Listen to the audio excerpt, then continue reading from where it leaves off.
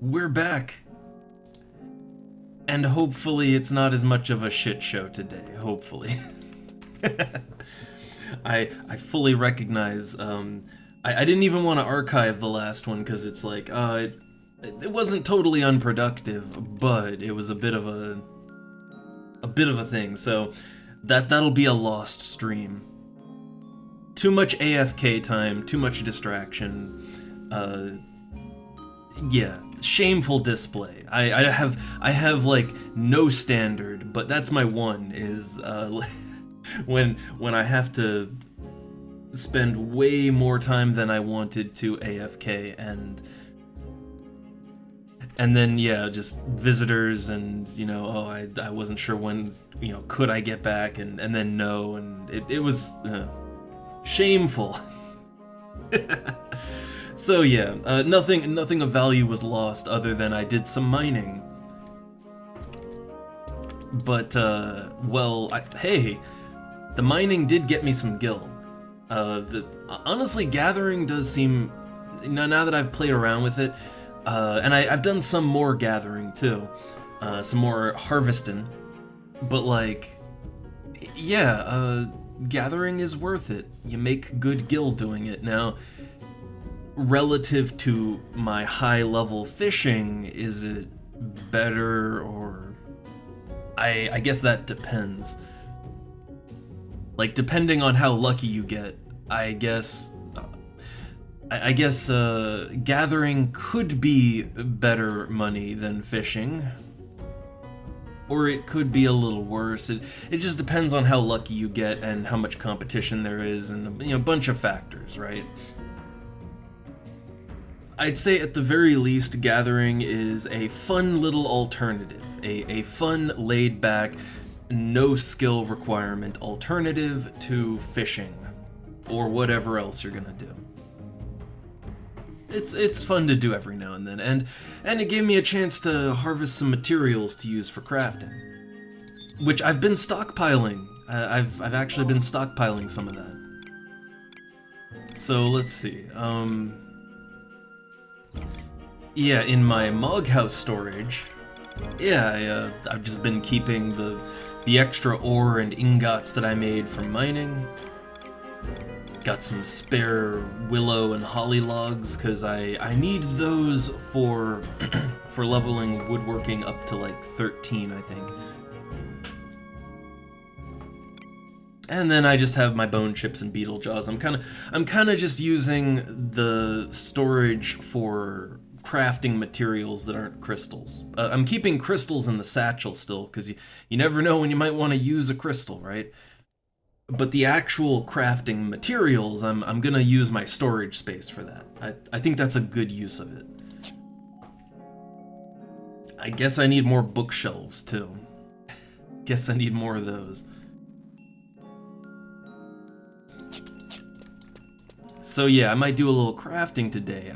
I kinda would like to get woodworking up to the next rank, because I have the lumber to make that happen. I do.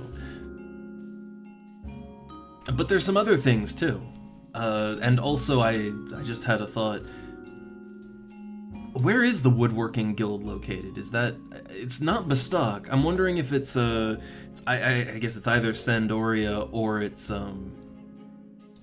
yeah, it's either Sandy or it's Windurst. I want to check that real quick, and then we'll decide what we want to do. But I do want to do more than just craft and gather stuff today. But we'll see. So, okay, woodworking. So where I'm at right now, what is my actual rank with wood? Like, what's my level? I'm 8, actual. Oh, hey! Hey, that is exactly where I need to be to take the guild test. Nice. Very nice.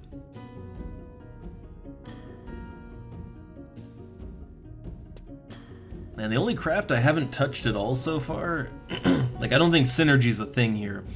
Leathercraft. That's the only one that I have not touched at all. But I don't really see a need to just yet. And I guess it's just you have to kill things, right? You got to kill mobs, take their skins, easy enough, and then craft those skins into things. But yeah, woodworking. So okay, let me. I have, as usual, I have the wikis all at my fingertips, and every relevant craft, I just have a tab open for it. So first things first. Let me pop open a tab for the recruit tier of woodworking, which is the 11 to 20 bracket. So holly lumber is the thing that I can make right now for, like, that's what I can make for skill ups. And then willow lumber is the next one. It's only a 1 level difference, but yeah, holly and willow lumber. And I'm not sure, let's see, you can go 5 levels higher, that'd be up to 18. I'm thinking, what's the thing, like what would I want to make after that exactly? Ooh, level 16, you can craft maple tables from 4 maple lumber, and maple lumber is absolutely dirt cheap. Like, maple logs are worth nothing, and maple lumber is only barely worth something. It's like 2k a stack. So yeah, I could whip up a ton of tables, and I assume the tables probably not so desirable to buy, but I'd assume the tables could be sold to an NPC for at least a half decent amount. And the hell, why not? I'd slap a table into my Mog house. I need furniture. My Mog house looks like a crack shack or something. It's just an empty room except for the bed and the Moogle and the bookshelf, right? But yeah, I'm seeing things I can craft to level up beyond that. So okay, we're good on that end. Next thing I need to look up is the actual guild stuff, right? So okay, what's the guild test item for the next rank? A workbench. Hey, the workbench is also an item that I needed. I needed that for the Oppo crown quest. I remember having to buy that. I don't think it was terribly expensive either. Yeah, it just uses Luon lumber. But I think probably I could just buy that fairly easy. Alright, and the actual guild. So where is the woodworking guild? It's in, okay, it's in northern Sandoria. So back in the hometown. Awesome. Let's see, let's exit out to Lower Juno. Let's buy that workbench so I can rank up my woodworking.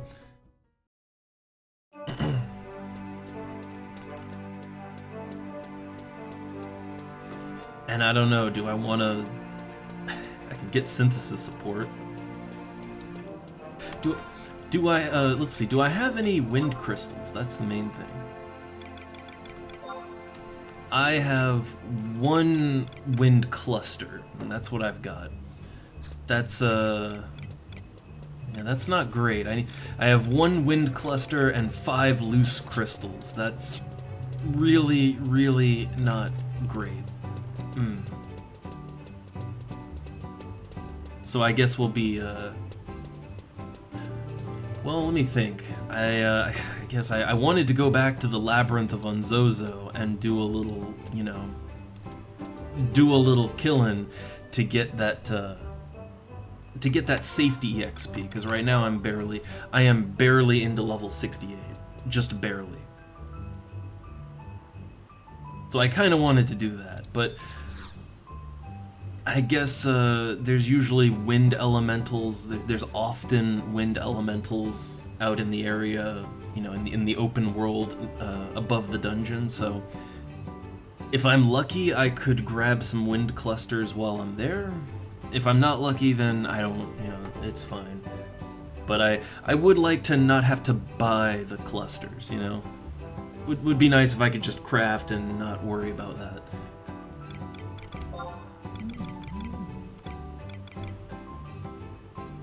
Alright, so let's see.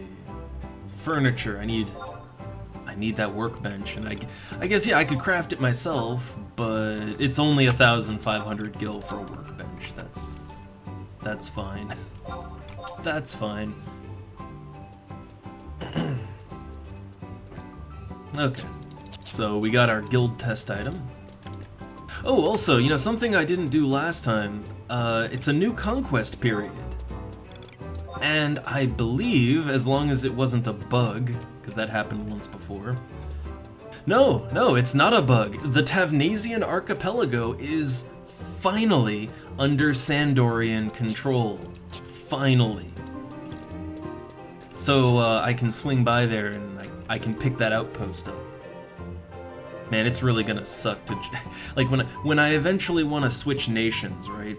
It is going to suck to have to redo all the outposts all over again. That is gonna be an absolute nightmare. But it's gonna feel real bad to have to give up Tavnasian Archipelago. Like, that's... Like, that is a nice, convenient outpost to have. To be fair, I haven't gone out there in a while, but like, you know, when I do go out there.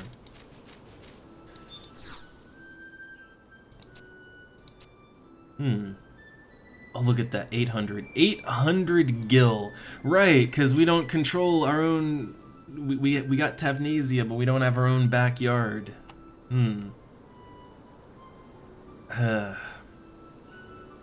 I'll use conquest points for this one, and usually I just go with the 800 gil, but I'm not really using my conquest points for very much right now. And I'm far too lazy to walk into town. Like a peasant, right? Commoners walk to town. I get teleported. Alright, so Woodworking Guild is... It's a furniture shop. Carpenter's Guild. Okay, it's right up near the port. Oh hey, oh god, do they want me to join a party? Oh god.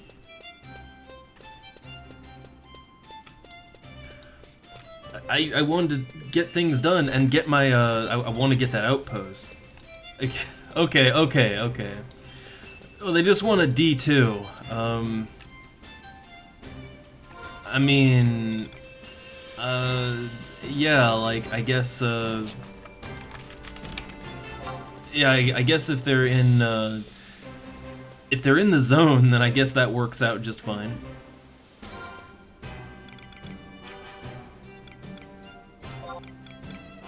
Like, are they in the zone?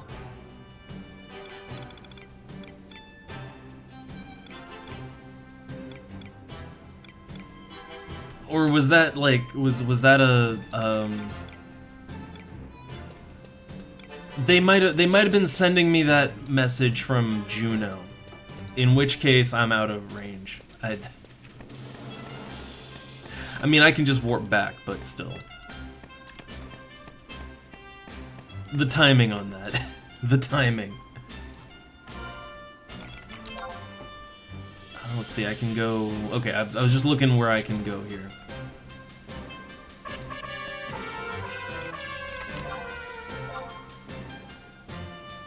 Oh no, they're in southern Sandoria, okay.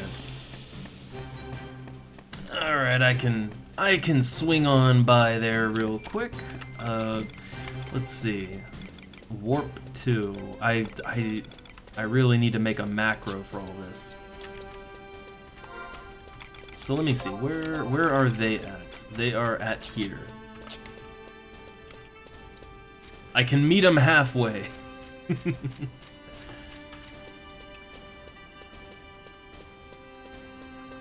I gotta admit, this is actually the first time that I've ever seen someone, like, ask for a warp, right? As a white mage, I get poked for teleport all the time, right? Like, that happens all the goddamn time, but not so much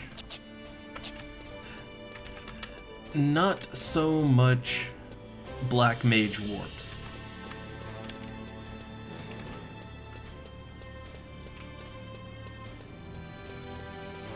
Yeah, where are they? Okay, here we go.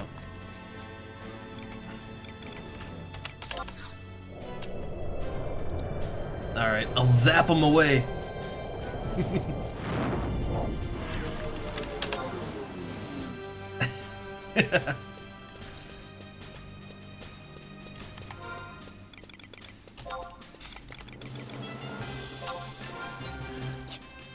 I think the reason I've never seen anyone ask for a warp is because, like, you're in town, right? you're in town, so I mean you can, like, unless you're a hardcore player, I mean you could literally switch to a level 1 job, run outside and die, and that would take you back to their point was in Juneau. So that would literally take you back to Juneau, and yeah, it's not hard, right? Or if you level up Black Mage to even level 17, just level 17, you can warp yourself, but there's just not really a lot of demand for it in town. Generally, if people want me to warp them, it's usually like when I'm in a party and the party is disbanding and we're out in the middle of nowhere and, you know, they want to get back to town, right? That makes a whole lot of sense to me. But yeah, just don't really like that is literally the first time I've ever been approached for a warp in town. And hey there, Leora. I'm just randoming about. Want to get that rank up at the Woodworkers Guild real quick. My rampant hatchet harvesting has gotten me a lot of wood, so I have worked that wood mighty fine. Now, where's the guild master? Where are they at?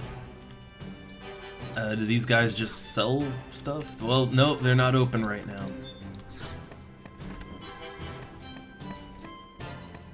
Man, the guilds are always on holiday. So where's the actual woodworkers? Ooh, man, there is hard work going on in here.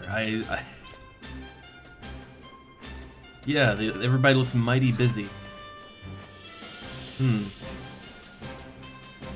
Huh. Do any of these people, yeah, look, they're all very busy. Gotcha. So where is,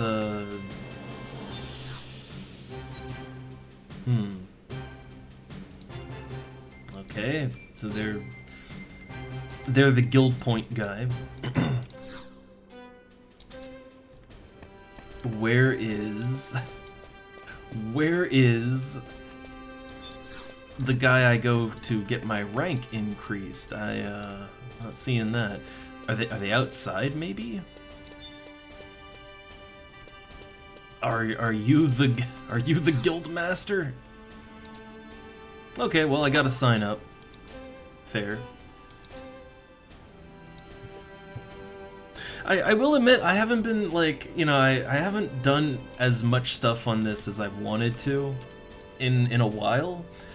I think I hit rank 10 with Sandoria, and it's like, man, I got a 75, I hit rank 10. I just feel like I've done many of the things I wanted to do back in the day. So I'm, you know, I've slowed down a little bit. But I don't know, I still just love playing, even if I'm just fishing and crafting and gathering, right? Like I just like the game. It's fun. It's a fun world to hang around in. All right, here we go. So he wants that workbench, and I happen to have a workbench in my pants. There we go. Ooh, oh god. I hope it's not going to be another one of those days. The wife has returned home early, so, I'm gonna have to take a moment. Also, I want to explain the whole bird thing to her, because, man, the cat was... The cat brought a big one in. So, okay, give me a sec. We'll see where we're at. And, if, you know, if I need to take a moment here or what. But, one sec. And then hopefully we'll be good. Hopefully. So, be right back. Don't, hold up, good angle.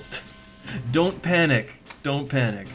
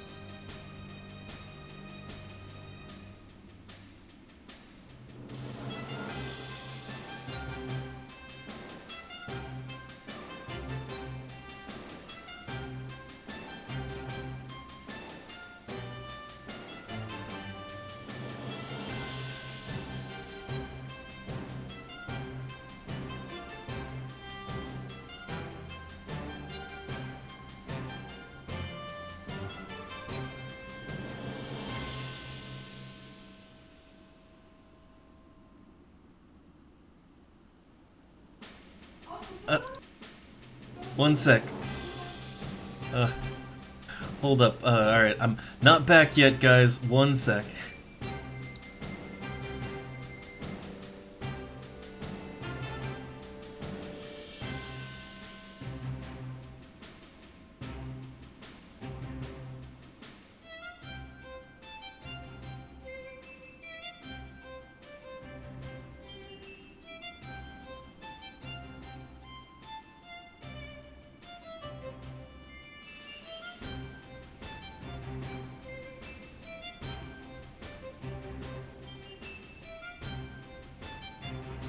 Okay, I wanted to be back, but there's lizard stuff. Lizard stuff has happened, like, right as I was gonna sit down again. So, we'll try to make this not another shit show day, but, just another couple minutes, but then I think we'll be good. So, so bear with me. Be right back again, like 3 minutes.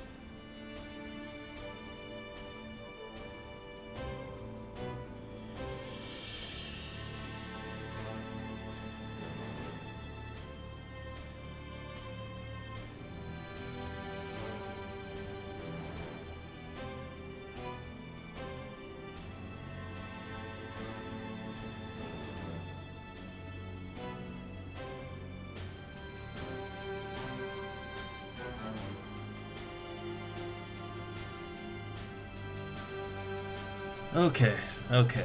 I'm back, this time properly. I think we're okay for now, so... Taking that down. And just in time, actually. Just in time.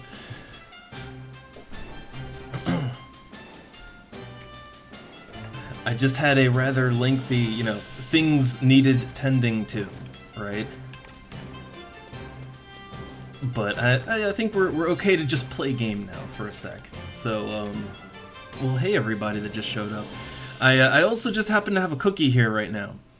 A big but kind of hard cookie. And it's very chocolatey, very rich. But I can't really eat that and talk at the same time, so, well, that'll have to wait.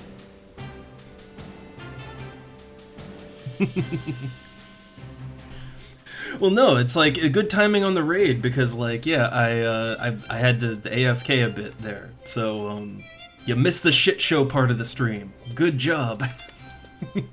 Now I gotta decide what I'm doing exactly. I just ranked up with woodworking from, you know, I'm level 8, right? But I got a bunch of willow and holly logs, so I could go higher with that, but I need more wind crystals.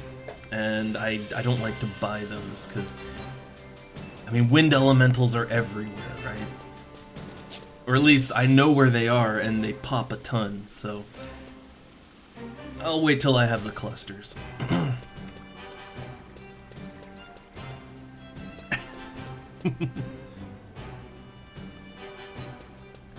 And man, mumble snacking. I just feel bad about it, because that's the thing. I feel bad to kind of snack and talk and all of that, and I guess it's the table manners thing. That, and I'd get cookie crumbs all over my keyboard. Ugh, no, it's the worst.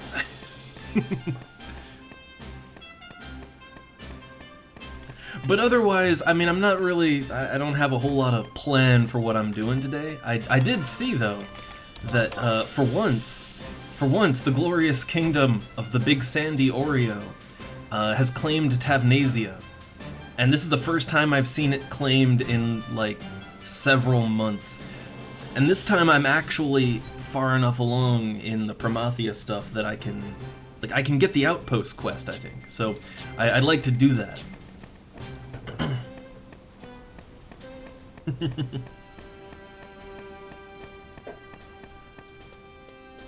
Like, it's been Windurst a lot. It's either been Windurst or it's been Beastman controlled, but Tavnasia has, yeah, it's been out of reach for a while.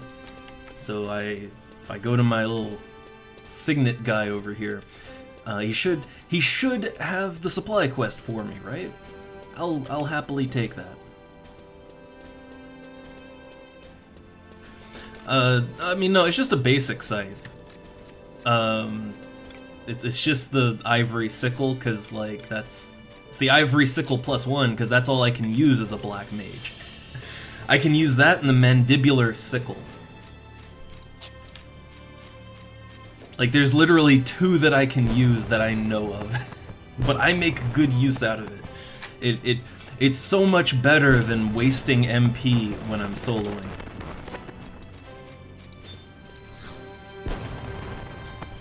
Alright, so let's see. Can I get the archipelago quest? Can you? Yeah, you don't have to explain that to me now. I'm basically the king of Sandoria at this point, so no, you don't have to explain regions to me anymore. Okay, Tavnasian Archipelago. I will happily take that. Alright. I definitely want to claim that. Definitely. I also want to, you know, for the fancy Juno Akaton, I do kinda wanna rank 10 all of the nations, but I'm so reluctant to start on that because man, not having my outposts, having to do that all over again. Like, honestly, that would be the worst part, I think.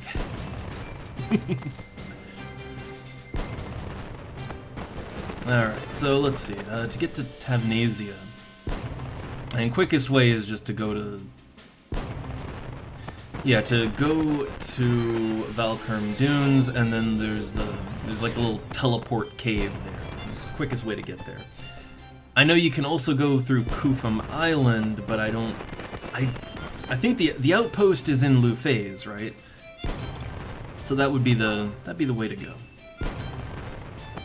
And I know, Sito, eventually I want that thing, but it's just, I really don't, I'm really not looking forward to the prospect of redoing all the missions up to rank 10 again, like 2 more times, right? That's not a fun prospect. Although I am interested to see how the plot differs between the nations. But I'm not looking forward to redoing some of the, you know, the big group content. And not having my outposts is, that's gonna be rough. It's gonna be real rough. No, I am nowhere near done with COP. I'm only on 4-3 with COP. I really need to do more of those missions. It's just the problem is that I never see anyone doing them.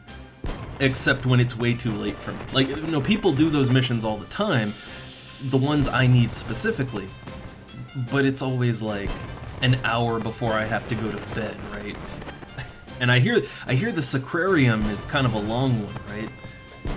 So yeah, there's never good timing for it. Alright, let's see, no, I don't want to go to Kufum, I want Zulkheim. Here we go. That age-old problem of timing. And I also need, I need Zalart. Like, I'm on the 14th mission, the one right after you unlock Sky. I sort of unlocked Sky, and then I was like, well, guess I'm done. But there's more wardrobe slots to unlock. Like, you get more wardrobe slots. So yeah, I wanna do that eventually. So, hold up, let me just draw a distance, set world, let's just go a little higher there. Just a little bit.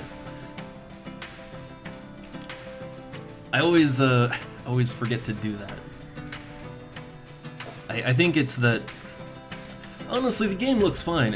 You could set the draw distance down to 0.5 and the game still looks okay. It's just in the very large open spaces, a little further draw distance it just feels good.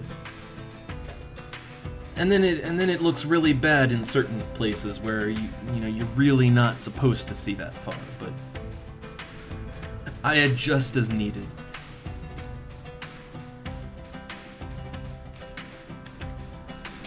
Alright, so this is the right cave. I will admit I haven't been over to Lufei's Meadows and all that. I haven't been there in quite a while, but I think it's the cave down here. There was a time when I hit the meadows very frequently. That was when I was fishing up the Tavnasian goby. That was a nice profitable fish right there. But I no longer get skill for it, so I haven't been by in a while. I don't know if there's anything I'd want to kill for EXP there at my level, or if there's any good materials to farm. Not really sure. I will admit I never really did a whole lot in, like, it was a big deal to unlock access to the archipelago, but I don't do a whole lot with it. Which, entirely my fault. But I think it's kind of that problem where I don't know, a game that you've been playing off and on for so long, you tend to just stick to the areas you know, right? Like, there's the things that I know and I remember and I'm fond of, and then I kinda just forget everything else exists. But here we go, yeah, it's just right here. Yay! So when I teleport into this zone, like where is the actual outpost at? I will admit I haven't I haven't been all over the zone. I haven't been everywhere in the archipelago, but I don't think I've ever actually seen a physical outpost building, or if I did, I didn't notice it, right? Like, it didn't really stand out to me. But it's fine. So, okay, that's done. So I just... the little busy works, right? So woodworking is up a rank. Got my Tavnasian Archipelago outpost. What next? Well, I'm barely into my level.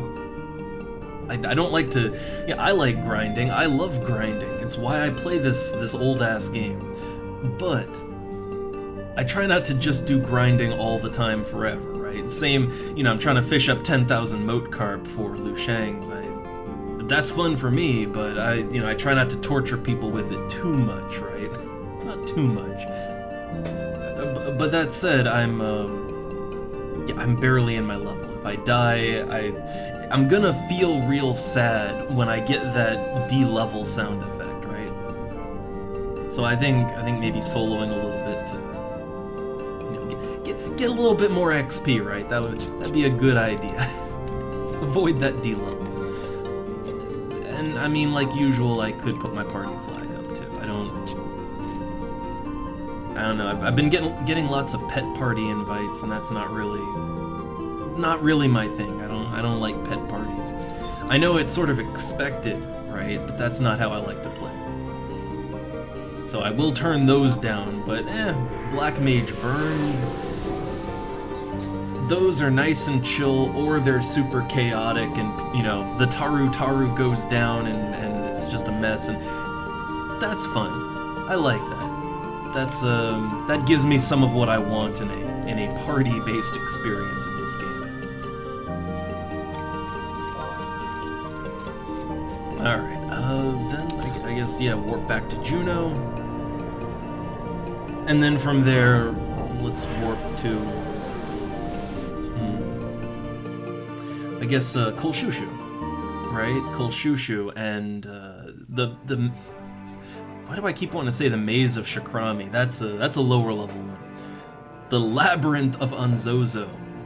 they have such fancy formal names for these dungeons out there that I never even knew existed for a very long time.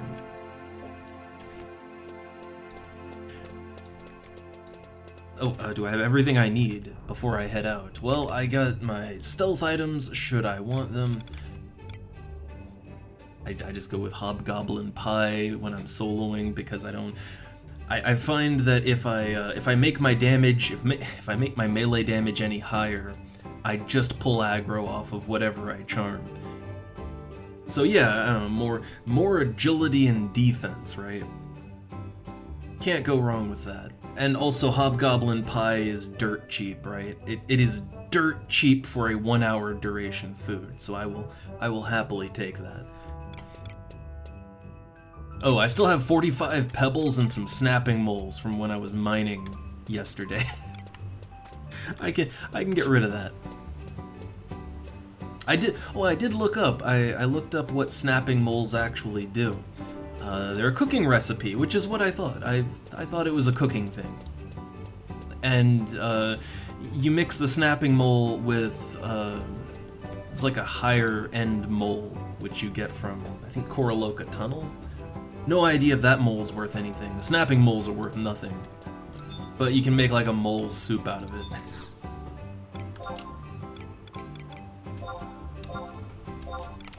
But nothing I need, so just get rid of that. And getting rid of the pebbles. I have no idea if pebbles have some greater function or not. Since they're so common and they stack in 99 and they're just a throwing thing, I assume pebbles don't actually serve some grander purpose. So I'm getting rid of them. I mined up a whole bunch in Zerun. Okay, so I got... Oh. Sudden distraction cat. She just hopped over the curtain into my area. Might hear her toying around with things in the background for a bit. But okay, so I got food, I got... Well, let's see, what else do I got? Yeah, food, stealth items if I need it. Got my EXP band, only 2 charges on it, so I'll probably save that. But I don't really think I need anything more than what I have. Got my melee setup, my melee black mage setup. Which, right, if I'm gonna use that, then I like to switch out to my actual, yeah, here we go, the actual look for that. Which, okay, the ivory sickle, it looks cool, right? I like it, but I think the mandibular sickle, I think that looks a little cooler, so I keep it just for lock style purposes, you know? Like, literally just for the lock style. And also, I mean, I guess I keep it too if I wanna level sync down lower as a Beastmaster, maybe. It's a decent level appropriate weapon.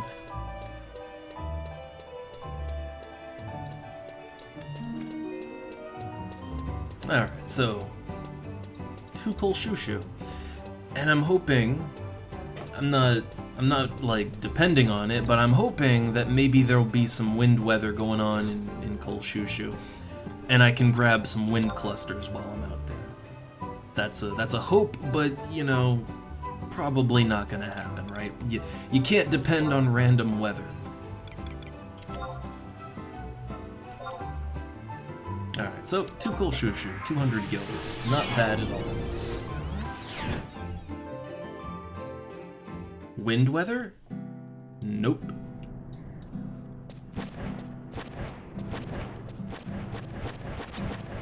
You know, I can hope, right? It's just, I want to say that maybe, like,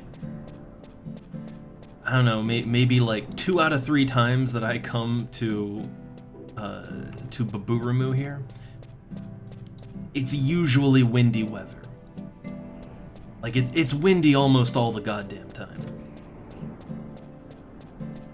except when I want to farm some clusters, right?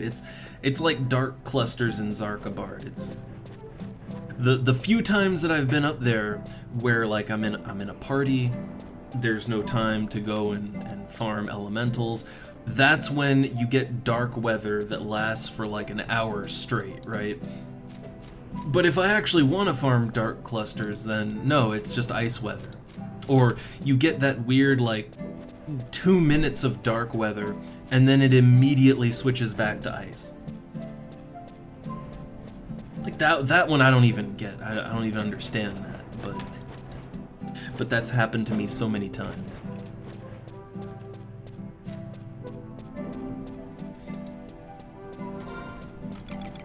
Alright, so just plotting a course just straight out here to the labyrinth. Which I never knew that zone even existed for the longest time. There's so many zones I never knew existed for the longest time. I think it's that this whole part of the game world I just never really went in very much, and back in the day I always played Bastok, and I don't think I ever got higher than maybe 45 or so. Like I don't think I even hit 50 back in the day. So my path would have been kind of in a line from Bastok to Juno, and then the areas around that, you know, up to like 45, right? So this whole section of the world I never would have even gone to back then. I never did any of my missions either, so I never would have even fought the dragon or anything back then. Like that's the thing that would take you out to this part of the game world at a fairly early point, but I never did any of that back then. I just didn't do it.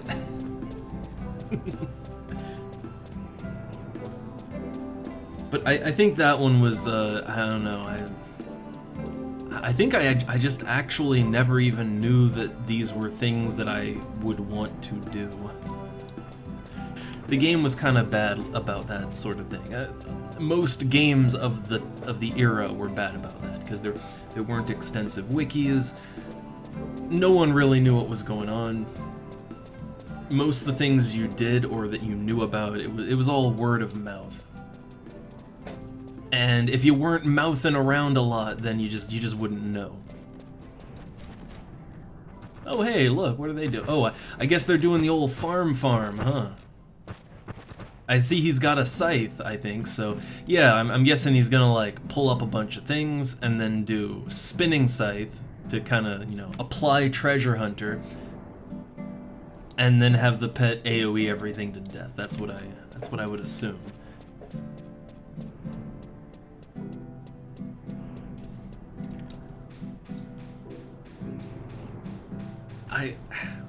So here's the thing, I find that there's some quirks when it comes to Treasure Hunter. I've only got Treasure Hunter 1, that's as much as I've got.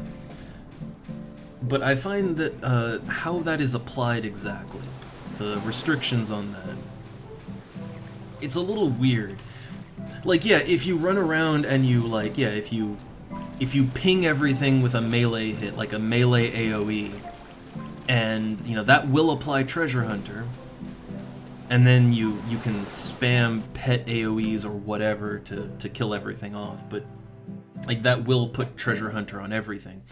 But, like, as a Black Mage, for instance, I've tried going to Palborough Mines as a Black Mage / Thief, and I cast Poisonga, right? I cast that on everything around me. Like, I round everything up, cast Poisonga, and then I cast, like, a big AoE spell to kill everything off, right? But my thought was that the Poisonga would ping everything with Treasure Hunter, and then, you know, then you reap the rewards with a high-end spell, right? But that is not how it played out at all. Not at all. So I'm a little unclear still as to what exactly applies or does not apply Treasure Hunter. There's still a lot of mystique around that to me. Also, did I aggro the goblin? I wasn't sure. I don't think I did. I might need to go to a new location. The Labyrinth of Unzozo might be a little bit under me at this point in time. Like, I kind of feel like it's a little low for me. Also, I just realized this Hobgoblin Pie, that lowers Charisma by 7 points. That's not really great if you want to charm things. But I'm gonna do it anyway. I have a charm set of gear that can offset that, and I find I normally don't even have to wear it in order to charm things. So, it's whatever there. Alright, so that goblin might aggro. Goblins may or may not aggro, but let me just grab that scorpion. I definitely want that. Okay. And then, yeah, the goblins might... Oh, yeah, here we go, here we go.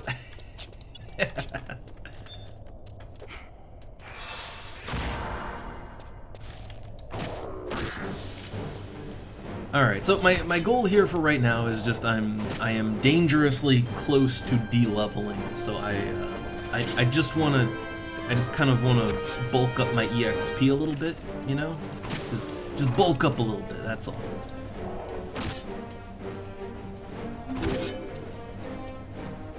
And oh, thanks. Wait, this goblin robber, I feel like he's going down way slower than he should. Like he's got too much hit points or something.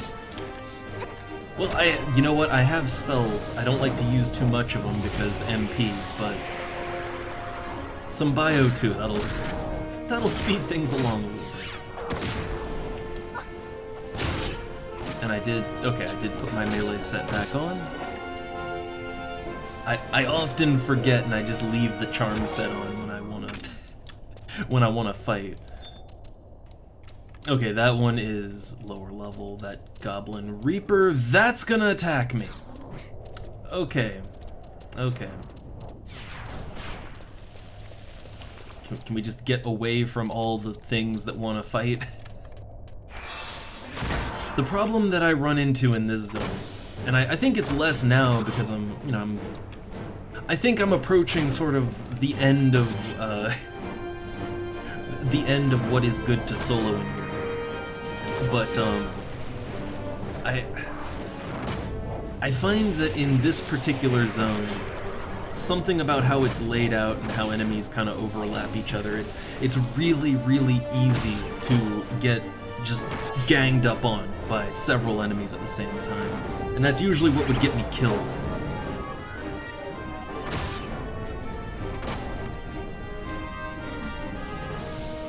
Well, I wouldn't say Beastmaster OP solo, it's more like, it's, you know, if you like soloing, you want to level up Beastmaster, it's just kind of what it's for. Like, it's sort of what Beastmaster has always been for. And not just for Beastmaster, I mean, you know, now that I have 75 Beastmaster, well, I'm a black mage right now, but, well, I can still do the Beastmaster thing. Feels good.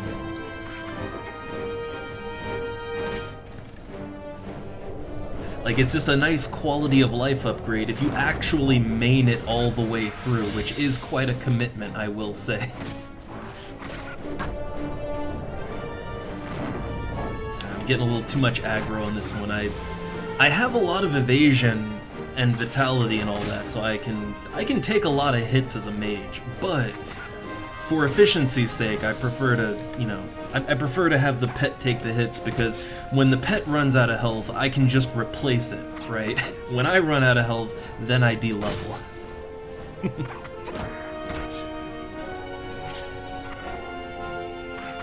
I don't know about Beastmaster being nerfed to oblivion. Like, I have 75 Beastmaster and just, nothing's really changed for me. But mainly, my main use out of Beastmaster is for stuff like this, right? Like, I'm a slash Beastmaster. I'm a black mage right now.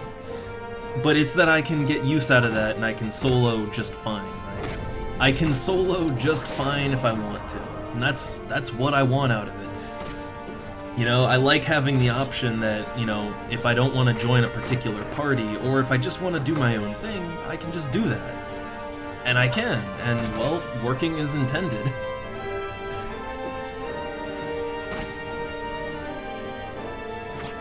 I mean, even as a, like, when I Beastmaster main, there is a lot that I can do as a Beastmaster that I would not really want to try as a non-Beastmaster. But only in certain situations. Like, there are other situations as a Beastmaster where, like, no, other class would probably be better for this.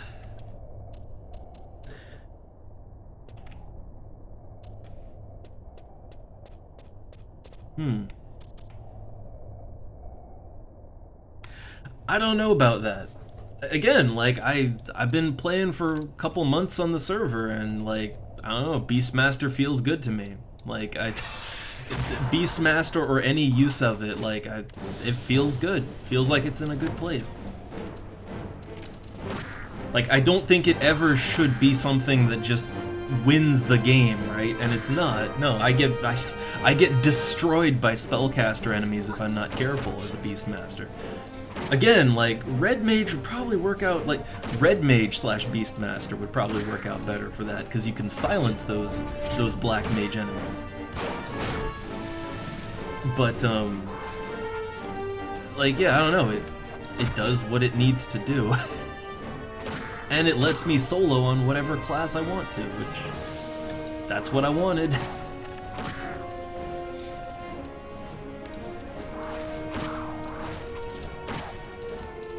Well, so, like, in the era, I don't even remember anybody playing Beastmaster. Like, that's the thing, like, I don't remember anyone playing a Beastmaster back in the day. I'm sure people did, it's just, for one reason or another, I think a lot of it, and I just, new pet there, but I think a lot of it is back in the day, the servers were kind of crowded, so I don't think it was really viable to have a lot of people running around solo, because, like, there just literally weren't enough mobs for that kind of thing. But, I don't know, like, here and now, I don't know, it's fine. It's fine.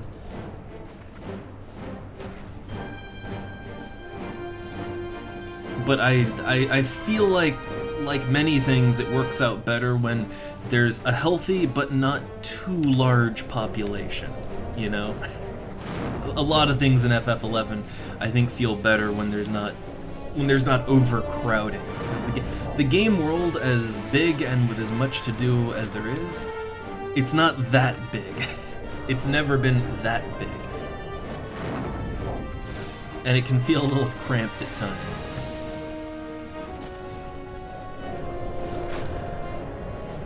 Alright, I'm just kind of hanging back and letting the pet do the work on this one. Then again, I can't charm a cockatrice. Like, cockatrice is completely uncharmable, so yeah, I'll help the pet fight this one.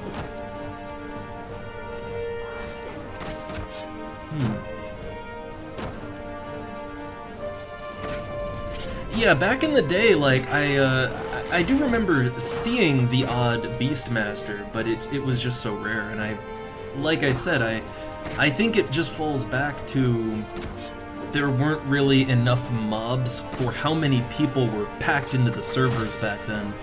Like, there just wasn't enough to go around for a bunch of solo players, too, you know? Like, I could imagine you'd be fighting over, like, camping a single enemy, right? So again, just something that works better nowadays. Alright, I want to trade pets up real quick. I feel like I could also probably go somewhere else to level up, but I'm not really sure where that would be, you know? That would be charm friendly. I need a charm friendly place to level up, and I'm not sure where to go other than on Zozo. Nope, I don't want to do Blink, I want to put my melee set back on. And I'll rest a little bit. I don't really rely on spending tons of MP when I fight, but I like having MP in case I have to throw out some sleep 2, sleep, etc. Hmm.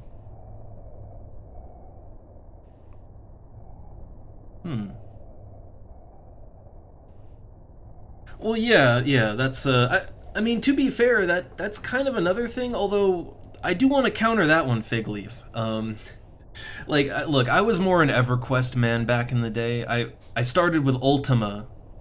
Ooh, man, I'm feeling old. But I started with Ultima and then EverQuest, and I soloed a lot in both of those. And both games lended fairly well to soloing. I liked, of course, I liked playing with other people more, and that is still, like, to this day, primarily why I like playing these games, is, you know, it's fun to be in a nice communal world with other people. But, yeah, I don't know, like, I think of, like, say, you know, yeah, like EverQuest. Necromancer was that game's Beastmaster. And I played a Necromancer in that, and yeah, I soloed almost all the time, but like, you know, you were still on a server with other people, so you didn't feel lonely. It was fun. And I don't know, like, I don't think that's what kept people from playing Beastmaster back in the day. That's what I'm getting at. I think people liked soloing in, you know, even in older games than that. I think it's just that there wasn't, you know, it was a little too crowded to support a large solo population. Because, I mean, even, like, okay, imagine this space that I'm in right now, there's like, what, 1, 2, 3, 4, 5, there's like 7 mobs total in this room, right?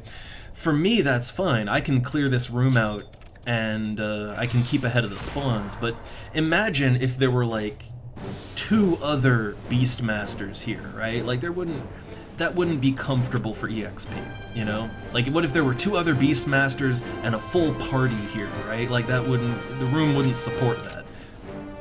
And what I remember of back in the day is, I remember that everywhere was crowded all the time.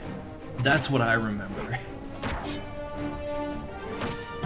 So, I don't know, I still stand by that one as being kind of probably the main reason.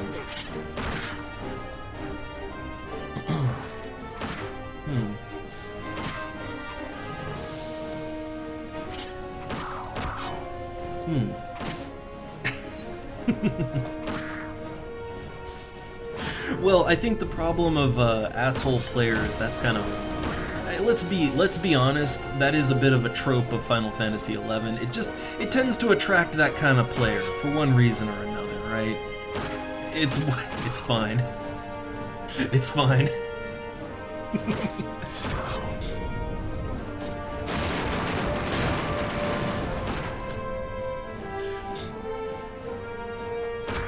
Also, I don't know, for leveling up, like, see, here's the thing, I understand there are many ways to play Final Fantasy XI in this day and age, and I'm sure there's, like, faster, more convenient ways to play, but I kinda like this. See, I've had people come in here and, you know, a bit of expression that, like, you appear to be lost, good sir. Yeah, I love grinding. I could just do this for, you know, I could do this for hours, right? It's a zen moment for me. Like, I'm achieving a higher level of consciousness as I grind, or I fish 10,000 moat carp, or, you know, I go mining or whatever, right? It's just, it's an experience for me, and I enjoy it. So I like a nice slow pace, right? I like that. Like, this right here feels good for me. It's nice and slow, but it's not too slow. Like, I'm still making some progress, right? It's not a total waste of time. But I don't know, for me, like, this is just right. Though I do like the kind of bumped up healing on this server. I do like that. Like, for me, it's a little more convenient for partying more so than soloing. Like, yeah, it's good for soloing, but, like, in a party, being a mage feels much better.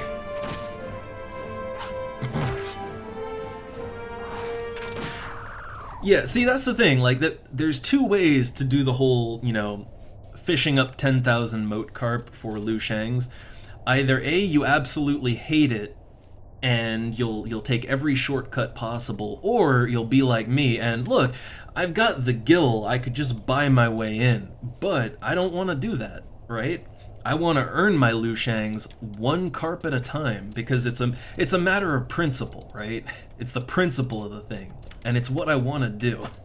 It's my personal end goal, right? That, and I just love fishing in this game. Like, I don't even care what I'm fishing. It's just fun. So yeah, I'm that kind of player, right? I'm that guy. I am both super casual and yet at the same time I do all the super grindy things that more hardcore players don't want to do because for me that's just fun, right? That is casual fun for me.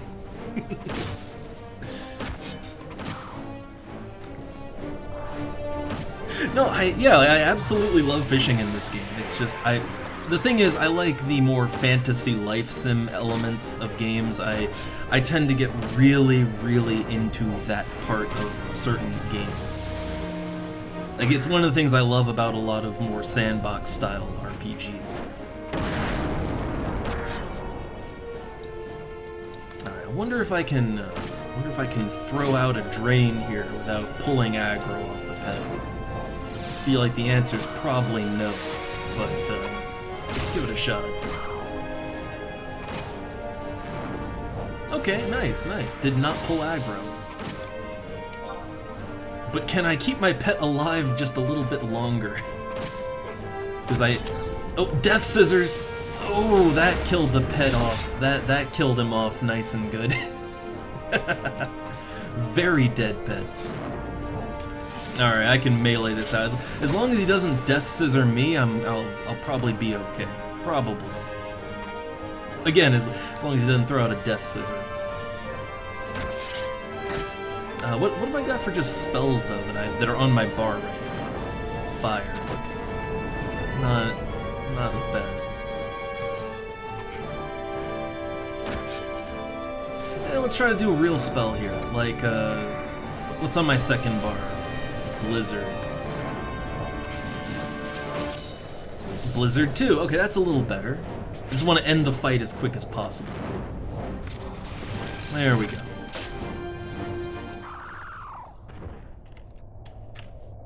Nice. See, this is, you know, people have called me crazy when I group up with other black mages for burn parties or whatever, but like, no, I absolutely love my melee evasion set for... I use it for both black and white mage, and I kinda love it. It's saved my ass in parties multiple times, too. Like, in a party, I don't whip out the scythe, but I switch to the melee evasion set, and then I use an earth staff, and I can just stand there and take a couple hits, right? Like, I can... Like, I don't go down easy.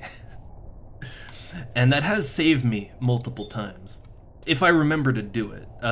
Oftentimes, especially because a lot of, you know, black mage parties tend to just... At a certain point, I think everybody just kind of turns into a zombie, because it's not exactly an exciting style of party. But if I'm not completely zombified, it works.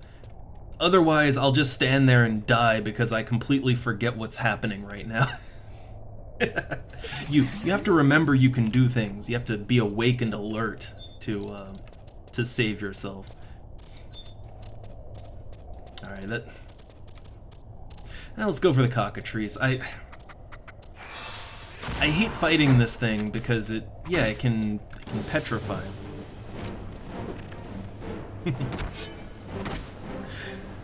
Now, the sleep spells, okay, see, I've run into this problem in so many parties, whether it's a normal party or a black mage burn party. But, you know, just put the mob to sleep, you know, stun it and sleep it and all that good stuff. And in a burn party, I've literally had this happen where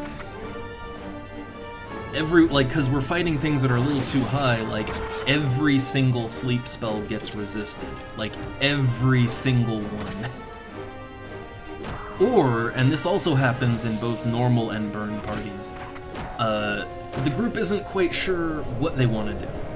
So like half the party casts sleep spells, and the other half casts offensive spells, or just starts attacking it, and you know, it's a little unclear what's going on, right? Or maybe there's a damage over time on the enemy, which is, you know, delightful. But yeah, for one reason or another, the sleep option just doesn't work out.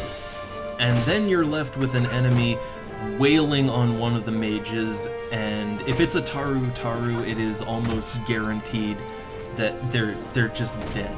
They're just dead now. But if you take some precautions, right, like, you know, put shock spikes on, try to keep blink up, you know, if you take precautions and also have some defensive gear, you know, you can usually survive it long enough for someone to get things under control. That's the main thing, is surviving long enough to get the situation under control.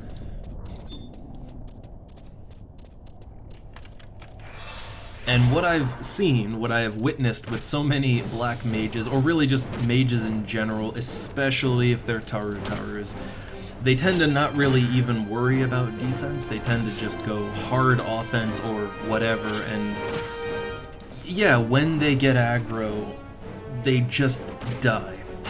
Like, just face down, and within 1.5 seconds, right? And to me, that just says, like, you took absolutely no precautions, no self-preservation at all, right? But that's just kind of how most mages I've seen play.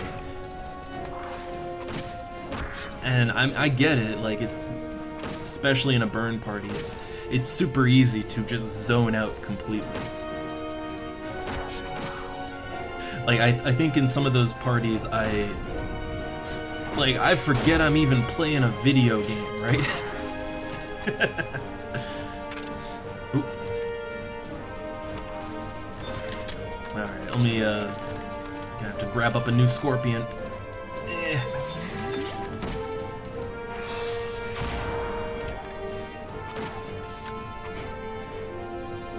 Alright, so I'm gonna get aggro on this one. Like, I just gotta deal with it, I guess, until the pet can do something. All I can really do is pop those debuffs on and, you know, hope it doesn't death scissor me. That's kind of the thing, like, these scorpions, yeah, Earth Pounder's not great, but Death Scissor is the big one. Like, that attack, I've been through here as, like, a Beastmaster with tons of health and everything. And no, I've been taken out by Death Scissor.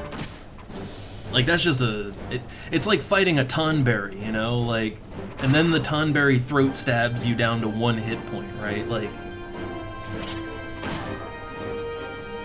Oh.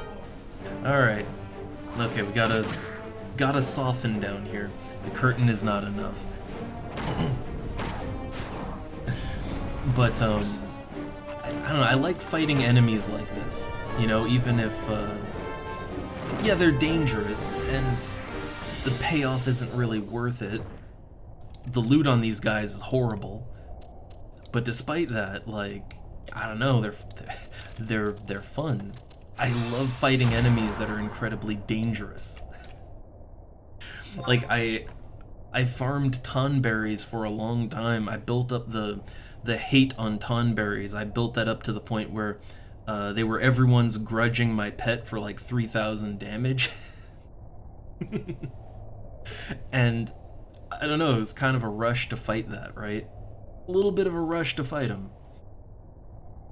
But I'm gonna take a moment to rest here, not just for me and my MP, but you know, the pet's a little injured. When I get a decent pet, I like to try to keep it alive for as long as I can. Oh, also, hey there, Burn. Hey there. We're trying to have a bit less of a shit show stream today, a little bit less. The last one was just too much distraction.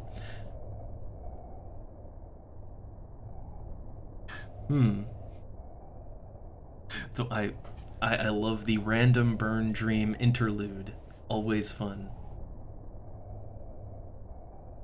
Also, I like the idea that all games are illegal except Fortnite. Do you is Fortnite dancing mandatory in this world? I wonder.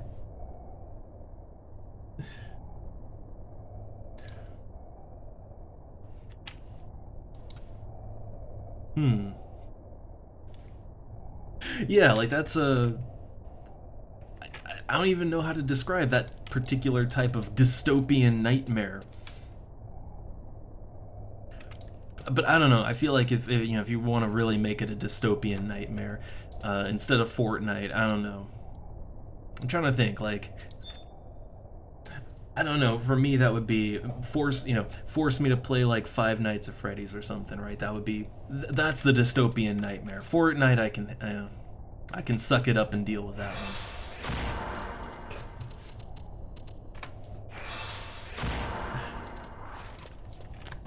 Alright, so, back in here. How's my EXP coming? I mean, I'm getting there.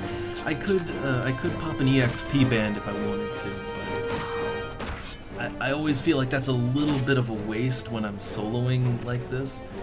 Like, yeah, it would make the it'd make the EXP go a lot quicker, but it would be put to better use in a party. And also, what if something comes up? It actually takes a good long time to go through an Emperor band charge when you're solo. It actually takes a while. So I might actually run out of time on it before I fill out the band. Right? Not a great feeling. So it just boosted up with Sharp Strike. So it's gonna, if it does a Death Scissor now, it would really hurt.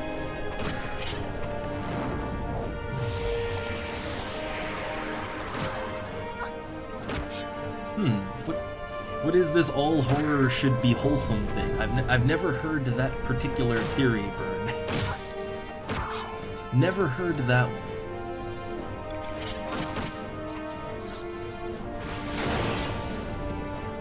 Which is, I mean, is Five Nights at Freddy's wholesome? Is it? I don't know. It's a horror game, right? I guess there's no actual blood or anything in it, right? So I guess that's wholesome. I guess.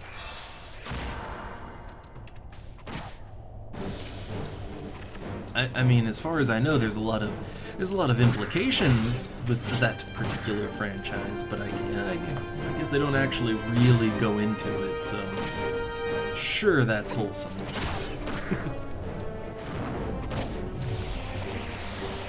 It's so wholesome, I'm sure if I Google up fan art of the game, that I'll get nothing but wholesome results back.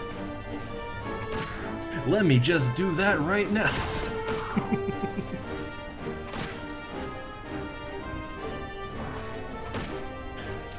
Look, I don't know, I find games like that, it's just kind of... It's I don't know, I'm not a fan of trends. Right? I think the fact that I'm sitting here playing a game like this, in this manner, I think that's probably proof enough that I'm not really a big follow the trend kind of guy, right? And to me, it's just kind of... Okay, you know how for a while, many years ago, many moons ago, remember how every horror game that came out was in some way basically like an Amnesia clone, where all you can do is run and hide, right? The run and hide kind of horror, which it's still around, but there was a time where that was kind of like, that was all, right? That was it for horror. So for me, the things in the Five Nights, that things in that vein, it's just the same thing all over again. Just new trend this time.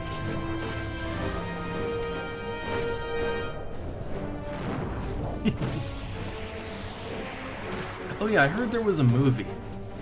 And I mean, I guess depending on who you ask, it's either bad or really bad. I don't think anyone's really happy with it. But is it better than that one Nick Cage movie with the, you know, that was kind of a knockoff of the concept? Because I think that one wasn't very great, but people love that one.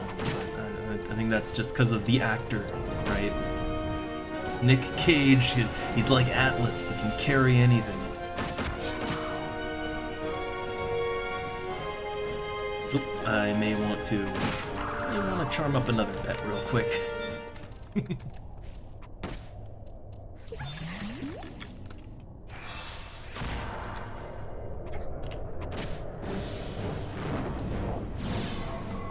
Full run of debuffs, all of them.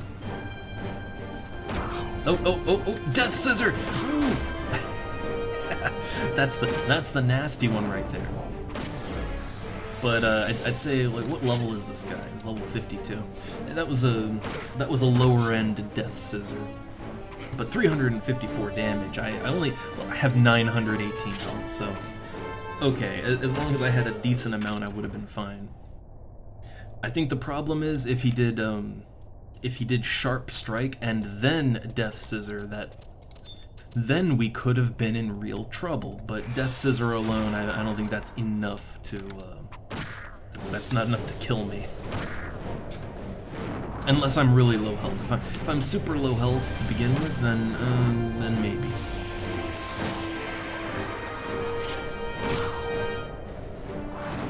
And no, I don't doubt Burn. Like, there will always be another trend, you know? Mainly, I don't know, I guess there's no shortage of it, really. There's plenty of what you could consider conventional survival horror games. There's still plenty of them that are out there, you know? Like, there's all the Silent Hill / Resident Evil clones you could want. That's still a popular genre. But I like it at least, right? That's the genre I like. I think my main thing is I'm not really a huge fan of horror games where, like, I hate the run and hide kind of horror. It only works in very, very specific situations, right? Like, hey, Alien Isolation was fun, but that's kind of a one-off for me. I don't want every game to be that. And I guess even with that, you did have some combat solutions in there. You know, not for everything, but you had something to work with. Ooh, numbing breath. Oh, that's gonna paralyze the pet. Oh, that ain't great.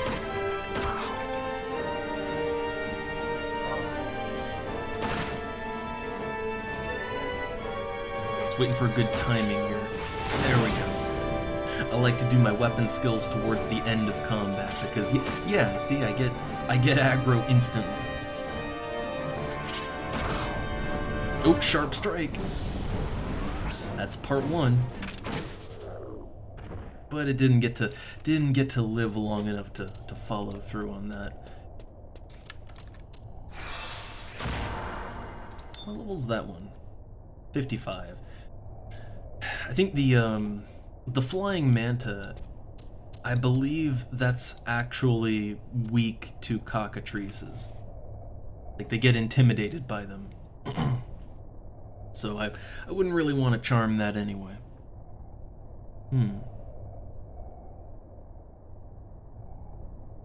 And I mean, hey, look, I like a game that's kind of, you know, cutesy but then goes psychological. There was like a pony game like that, funny enough, where it has the illusion of being a cute pony game, but then it descends into, I don't even know, like a creepypasta-esque horror, right? I like that sort of thing. That's a fun idea. I can work with that. Okay, the thing was poisoned. Okay, he's good to rest. Rather than trading off pets, I'd like to just get his health back, and then, you know, keep on going. And hey there, Varian. Hey there. Just indulging in a bit of the grind today. I did get my woodworker rank increased though. I need to work that wood harder. And oh yeah, I got the Tavnasian archipelago, the outpost, because Sandoria finally got that. Well, see, now I can never leave Sandoria because then I'd lose Tavnasia. Can't have that. But I really want to get like up to what, 3050 EXP, around that, because if I don't and I die, I de-level. And I know de-leveling is not that bad. I mean, especially if you're in an EXP party, then presumably you should just keep EXPing and get it back, right? Oh hey, I just noticed, wait, that little symbol, that means it's wind weather in here. If it's wind weather in here, it's usually wind weather outside as well. And I need lots of wind clusters because I've got a ton of holly and willow lumber, or logs, that I need to turn into lumber. So I might actually want to pop out of the dungeon for a second and just see if it's, you know, see if the weather is right. Might want to do that. Oh, this is my time, right? I never get to use it. Escape! Right? This is a dungeon, so if I escape out of it, this should put me back in Baburamu, right? Yeah, I noticed that. Like, Windy, how the hell does like, how do they keep capturing Tavnasia? Like, Windurst has it, yeah, like every other week. God damn. It's either that or it's, you know, fallen to the Beastmen. Oh, look at that. No wind weather. Misleading. It's like, yeah, usually when you're in a dungeon and the weather changes to a certain thing, it usually matches the weather outside the dungeon. I guess not here. Well, damn. I really, really want those wind clusters. Like, I'm really hurting for them clusters, but the wind elementals in the labyrinth, they're a little too strong for me. Like, my spells, like, they don't do anything to those guys. So just resting my MP up, and then I go back down. But yeah, I guess that is kind of how it works with Sandoria. Like, I think historically, Sandoria, no matter what, like, people like Sandoria, and it just always has like a pretty high population, so it just sort of gets regions, you know? Like, every server I've ever played on, that's just how it's been. But yeah, I guess if you actually have a functional conquest link shell that is more actively trying to capture regions, that makes sense that you would actually win a lot of the time. I mean, hey, I do need to switch to Windurst and then Bastok, because I'm going for that Akaton, right? Gotta max them all out. So I guess going Windurst, that wouldn't be so bad, but I'm trying to think if I've ever... I don't think I've ever seen Bastok have Tavnasia. I'm trying really hard to think about a time I've seen that, and I don't remember ever seeing Bastok there. I could be wrong, but I don't think it's happened. And I kind of would like to sort of... I don't know, like, I would like my character to kind of end up in Bastok, because I like Bastok, right? I like it. As a kid, it was my favorite nation to play. I just, I like it. Sid's there. It's fun.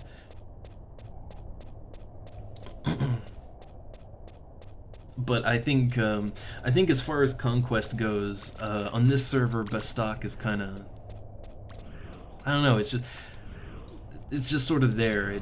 Every now and then it gets some regions, but it's not great. Okay. So, do we want to try and go for this here elemental? That's the question, right? Do I want to make that attempt? I feel like it's a bad idea. I feel like it's a real bad idea, but I mean, like, I could just charm everything and throw it at the elemental. I could do that. But see, okay, here's the problem with fighting an elemental, right? So, okay, it leads in with arrow 3.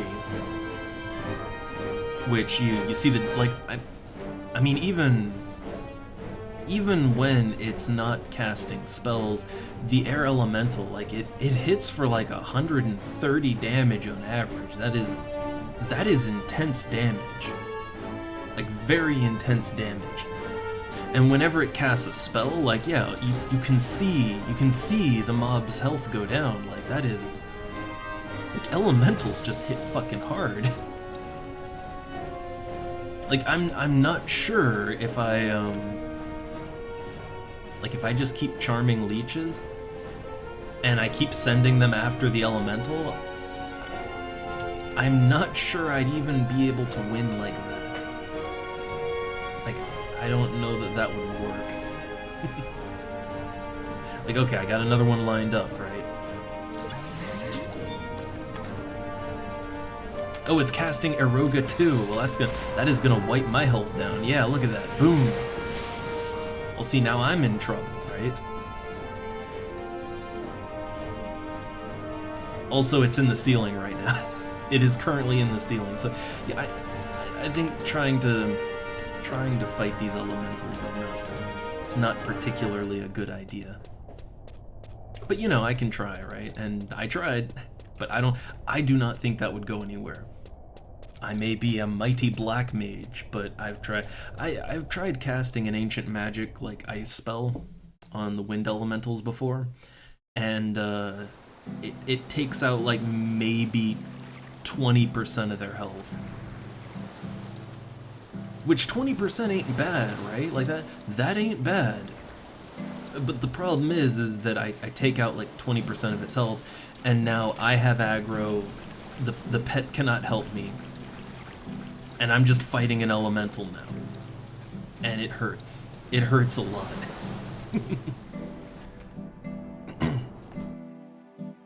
Yeah, I know the feeling, because I'm also a 75 Beastmaster, and like, I wouldn't want to fuck with those things. Like, I gotta be honest, like, what is the way to kill elementals to farm them? Like the higher level ones, right? I mean, other than have a party, I don't think any class can really solo them good. I feel like maybe, I don't know, maybe Red Mage? Like, maybe Red Mage would do it okay, because, you know, they can silence, they can buff and heal, and, like, maybe Red Mage it would work, but I feel like, you know, I'm a Black Mage, I have the elemental damage, but I don't really have the, like, I can't survive the damage that the elemental puts out, and I can't silence it either.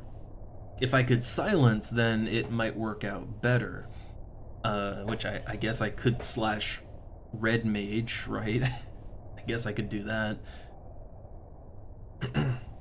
But I'm not sure that would really solve all my problems. Yeah, it's mainly that even silenced elementals just have such intense damage, right? Like, even when they can't cast spells, they still hit like trucks. So you kind of have to have some, like, you gotta have some real healing, I think. Not just evasion, but like real nice healing. And I think really only Red Mage has both the offense and the defense to really fully counter an elemental. Which is unfortunate, because I don't really want to play Red Mage to to the high levels. I'm not really interested in that.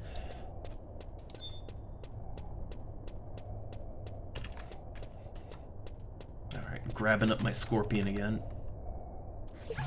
I bailed out because I thought, oh, maybe I can get, you know, maybe I can get me some of them wind clusters, and that did not pan out.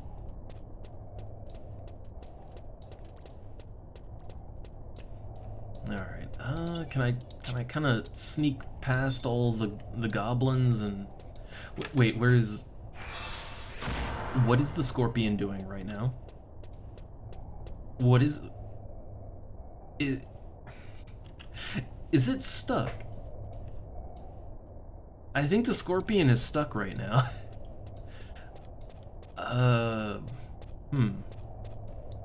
Okay, there we go. I guess the little puddle of water was a little too complicated. It's hard, I know. Alright, I just want to get in this tunnel before I start fighting. Okay. Because, you know, there's all that goblin aggro out there. Alright, so blind, dexterity down, bio, standard stuff. Yeah, I've noticed it in here before though. It's very specifically those little, like, you know, those little like rectangular puddles that are dotted around the tunnels here. Mobs seem to really have a hard time with that if they get like if they pathfind into it. It just seems to break them.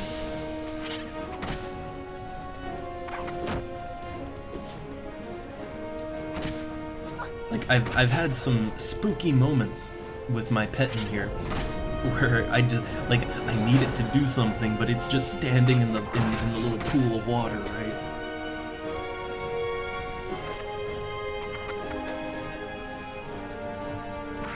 Also, I'm still very upset that you can't charm cockatrices.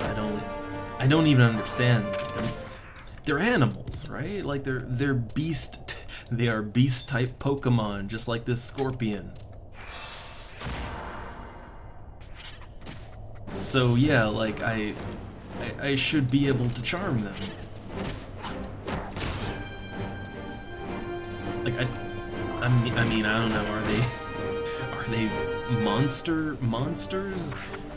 What's the difference between a monster and a beast? I like in Final Fantasy, I don't know. Like what? Yeah, like really. So here's the thing, right? If you were to look at this giant doom scorpion here, and then you were to look at this cockatrice, I mean, to me, they both look equally animal beast-like, right? If you wanted to say one of them is just an outright monster, I don't know, I'd be more inclined to say the scorpion looks more like a monster than an animal. But it's whatever. It's whatever. Doing Nightmare Scythe this time. I think Nightmare Scythe might be a little bit more productive. I can do decent damage with Vorpal Scythe. But I don't think the damage is really what I need out of a weapon skill. I think slowing the enemy's damage down is a little more productive.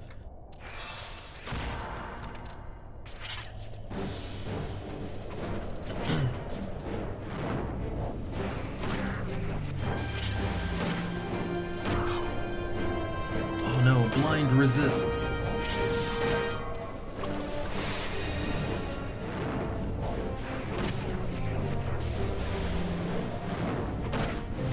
Okay, and all the debuffs, so I really want to go a little harder, get that poison too on them.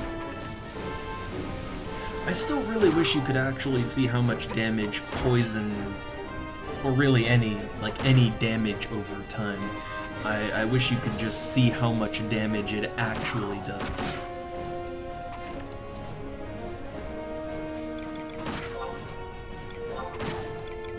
Let's use that sick command.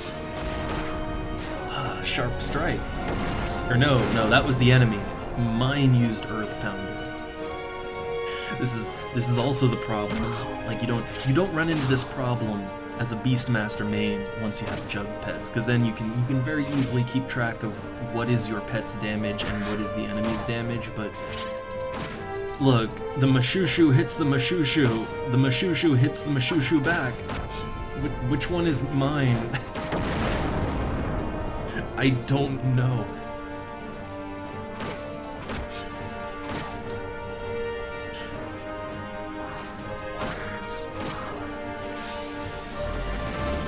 No. But yeah, I really wish there was just some way to figure out poison damage. I don't know if there is. I hate to go to external programs and stuff, but I mean, how would they even calculate that? Like, nothing in the game says how much, like, there's no log of the damage.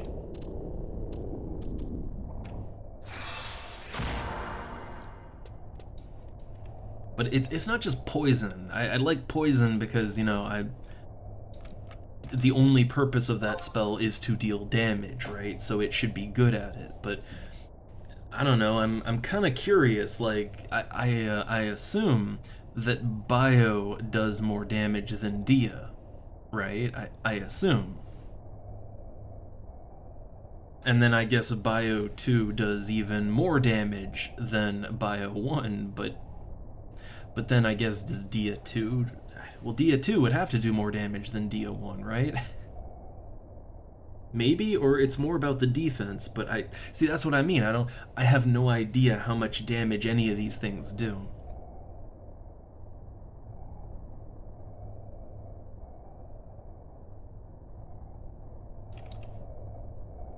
And then if you stack them all on at the same time, like, you know, which I do. I stack Poison, Bio, Drown, you know, I just stack all that on at the same time. Like, okay, how much damage am I dealing now? Absolutely no clue. Alright, I want to let the pet get, like, one more tick of health. There we go. Let me get in. Ooh, another scorpion right around the corner. I'll have to be mindful of that. But I think it'll be alright.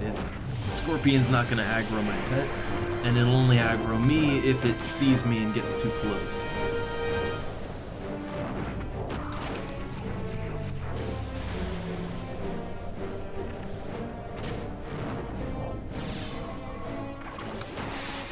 I'll throw a drain in just for... Like, I don't really need the health right now, but, you know, it helps. I see. I mean, I know that Dia gives more defense down, and, you know, Bio 2 gives more attack down. I just wasn't sure about, like, what kind of damage numbers are we dealing in. But I think Dia's always been more about the, you know, the defense down and not the damage so much. But I think Bio is a little more desired for the damage that it deals. But I don't honestly know how much damage Bio deals. I just sort of figure it does more because, well, it's a black mage spell, right? So black mage equal damage. There you go. Alright, let's fight this one. If the other scorpion aggroes, that's fine.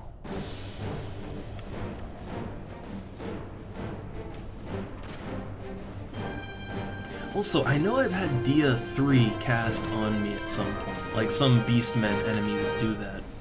But, I don't... Like, do players get Dia 3? Do they get that? Or Bio 3 for that matter. Let's see, what is my Dark Magic skill? Let me take a look here. My Dark Magic is 197. I feel like I could probably take that higher, but I'd have to fight some higher level enemies, you know? I try to keep my magic skills as high as I can get them. It's just I'm always level synced in a party, you know? That's the problem. And I think that's a problem that everyone who plays this game is very familiar with. Okay, so Bio's 5 HP a tick. Well, is that for Bio 1 or 2, or do both of them just deal the same damage? I would hope Bio 2 does more. I'd hope. But 5 HP a tick ain't bad.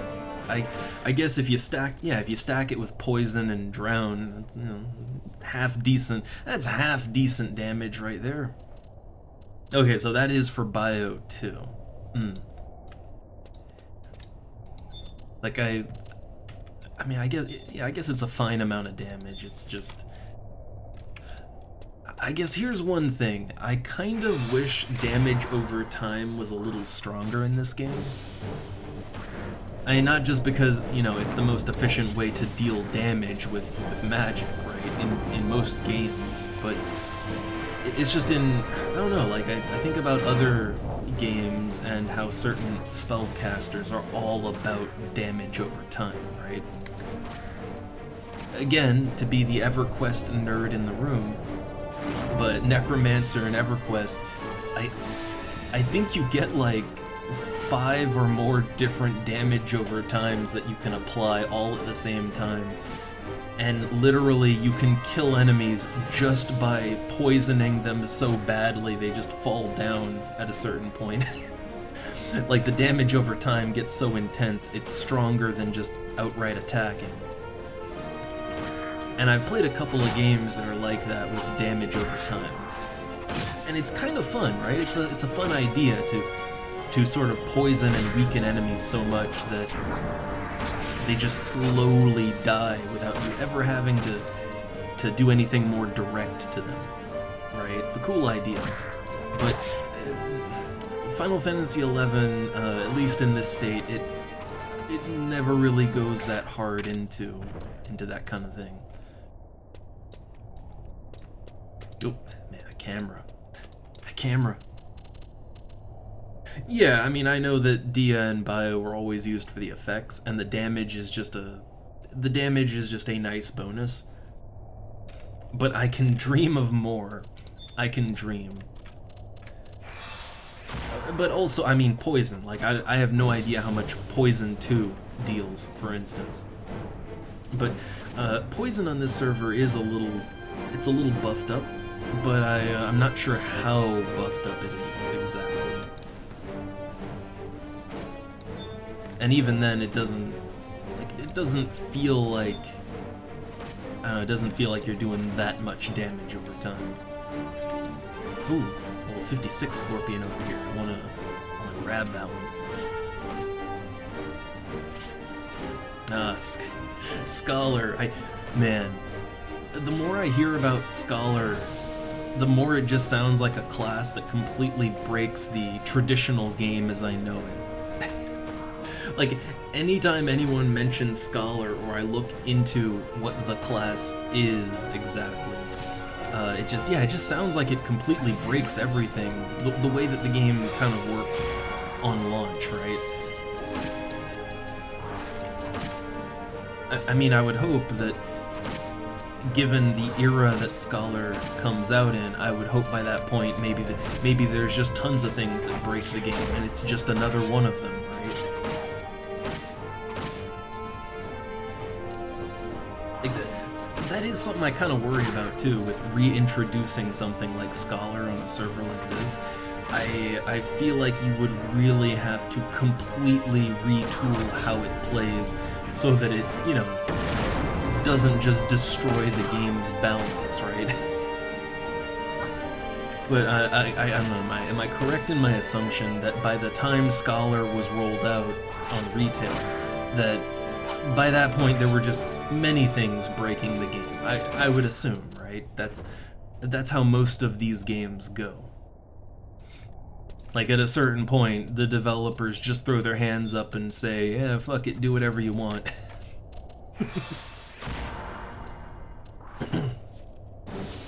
But I don't know if it's only like one or two classes that break the mold in that way, then that's not so great. Then it's more of a hard balance issue. And oh yeah, I do hear Dancer. Like I hear Dancer was like the sub job that everyone uses once it's available. Which that is a strange idea to me. Because I have not played a Final Fantasy game where Dancer was anything amazing, right?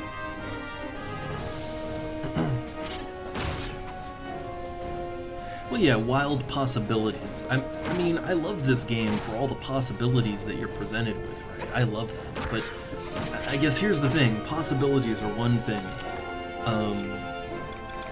but like if the possibilities are so wild and so above and beyond what anyone else can do, that's when it becomes kind of a balance issue.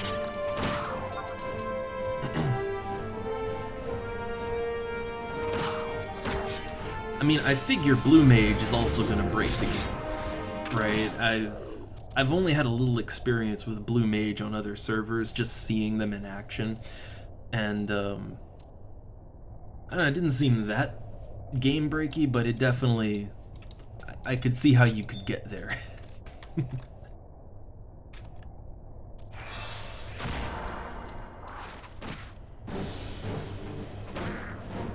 I guess here's what I'm thinking. It's not so much about overpowered necessarily, it's more like disrupting how the game is traditionally played, right?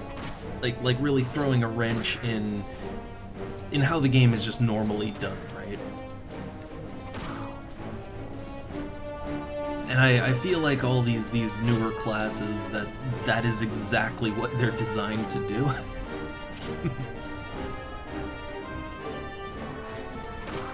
But again, could be wrong, I don't know. I've only seen and heard things. Ooh, doorbell. Uh-oh.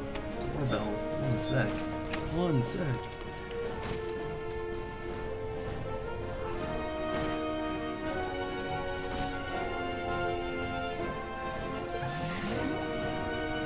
Oh, bad timing on that, but I think they just dropped our mail off and left. They just dropped it off and left.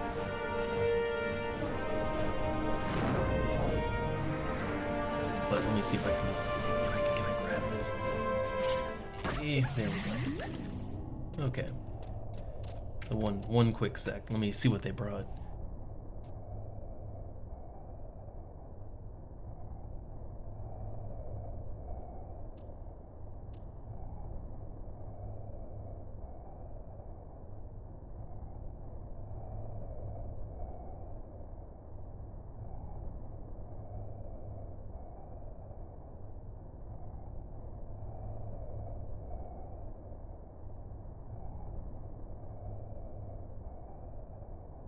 Okay, man, the timing on that.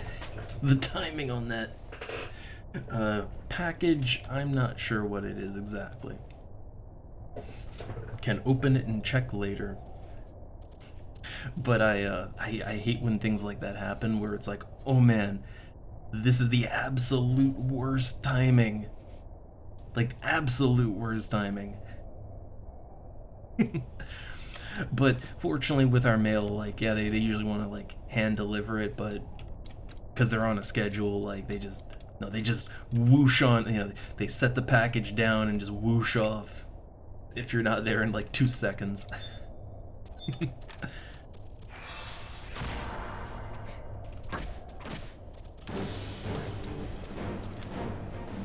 But all good. I didn't really want to charm the scorpion I was fighting, but, you know, so I could check the door. It worked out, it's fine.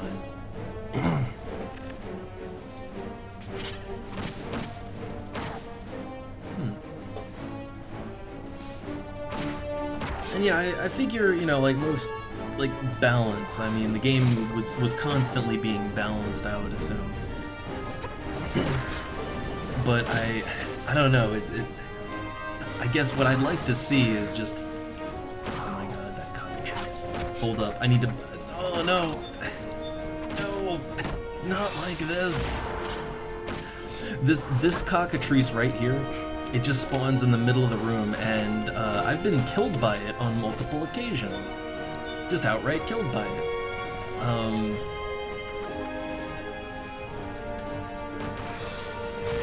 Can I put it to sleep? Can I do that?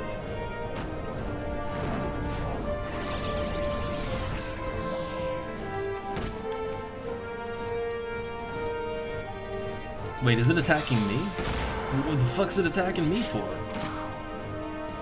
Like, I didn't do anything to it. Okay, okay.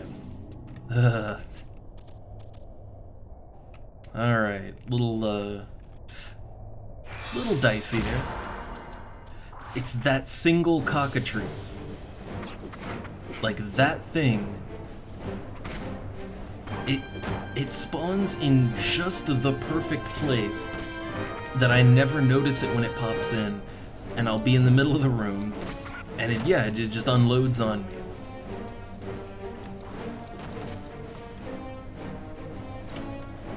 Alright, so I gotta deal with this situation now. I feel like my flow has been interrupted a little bit, right?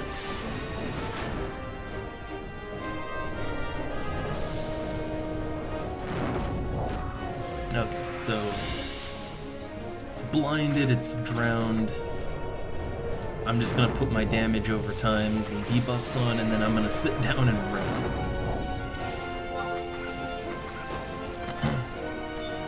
Or actually, the pet's low health too, so it's got a oh man, baleful gaze. Right, my favorite. My favorite. This is why I don't like fighting cockatrices. I really don't. And I would definitely not, if I didn't have a pet, I would most certainly not fight them because their baleful gaze goes off real quick.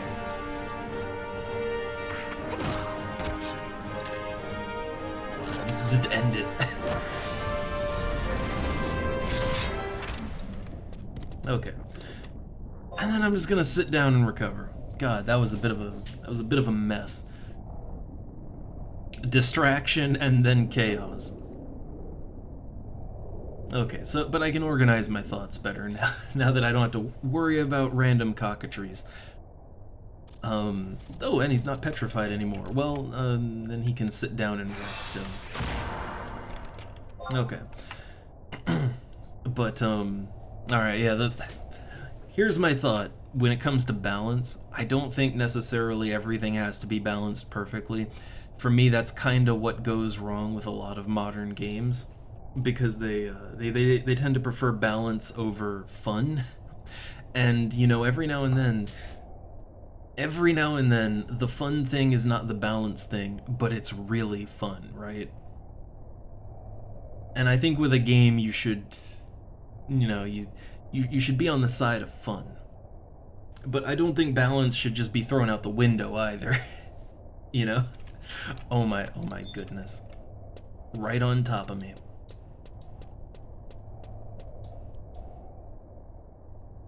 Where can I go and not be attacked? Let me hide behind this pillar here. That'll work. But yeah, like, you know, don't throw balance out the window, but at the least just, I don't know. I think every type of character should be in some way viable and should have something that they can bring that is wanted. And that there should be incentives for, you know, diversifying your party or whatever, or just, you know, no one should get left behind, right? That's my thought. But, I don't know, FF11, it treads a blurry line on that one. I think, honestly, you know, every class in the game, even something like Bard, which is very not solo-friendly, hey, you pair it up with the right sub-job, like Beastmaster, because high charisma, and then, hey, it works out just fine, right? in a party, I don't know, in a party setting, I think every class has something to offer. They bring something to the table.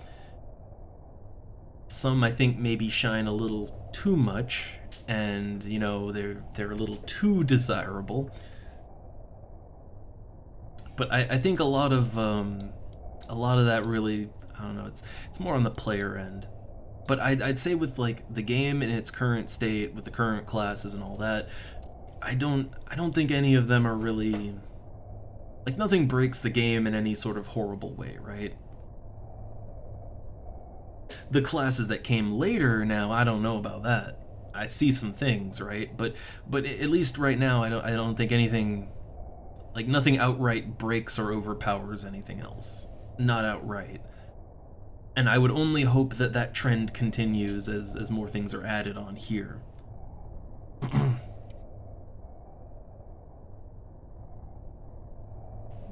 Yeah, it's I mean, at the same time, that cannot feel great at times, right? Like, what if you really like to play a certain class and that's what you want to play, but you know, because there's something else that would be better, you don't get to play that in a certain piece of content.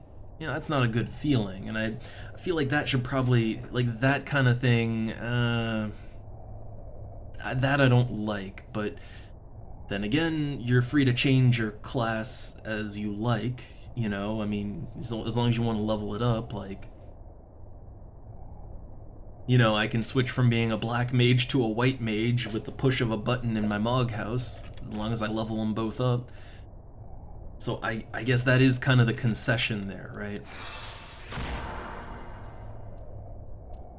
I think in games where you cannot change your class, you know, what you pick on character creation is what you're stuck with forever.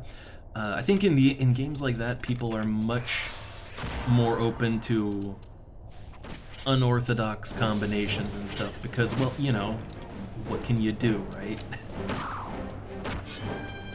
You work with what you got. But here, technically, you can just change on a whim if you level everything up, that is.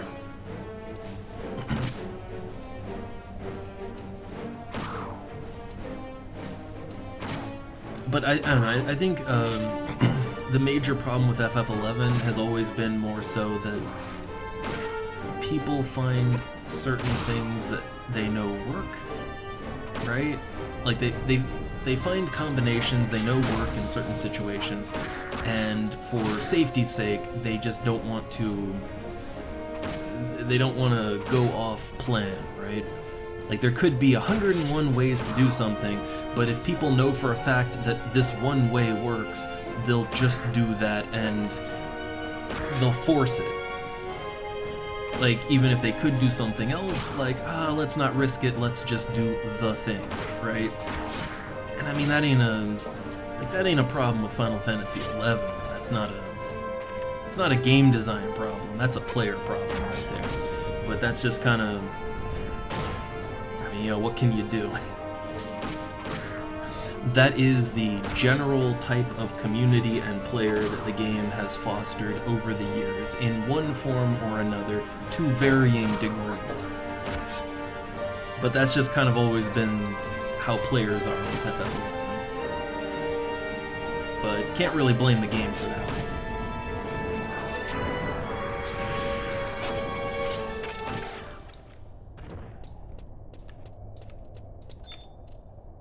Alright, Scorpion's almost down. So I'd like a nice fresh one with a good level on it. What do we got? Okay, we got 254s over there. I'll go for the 51, and what's he doing over here? Nothing. Oh, I assume he's bound, right? He had a spell, or not spell, but he had an ability used on him, so I assume he's just bound on the spot right now. He's either bound or he's, you know, he's stuck. It's one or the other. Okay, no, he was bound. He was bound.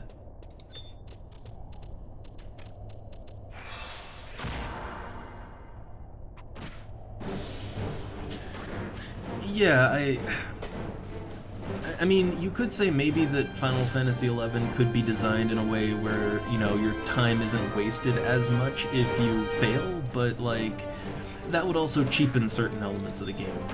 So I can't necessarily blame people for being the way they are, but I don't know. Again, it is a community issue. Like me, I do whatever, right? Like me and many people that play, you kind of look at it like this, right? I'm playing a video game. I'm wasting my life in front of a big rectangle with glowy lights on it, right? The time is wasted the moment I sit down and turn the thing on. So, it's whatever, right? As long as I'm having fun with the people I'm playing with, then it's all good. And when I go into it with that kind of attitude, then yeah, guess what? That's how I get a black mage with a fucking scythe, right? Like, I get experimental because, you know, hey, if my time is wasted, whatever. It was wasted from the start. But I think if you can have that attitude, then you really, like, yeah, you chill and you're more open to just experimenting and playing around, right? And for me, that's when the game gets really fun. Like, there is a lot to play around with in Final Fantasy XI. That's one of the reasons I've always liked it, and other games like it. Like, too many games, they take all of these choices and things out of your hands. And it's just, there's a correct way to do things and an incorrect way. But yeah, here it's like, oh no, you can mix it up. You can experiment. You can figure your own gameplay out. And I like that sort of thing. Or at least I can, you know, there's more that I can play around with. I like playing around with systems and things. It's very fun. Oh, he's bound on the spot again. Well, since he's not moving, right? Since he's not moving, I guess I'll just let him rest for a second.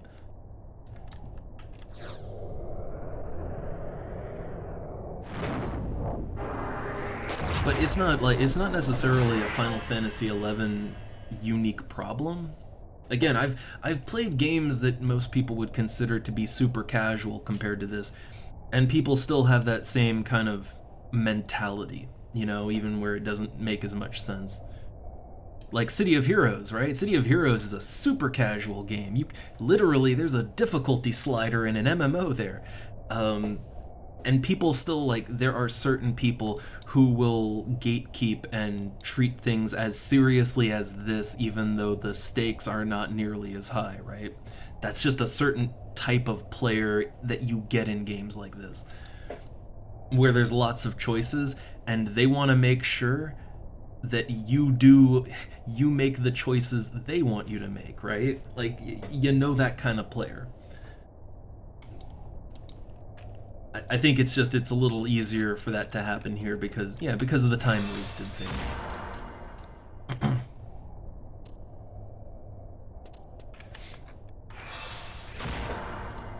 And yeah, like, you might get something more efficient, or, you know, it might not necessarily be more efficient, but it might be more fun.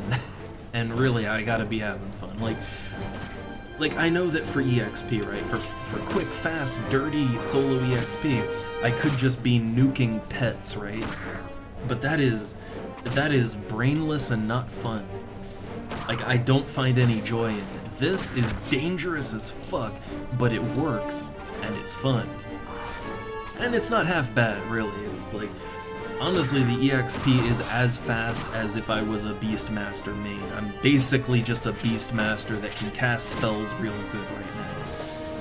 But, like, it works, right? And I have fun with it, and, well, that's what I'm gonna do. But you wouldn't know to have that kind of fun unless you got a little experimental. And for efficiency's sake, I mean, I still stand by. I stand by Beastmaster/Thief and using a scythe. I still stand by it. That two-handed triple attack is mighty nice. Like, I do honestly feel like I deal much more damage as a slash thief beastmaster than if I slash ninja. Survivability is a little better as a ninja. Well, except in a party. In a party, I can trick attack, and then I don't, you know, I'm not taking aggro. But people will insist. They will insist on that slash ninja, because that's just what you do.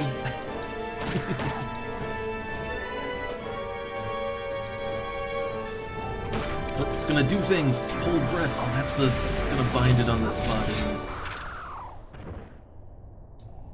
Pretty sure that was a binding attack, right? Yep. Yep. But again, when it comes to efficiency, also, I've kind of learned something with video games in general, and that is that efficiency, the more I worry about efficiency in a game, it's not to say that being, you know, to not worry about efficiency at all, or that there can't be fun in it. But what I find is, when I'm stressing over efficiency in a game, that tends to just sap the fun right out of it. Because at a certain point, everything becomes very transactional. And I mean, it's not just video games. You can kind of drain the fun out of, like, life by doing this. But if you worry too much about the efficiency and the numbers of everything, then at a certain point everything is a transaction of time and energy, and like you're just doing the math on it, and it's like life becomes a spreadsheet, and at that point it stops being worth it. So I've kind of realized, especially with games, you kind of have to just back off and just not worry about that, or else you fall into a hole of just draining the fun right out of the thing you like. But yeah, since I've just stopped worrying about that, I generally enjoy my time with games a lot more. And also, other people don't stress me as much either, because they can get as angry as they want, but I'm just sitting here not giving a fuck. Life is so much simpler, so much smoother. Oh my god, this thing, it's too many little puddles for it to get stuck in. Too many puddles. But I am still really having fun with my melee mage build here. I kind of want to see how I can make it better. I feel like there's a lot of ways I could make it better, like, I think leaning harder into evasion would be good if I want to, like, maybe slash red mage and toe-to-toe, you know, fight it out. I could definitely go a lot harder on defense and evasion. But I like doing damage too, and, you know, even if it pulls aggro off the pet, right? So, so I go with lots of dexterity, right? Got lots of dex, strength. It's a weird balancing act.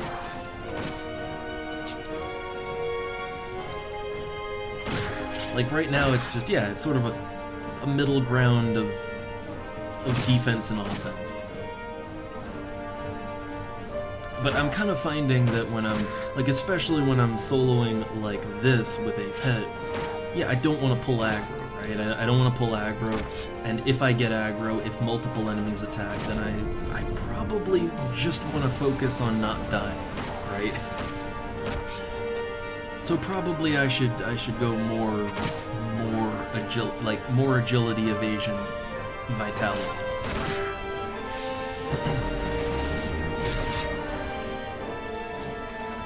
But it's fun. Like, see, to me, that's where the fun's at, and with things like it too. It's like what I'm doing isn't any sort of meta or whatever, right? But I have a concept in my head. I have something I'm going for, right? I have a clear goal in mind, which is I want to be a damn good melee black mage when I'm solo, and then everything becomes okay. This is what I want to do. How do I make it work? What's the best way to make it work?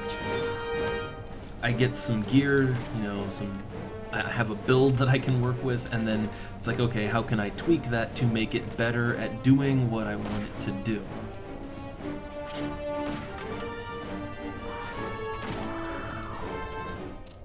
And it might not be relevant to anything else like, it's not relevant to anything else anyone's doing, or to a meta or whatever, but it's kind of, you know, it's a goal I've set for myself, and now that's what I'm working on, and don't really care what other people are doing. You know, it's just, that's my thing now. And the game becomes much, much more fun.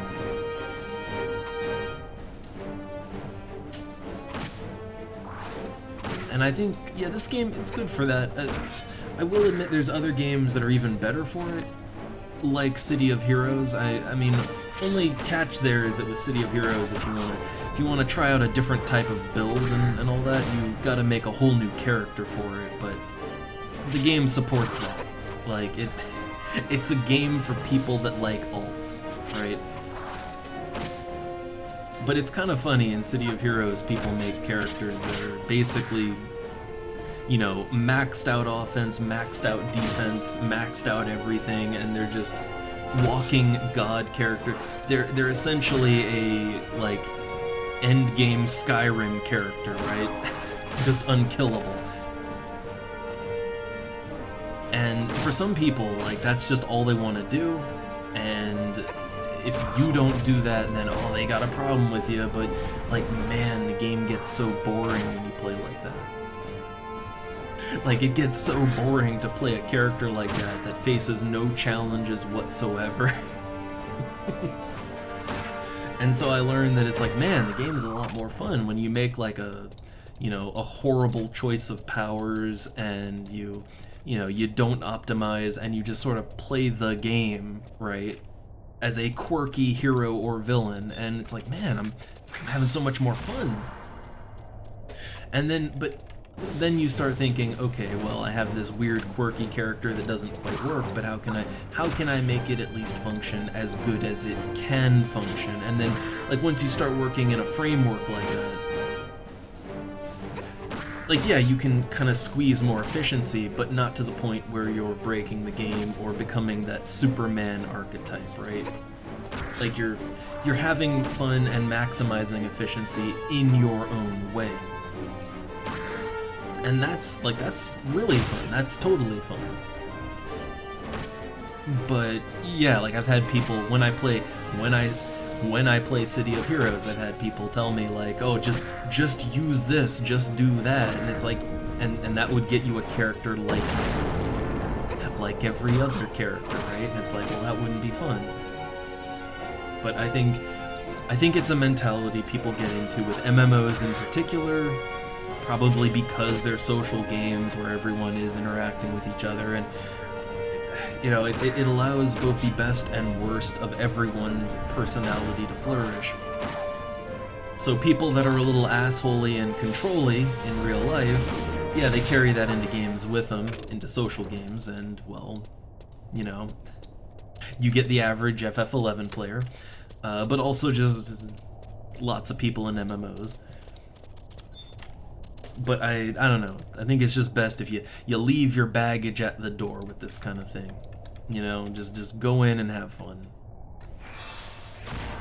Don't worry what other people are doing. Don't worry. Just have fun as long as you can get things done, right?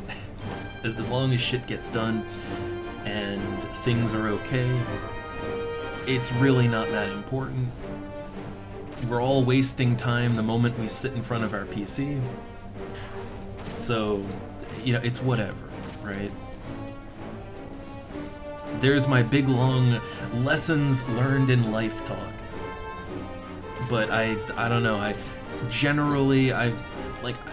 found that I can approach a vast variety of games, good or bad, but I've found I can really approach and have fun with games a lot more when I kind of just relax and learn to appreciate, just like, hey, yeah, I'm wasting time playing a game. Let's appreciate that we can do that and just have fun. And I kind of wish more people could just be like that.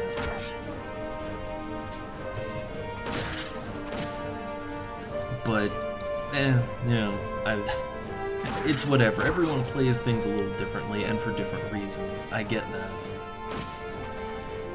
I think some people really, in the same way that I can get super into the more life sim elements of games like this, like I can just fish and harvest and I can just do all that endlessly and have fun with it. You know, other people, they like having that sort of second fantasy job in their life, right?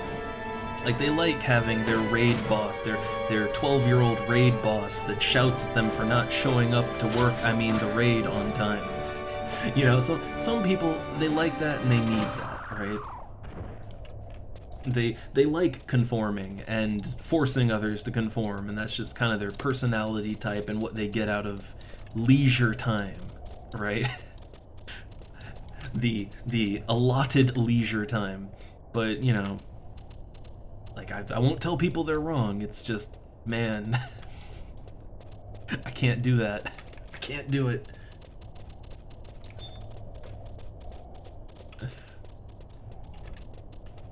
Alright, do I dare fight the cockatrice? I don't really want to. It's gonna baleful gaze the scorpion, and then it's just gonna turn into a mess. It's not gonna be pleasant. But I've killed all the scorpions. I have killed every scorpion in the world. So I kinda have to fight the cockatrice now. Oh, nice, Sito. The spreadsheets are done.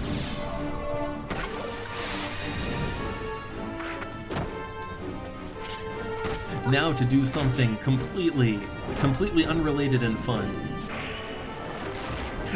Just grinding it out. I need a spreadsheet for all the EXP and loot that I've gained. The spreadsheets never go away. Oh no. Oh no. I wonder, I can't... So yeah, I cannot put it to sleep because I put damage over times on it. But can I bind it? Yeah, I can do that. Okay.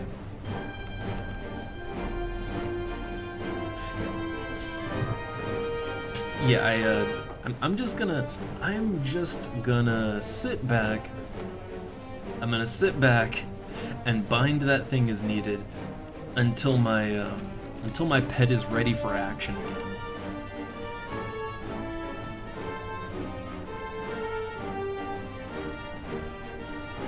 I wonder how long bind lasts. I actually very rarely use bind.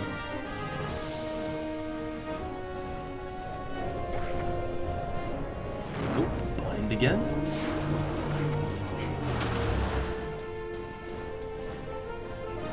I think my pet is, I think it's petrified for, it's probably petrified for like a good 2 minutes or more.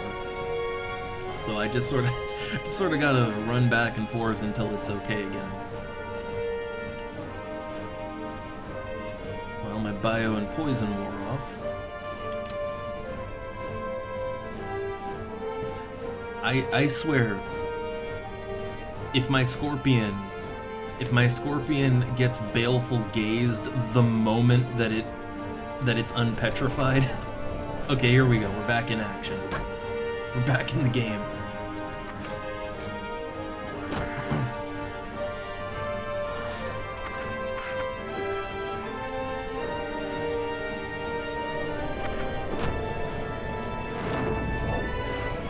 Also, I gotta be careful.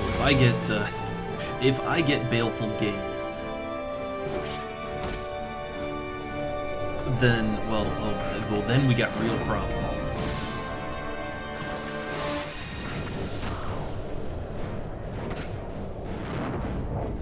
Uh-oh, Hammerbeak. See, that's what I get for casting Drain.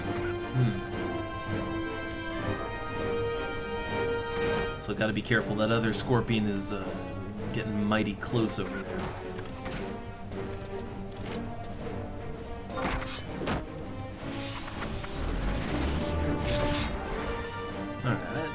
I think we got it. I think we're good. But you see, this is why I don't like fighting the cockatrice in the room. I really don't.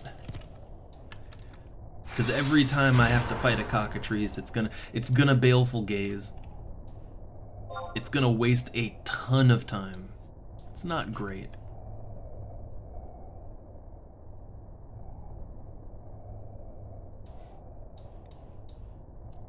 Also, how's the EXP coming?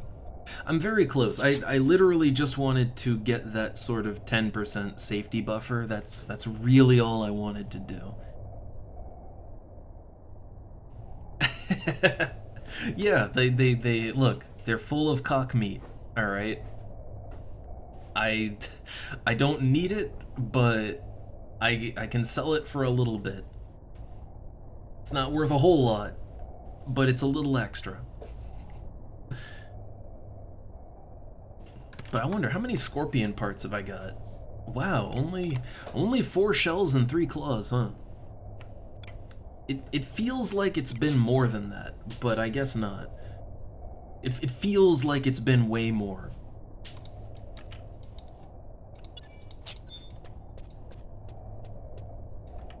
Alright, so I'm rested up. The pet's not rested up, but he's good enough. He's good enough. Oh hey, what's this now? Black Mage Burn. Do you need it? I mean, sure, why not, I guess.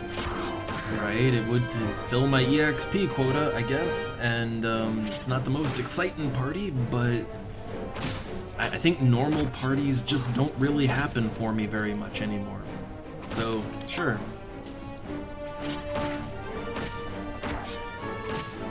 I think I got time for that.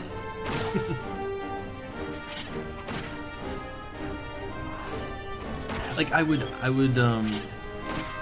oh look, oh no, Buddy called me off, oh no, there's no, well, I guess there is no party then. I would much rather prefer a normal party, but I can't remember the last time I got invited to a normal party as a black mage. I think I was in the 50 range, I think. Like, I'm nearly, like, I'm getting up to level 70 now. But the last normal party I had was probably, like, mid-50s, I want to say.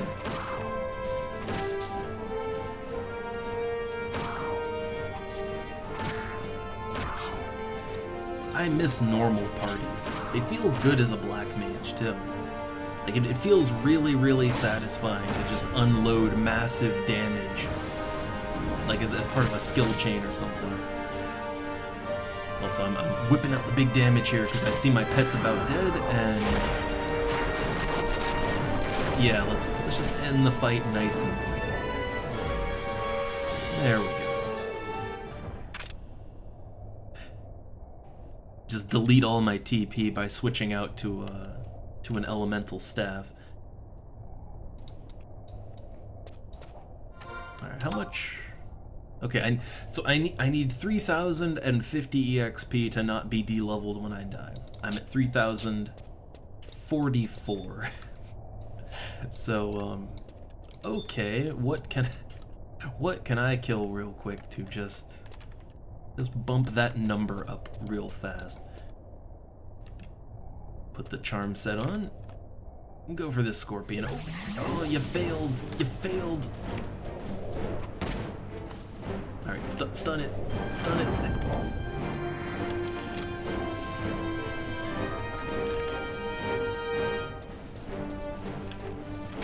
Alright, try to charm again, and we got it. Okay. Situation is under control.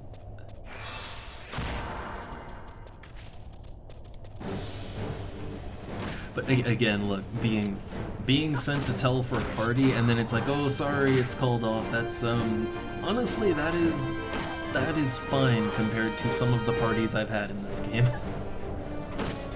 Like, that is absolutely fine compared to, like, I've had parties where I've been invited to a group, and they say, like, okay, so they invite me to a party that's, like, way out of the way, right? And then I'm slowly working my way there, right? I'm teleporting slash chocoboing around to get there.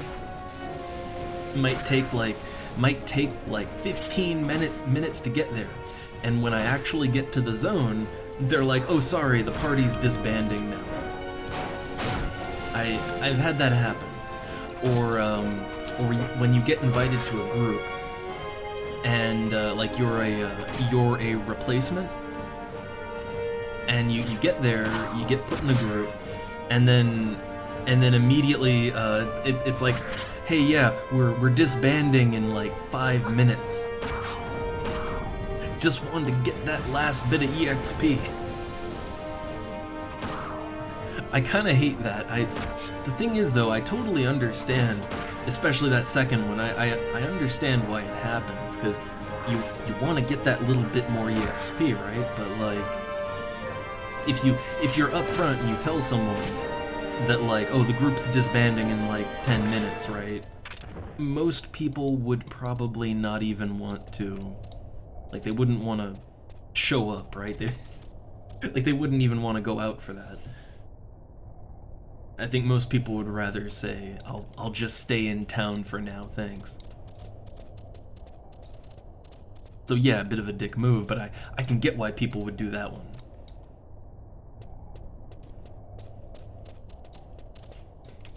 And then, yeah, the party disbands before you even get there. That's just kind of...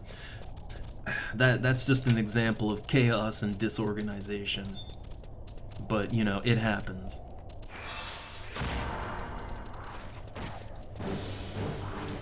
Ultimately, it's better if things aren't going to go anywhere, it's much better to get all that out of the way before going out to a party, right? Much better.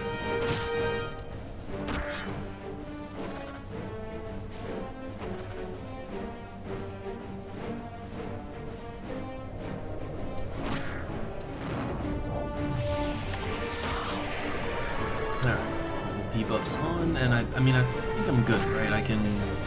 Last one should have gotten me what I needed, yeah. Because let me think, 30,500 would be 3,050, so yeah.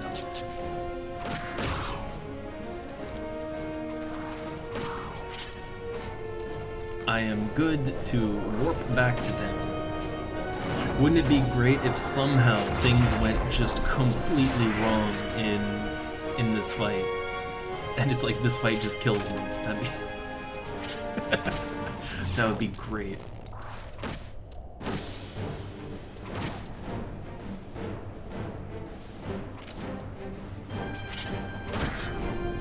Ooh, cold breath. Oh, cold breath on me.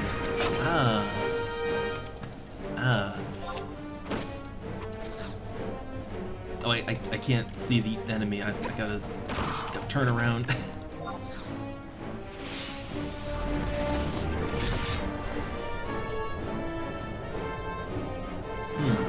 What I could do is I could fire off a nice big spell here.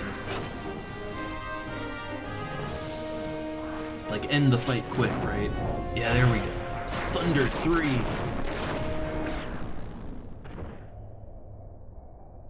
Yeah, my elemental spells deal pretty nice damage. Like pretty nice. Problem is how much MP does that Thunder 3 cost exactly? Like, hold up, let me just see. Where's my Thunder 3 at? Because I think Thunder 3 is actually the last spell that I bought. Yeah, 128 MP.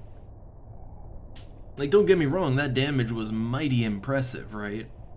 Mighty impressive damage. However, yeah, I don't know, like 537 damage in the grand scheme of things. I mean, you know, with my scythe, I can deal 537 damage in a couple of attacks. So it's not, you know, it's not that great in the grand scheme, but it's fine. When you want to end a fight quickly, black magic is really good for that. Alright, so I got my EXP so I don't de-level. That's what I went there for. I went to the labyrinth to get that.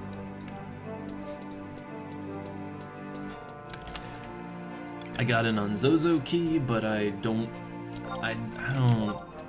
man, I don't really want to go chest hunting in there.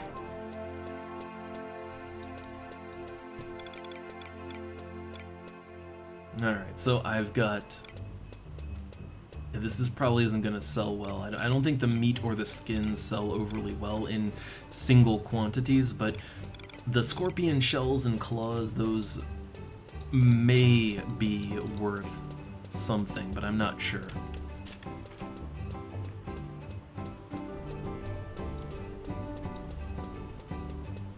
Also, the Christmas music is still on, so I haven't checked. I have not checked the Discord or anything, but is the Christmas event on yet? I don't know. I need to keep a closer eye on their Discord. I just know the bells are jingling, the jaunty Christmas tunes are on, but like, yeah, is the actual event going? No idea yet.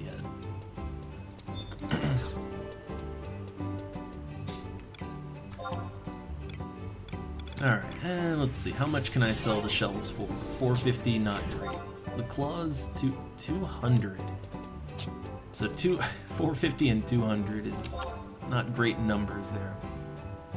The cockskin, well, that's 800 to 1,000.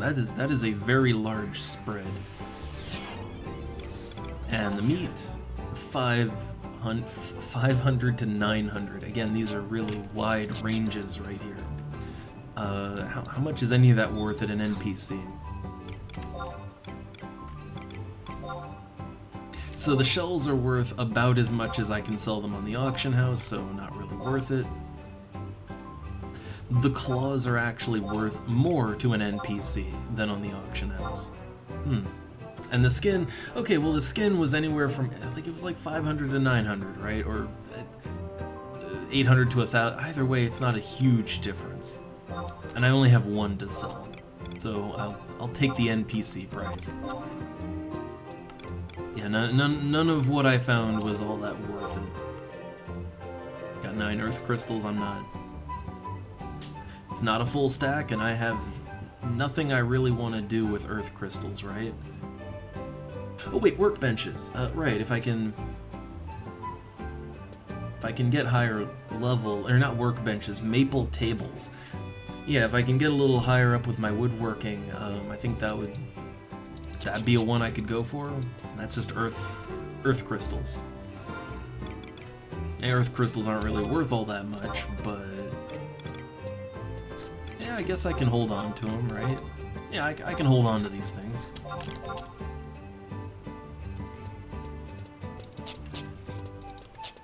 Alright. So, I guess I have my safety EXP. Got the Tavnasian Outpost. I ranked up Woodworker, but now I guess I need to actually...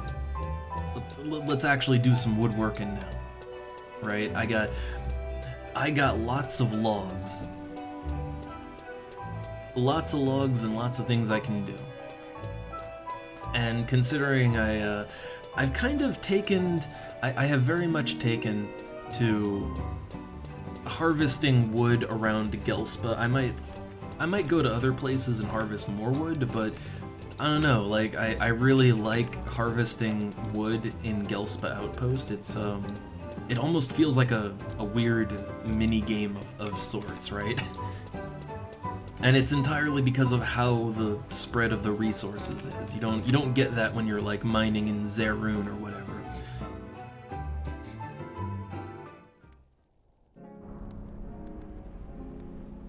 So yeah, if I'm gonna do lots of wood harvesting, I figure I might as well get good at crafting the wood into something, right? That would let me squeeze a little more gil out of the whole thing. Alright, I don't think I have anything being delivered, so storage. So I'm currently sitting on a lot of ingots. Eventually I'll have to make use of that, but not just yet. So I have quite a few willow logs. And I've got some holly logs, but not a lot. And both willow and holly are not really... they're not really worth very much. They're worth like I think like 300 to 600 gil for a stack of each. It's not... it's really not very worthwhile lumber.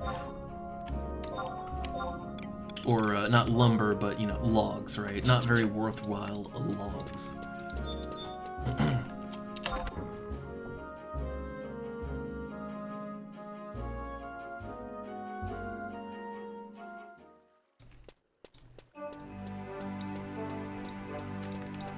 Alright, so let's see, I have a macro set for just... yeah, here we go. Fishing, harvesting, synthing, all that good stuff. All on one bar.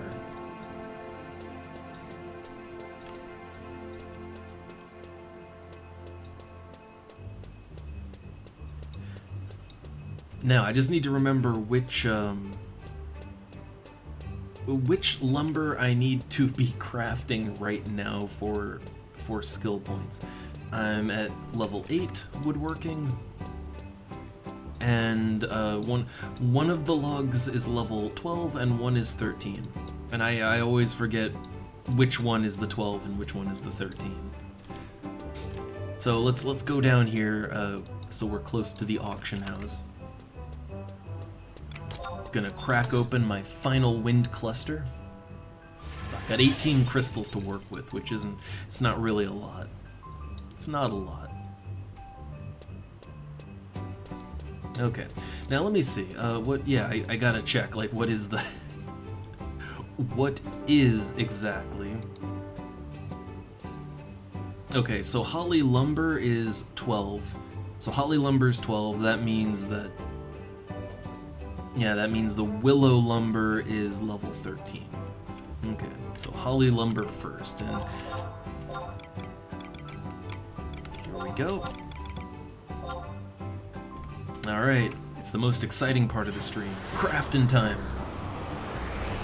I will, however, take this time now, since I don't have to run around or, you know, push abilities or anything like that. There's this nice big chocolate cookie that has been sitting here on my desk for a while. So since I'm not doing a whole lot right now, time to crack into it, because I'm getting a little hungry for it.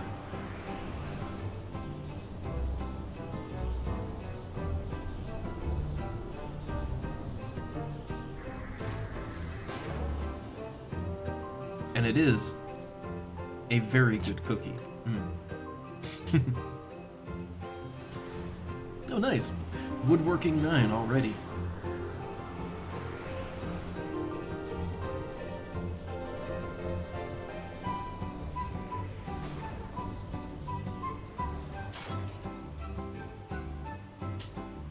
It is now a food-eating ASMR stream. So I keep hitting my harvest macro. Bit of a force of habit. But now I've started. I can't stop eating the cookie. It's also got white chocolate chips. It's like dark chocolate, but then white chocolate chips inside. Damn near perfect.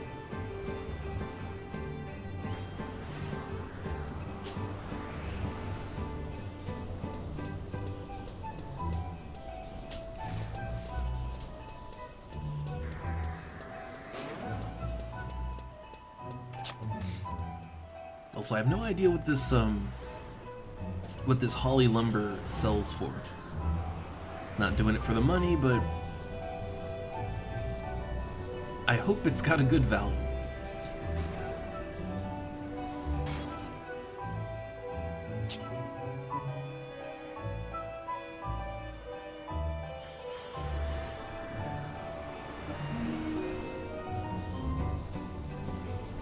Also, as I'm kind of sitting here, as usual, I gotta check out what other people are costuming with.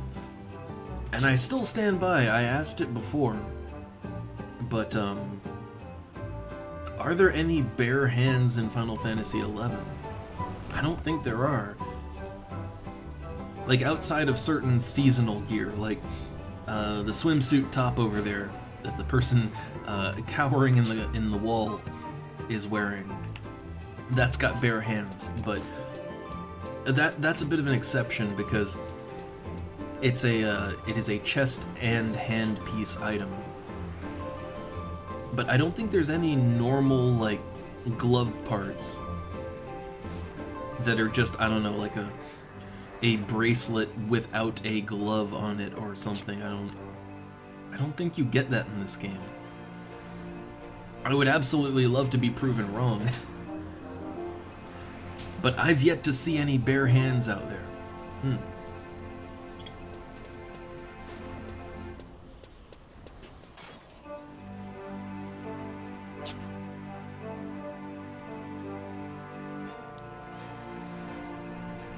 Yeah, I'm working away at this cookie. Every craft, another bite on the cookie. It's getting down.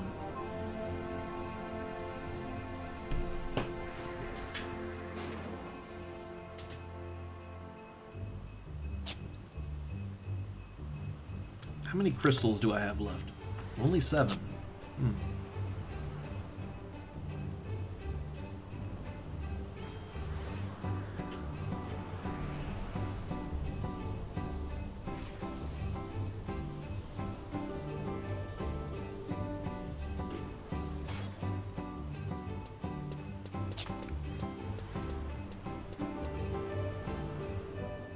Alright, cookie done.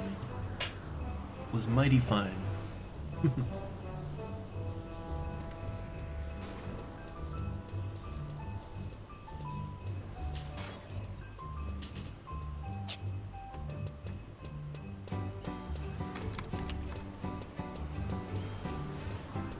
How many more holly logs? I've got 2 more left, so... Alright, so I'll have to move on to the willow logs, but willow is level 13.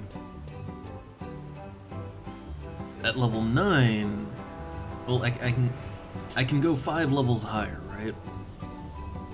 So at level 9, that would mean I could go up to level 14. Oh, I could have been crafting the willow logs all along, but I'm gonna go through all of it because I have it and it's skill points, and also I can buy more if I want. If I really want to level up my woodworking right now, I could just buy more. It's very, very cheap wood. Uh-oh, this might be my last crystal. Might be the last one.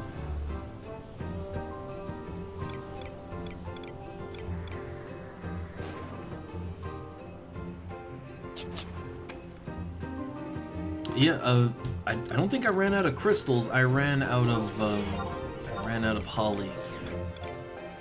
All right, then now it's on to willow logs. So here's the thing, right? If I'm gonna be chopping wood a lot, so I find this a little strange when it comes to smithing. As far as I know, when you smith, there's actually no HQ on the vast majority of the ingots that you can make. I have to buy more crystals, but yeah, like when it comes to like smelting copper, bronze, whatever ingots, as far as I can tell, none of those have an HQ recipe. Like, they don't... You can literally only ever make 1 ingot at a time, no matter how skilled you are. But woodworking is different. Like, you can craft up to... I think you can craft up to like 4 pieces of lumber each log, if you are lucky enough to HQ it. I find that a little strange. I'm not sure why logs can HQ, or can't. I don't really get that. And yet, Sandal, yeah, level 10 woodworking. I'm on my way to being a master crafter. All right, I need more wind crystals though. I really didn't want to buy them, is the thing. but yeah, I'm gonna have to. So, a stack of wind crystals costs 1k. In perspective, if I wanted, say, if I wanted to buy the stack of clusters, if that stack of clusters costs more than 12k, then it's not a good deal. It costs 16k, that's way more. Alright. What about individual? Yeah. Okay, so like usual, getting the wind crystals is that's the way to go. I'm gonna try to underbid as much as I can though. Like, look, I'm gonna push that price down. Alright? I'm gonna push it right down. Okay, so I can't do that low, but what about 999? That I can do. That works. I saved a whole gill. And the idea though is that, like, look, if I gotta buy a lot of crystals, right? And I know I gotta. Then honestly, if I can kind of push the price down or get the ball rolling on that, then hey, when I need to buy even more later, maybe people will undercut beyond that 999. You know, that's how you get, like, you know, 800 gil stacks of wind crystals, right? Devious, diabolical. But, you know, I take those deals wherever I can get them, or wherever I can make them. Alright, so now, yeah, wind crystal, willow log. Time to work the wood. Well, I think if I just really want to get back to 3 million quickly, if I really want to do that, I think honestly harvesting, I think harvesting wood in Gilspa Outpost is honestly probably my fastest / easiest way to do it. Especially if I get better at woodworking, right? Like, if I can get my woodworking skill high enough that I actually have a decent chance of scoring an HQ, then, I mean, yeah, you can craft like up to 4 lumber at a time with just 1 log. And if I could reliably HQ, then it would actually make even the crappy lumber, it would make it worth something. Which would increase my overall net gains when harvesting. Like right now, it's basically elm logs or bust. Like only elm and ash logs are worth anything. So elm, like, you know, if you get a stack of elm logs, then well, you've just made at least 50k. Ash logs are only 1k a stack, but they're way more common. And then you get like you get hundreds of the really not great logs. If I could turn those hundreds of not great logs into hundreds of not great lumber, but that sells for like 2k a stack, then then it would actually be really profitable. So there's a goal right there. It's a very simple goal. It's not a hard to achieve one. If I really, really wanted to, I could probably just power right on through woodworking, right? Like, if I wanted to invest some gil and time into it, I could probably just buy all the materials and just bum rush straight to the end of, you know, like, the end, like to 60. I could probably bum rush straight to 60, right? But it's not really what I want to do. Not right now. I kind of like it to happen a little more organically, you know? Like, I go out, I chop down trees, I get lumber, and then I work the lumber into things, right? I prefer that. But some buying to push things along, quite fine with that too.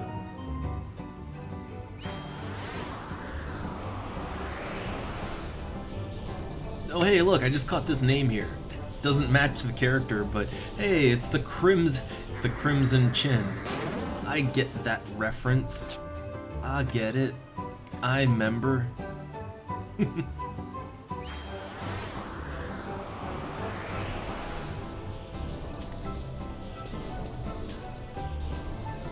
But now can we get like a powdered toast man in here somewhere?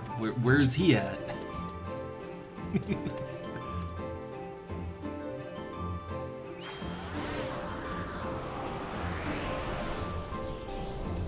Alright, woodworking 11. So yeah, these willow logs, they can take me as high as 13.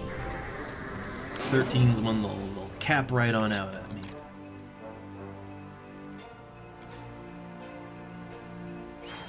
How many more logs have I got?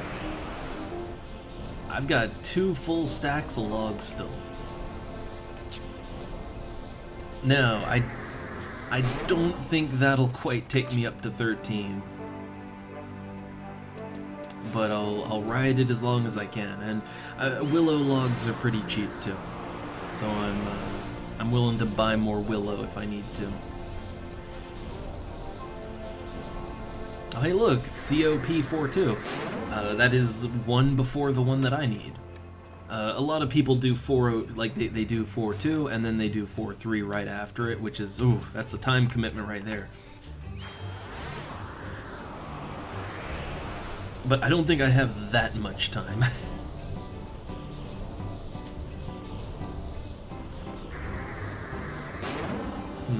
Getting a look around here, just like to see. There's 2 hardcore players over there. Which, you know, having a hardcore alt that I play around with sometimes, it is actually a really fun alternate way to play the game. You can't play the game like normal. You know, like joining parties is generally a bad idea, but if you do join a party as a hardcore character, like you have to play a little more defensively. You know, like you gotta play more defensively. You can't bring too much aggro on yourself. You gotta, like, if things go really south and the party's gonna wipe, you gotta be ready to just get the fuck out as soon as possible, right?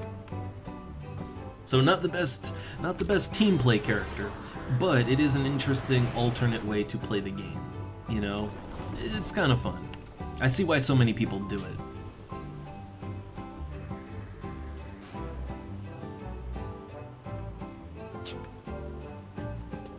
Oh. Also, when it comes to claims, because I've actually only had it happen once, where I actually, like, the claim lottery thing kicked in. It was when I was going for the spook in King Ronper's tomb, and it only happened once. The claim shield is way too short of a window, I think. Like, the claim shield window, as far as I can tell, it's like 1 second, maybe, right? I feel like that claim window should be like, I mean, honestly, I don't know. I feel like it should probably just go as long as the damn thing is alive.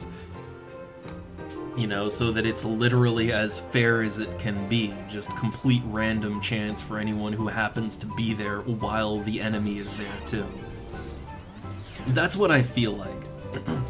Like the problem with the whole 1 second claim shield thing, and I really implore that they extend it, not just for me, but it's that regional differences. Like, everyone isn't playing in the same region, and for me, what I noticed when I tried to go after an NM is that, like, other players were reacting to the thing spawning before it was even spawned on my screen.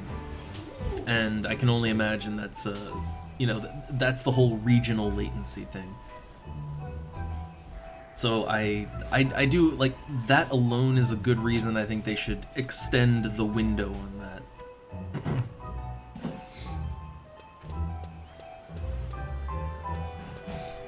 And also, yeah, Sito, I can wear the crown now. I can. But I also like the, you know, the melee mage look. And also, wife is opening boxes and... So I'm pretty sure that comes through. It's a wooden box. Into this nice... No, it's not a wooden box. Ooh, that has a smell to it. Yeah, because it's treated wood. Ah. But what it is a table easel. Ah, art thing. Okay. Yeah. Is there stuff in the box here, or is that just a drawer for things? Okay, I was wondering if that's actually like a drawer or just for looks. You open it on the sides. That's why I didn't want to open. Oh, nice. So it has a drawer for stuff, and it has a height adjustable easel. Ah, okay. Well, very fancy wood. $20. And for that, it is actually really good quality. I went with the cheapest I could find that was a proper size. Alright. Well, there you go. In reality, I just need a slab of wood to do my paintings to while I do them, but this is the last. Alright. Okay, let's see. Back to the logging. So, got 12 more logs, 12 more. Perfect. Just perfect. 12 logs, 12 crystals. And I can get one more skill point. And I guess the question is if I can get 10 skill points in 12 crafts, and probably not. But I don't know, I'm willing to buy more willow logs, or I don't know, it's not that important. And I think I can already probably craft the maple table, which would just be better for skill points. But anyway, yeah. Oh no. Alright, I made ramen for lunch. Alright, well, 1 sec. I'll try to remember and get back to my thought. Alright, so a quick BRB. And it should just take a minute, so 1 sec.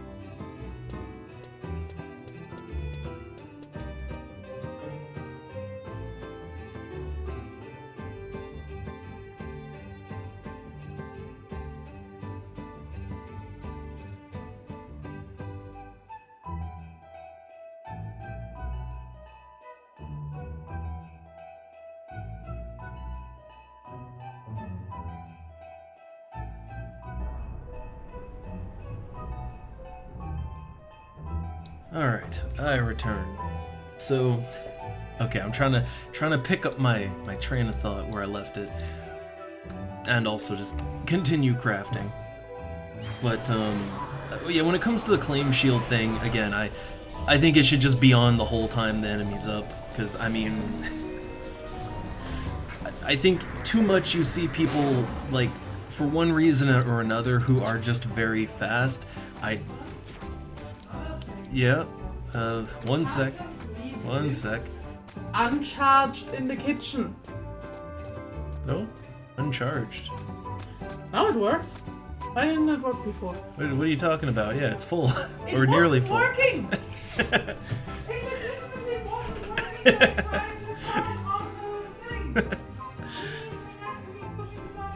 Huh. Alright. Our little lighter. Alright, our little kitchen lighter. It's one of those fancy, like, electronic lighter things. But, okay, if I can remember and keep on my train of thought for 5 minutes. So, okay. With the claim shielding thing, I think that too many of, like, look, there's always that suspicion because it's Final Fantasy XI, and it's kind of like robots are expected almost, but, yeah, for one reason or another, some people are unnaturally fast at claiming things, and whether that's because of some assistance or because of, you know, that NASA internet or whatever, right? One way or another, it's an advantage over other players, and I just kind of think that, yeah, probably just have the claim shield be up for the entire duration of the enemy's health bar. Like, that would make things 100% fair and just full-on lottery, you know? Like, it would remove a lot of the issues, I feel like. But that's a personal opinion, but on a more, like, practical, logistical side, like, yeah, no, there's people playing on the server from, like, every region on the planet, and it's literally impossible for many people to make that 1 second window, right? Like, it's literally impossible. I myself struggle with it against certain players because, yeah, like, from the EU, I have some latency, and that 1 second is real fucking hard to squeeze in that window. So I think that, like, for that reason alone, the claim window should minimally be like 3 to 5 seconds, minimally. And like that is a good practical reason, I think.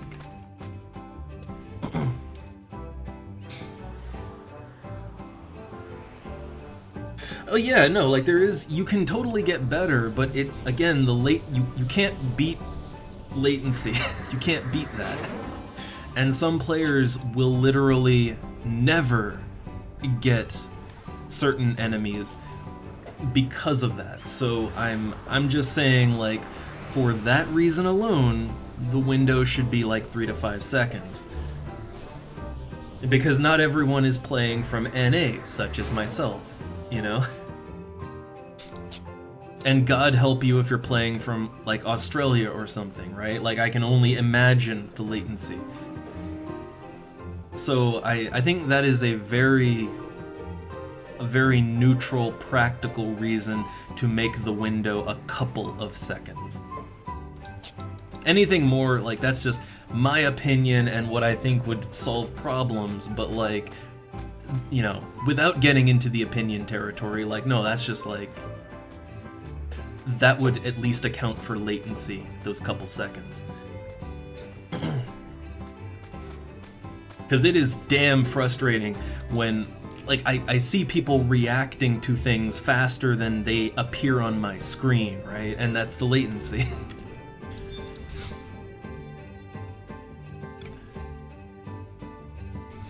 Alright, let's see, I still didn't hit... How many... Wait, let me check. How many skill points into level... like, into 12 am I?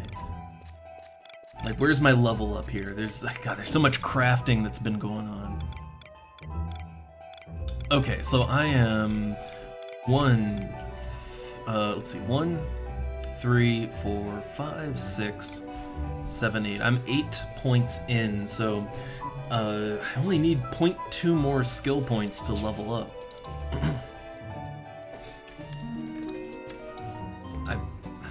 mean, I'd have to buy more crystals and everything, but I kind of want to.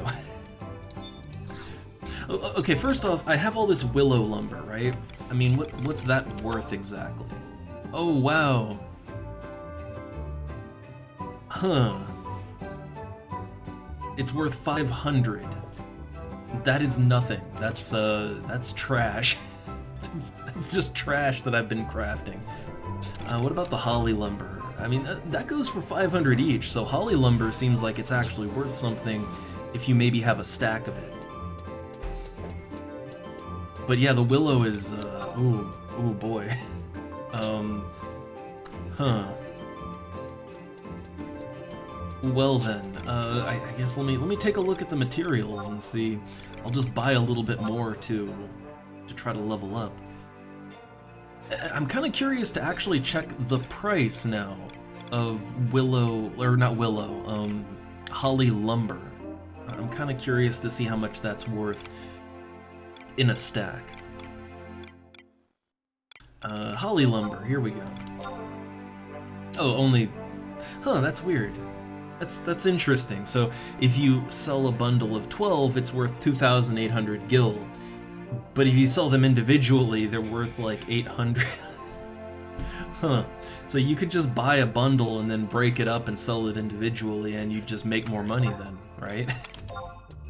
Or not 800, like 400 to 500. But yeah, 400 to 500 gil each. If you sold 12 of them, that would be worth way more than 2,800 for a stack of 12. That one's kind of weird how it works out.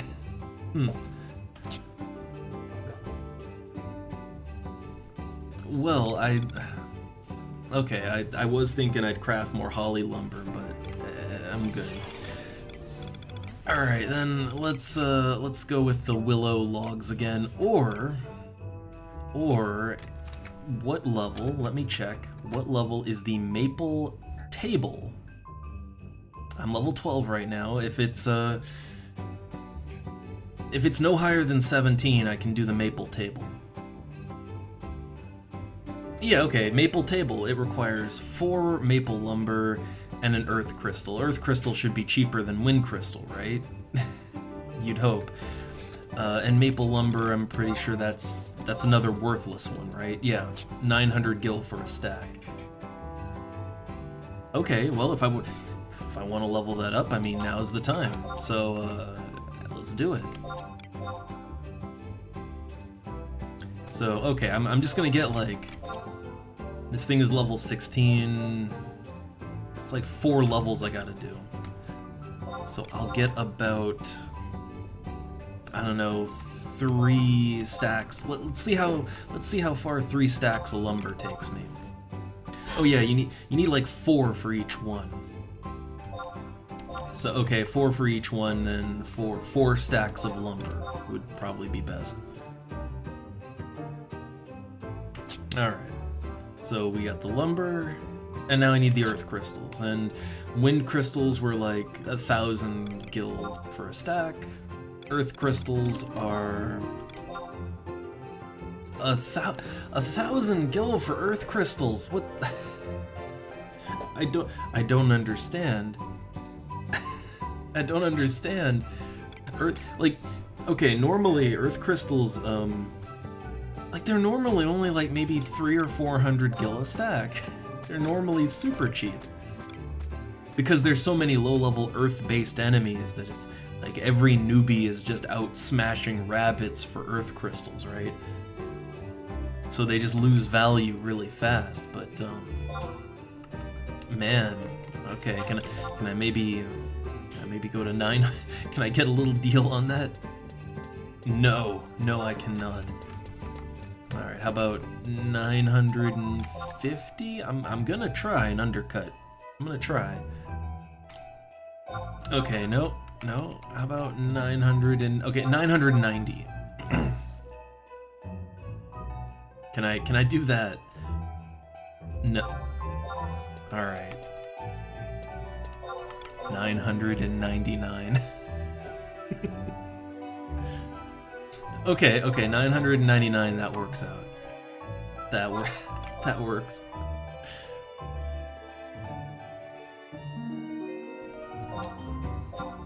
Alright, I think 2 stacks. 2 stacks should be fine.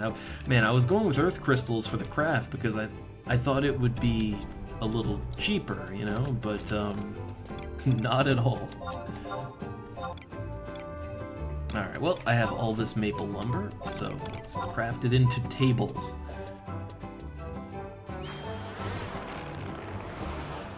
Now, I'm just gonna assume right now that the maple table is... I assume it's worth absolutely nothing. I don't... Like, unless it's used for a quest or something, I don't really see any reason why anyone would use this or have it. So, probably this is just gonna be vendor trash, I would think.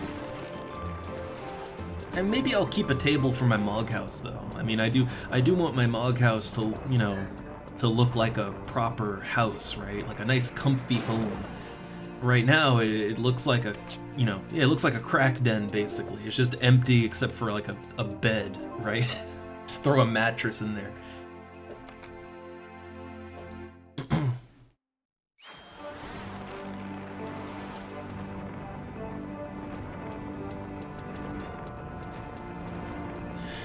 Yeah, I guess, the thing is, most crystals in this game, for one reason or another, are not hard to get. Like, you know, take like lightning or wind crystals. Lightning and wind weather is incredibly common in a couple of areas, low-level areas even. And as a moderately leveled character, you can just farm clusters. The same goes for water crystals. Like, water elementals are very common in certain places, and they're not high level. I mean, any of the low level zones with earth weather, I mean, you can farm earth clusters just fine. Like, there's only a couple of, like, fire elementals are kind of rare. But other than that, like most crystals, in one way or another, whether it's like low levels farming, or not farming, but just killing enemies in the newbie zones and getting crystals, or it's higher level characters killing elementals, or, you know, partying, right? Like, crystals are generated constantly. They're everywhere. They honestly shouldn't have much value at all, considering how common they are. So it's really weird to me when crystal values just shoot way high, right? Like over 1,000 gil. That's strange to me. I mean, yeah, I do have the bookshelves. Fair, I have the bookshelves. I have 2 bookshelves in my Mog House. But I have no chairs, no tables, no... Like, there's no actual furniture in the Mog House. Just a bed and some bookshelves. I think the problem is that you want to decorate it and make it look nice, but, you know, every piece of furniture, every piece of furnishing costs 1 storage slot to put in your Mog House, and you're always thinking, well, that storage slot, I mean, that could be another piece of gear that I'm putting in there, right? That is storage that I need.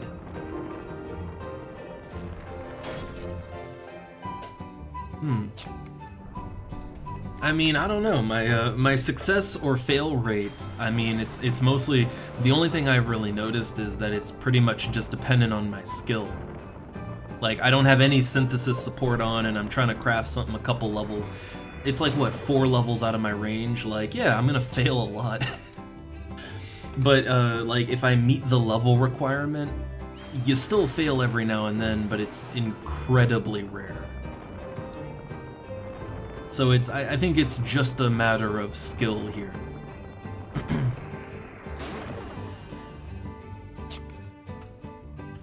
How many more tables can I make? These things take a lot of lumber.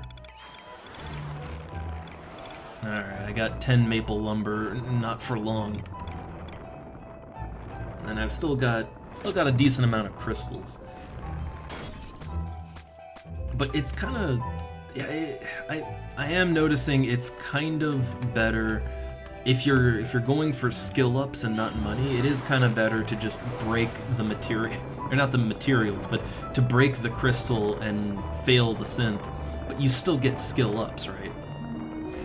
So it's kind of better to fail, actually. Like when you're going for skill gain, yeah, like I lost 2 pieces of maple lumber and a crystal, right? If I succeeded, I would have lost 4 pieces of maple lumber to craft the table, right? So yeah, failing is great. Oh no, I succeeded, I got no skill ups, and I lost all the materials. Yeah, I mean, I do wonder, like, I do kind of wonder how they get the rates, right? I can only assume lots of testing, right? I mean, that's my understanding for most emulated servers of anything, really, not just Final Fantasy XI, but if they don't have the source code, then they kind of... It's basically like really, really extensive testing, and then some guesstimation where testing isn't really going to work. But I don't know, I mean, to me this feels fine. Feels fine. The thing is, I never actually crafted or anything when I played many years ago on retail. I just never liked the crafting and all that back then. I like it a lot more now. Like now, I live for that shit. I love me some fantasy life sim stuff, but yeah, I just kind of, I don't know. I was a dumb kid that just wanted to, you know, punch things and stab them with swords, right? That's all I wanted as a kid. Okay, so I'm wondering, like, I don't know if it's gonna... If it's gonna be beneficial for me to try to sell these tables. They don't go for a lot on the auction house, and I can't imagine people are buying tables. Wait, I wonder, can you desynth these tables actually? I just had that thought. So there's a synthesis, there's no desynthesis recipe. I was kind of thinking like, oh man, if you can break it down, right? If you can desynth the table into lumber and get skill points for that, like, oh, that'd be great, but no, you can't. That would be great, wouldn't it? So yeah, I think I'll just sell these and get my 174 gil. It's not much, but hey, it gets some of the money back. And I think for now, oh, that's enough. That's enough wood crafting for now, I think. I might wanna go out and farm some wind and earth crystals. Like I might wanna hunt down some elementals before I really get into like hard crafting for an extended amount of time. But yeah, I don't need these willow logs anymore. The willow lumber is not really worth very much. Holly lumber is not worth much either, but I'm gonna hold on to that. I'm gonna hold on to it all and put it in my mog house, and maybe I can craft it into something later, right?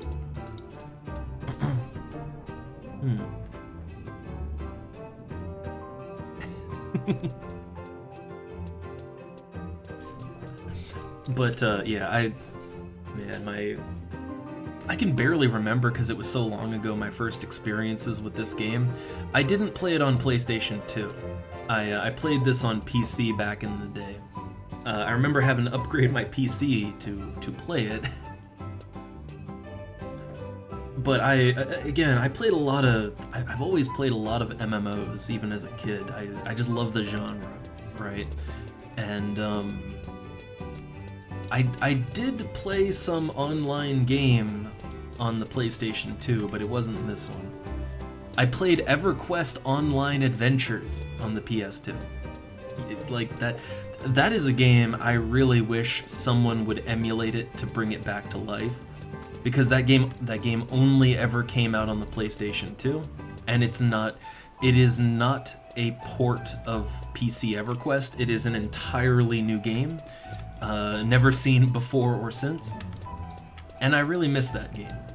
That's one that needs the emulation treatment, but the problem is you'd have to do it like within a PlayStation 2 emulator because it was never released outside of it.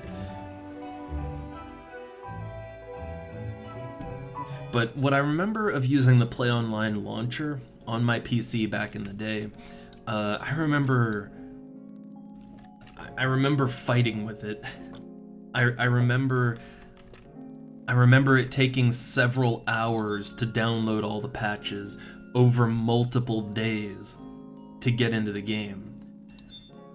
And like the download stopping a lot, and I just remember having to fight that launcher so goddamn much. I loved the launcher, ironically. Like it had, you know, it had its little music on it and everything. It was a very cute launcher. You don't really get that with games anymore. But yeah, no, it was a nightmare to actually try to, like, to actually just play the game. It was a nightmare. Alright, so putting my earth crystals in. Huh, how's that work? Try that again. I'm not sure how exactly it auto-sorted, but it didn't auto-stack the crystals together. That was a little weird. Alright, and then all this nice lumber, let's just put that away for right now. Maybe I can craft it into something later. I'll see. I think either way, I really want to, yeah, let me sort that. Yeah, I think whatever I do, I just know that I need to farm some crystals. Or else the cost of crystals alone is gonna get out of hand.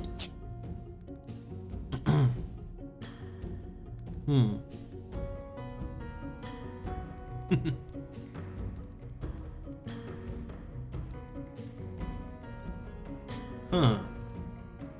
Like what's this now?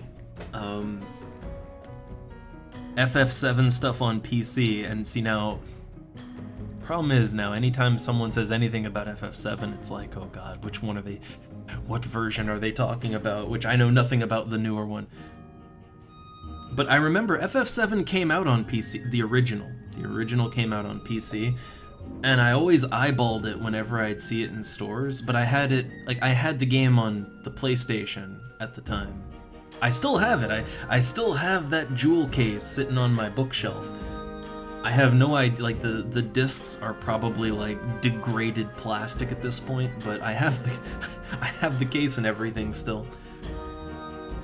But I couldn't justify getting it again on PC, but the box looked really impressive. It was in one of those big, you know, like big unique shaped boxes, which anyone who was a PC gamer back in the day, you know the allure of those big, like, they weren't just rectangles, like they often had like a unique shape to them. And they were big, right? Big, unique shaped boxes with like a, you know, there'd be like a flap that you could pull out and, you know, read about the game and all that with all the screenshots and stuff. And it was a whole experience, right? And it was really, really good at tempting you to buy the game, no matter what the game is, right? It felt mystical almost. That was my experience anyway. I don't think you really get that anymore. I will admit, I have not bought a physical game in a while. It's been a while. I miss it in general.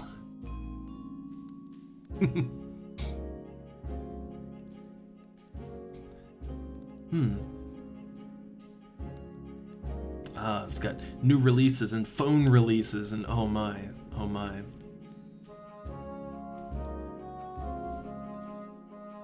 Oh yeah, that Stronghold box. I never did Stronghold. I knew about it, but I never did it. But I had lots of other like strategy and simulation games that I loved back in the day, and I still love that when I bought the Creatures games for simulation, right? They came with a plushie. Like they were a big vertically rectangular box, like a cube, right? A big vertical cube. And yeah, they were like that because inside the box was a little, like, not a little, it's a good sized plushie actually.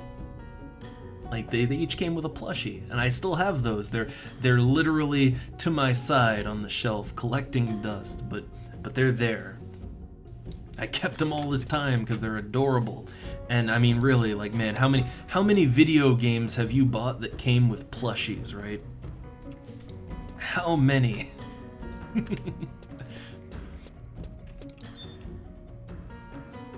Alright, I gotta think what else I want to do other than like woodworking and stuff.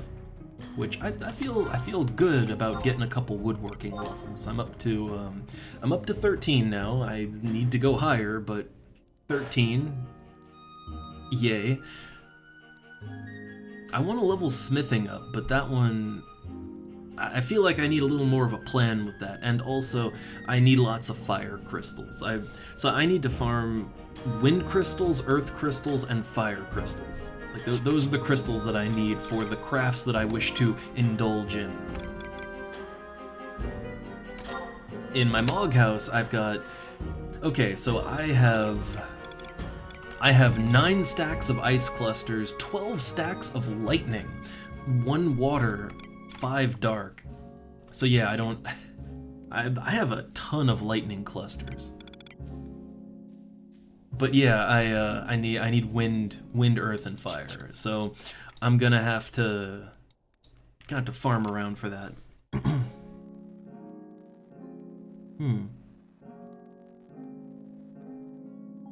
Oh no. See, so this is kind of why I stay away from phone games, because I know that's how your standard phone game operates. That's how a lot of games operate these days. Like, oh, it's free to play.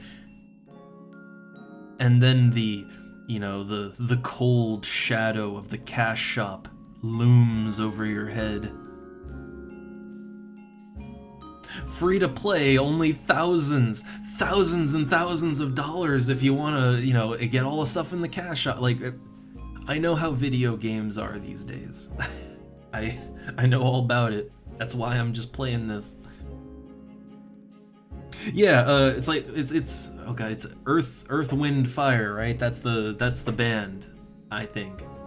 God, why do I even know? I think I know that because didn't they do a song for the original show, Charmed, the intro? Didn't they do like some? I think they did some songs for that, like not for it, but like they were used for it. God, why do I know all this? Get out of my brain. Why did I watch Charmed? Ugh. Why did I watch every single season of it? Alright, see you later, Sito. I don't know. I don't think we'll go like super longer, so I don't think you'll miss out on too much. Not that there's much to miss out on. Exciting crafting and whatnot. But okay. So I don't want to. I want to do more crafting. Don't get me wrong. I want to do more crafting, but I really, to save some gil, and because I know I can do it if I put my mind to it, I want to, I want to try to hunt for elementals and get those crystals in order to craft rather than buy them. Because I know I'm gonna need like I could see myself going through 12 stacks of crystals like it's nothing, right?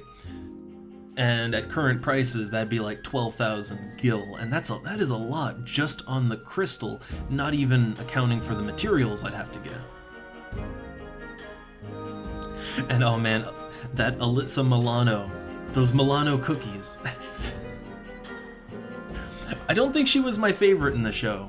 I honestly, if you ever get the chance to kind of go back and look at some of the episodes of Charmed, honestly, all the lead characters are just kind of, they're all kind of terrible, like just all around.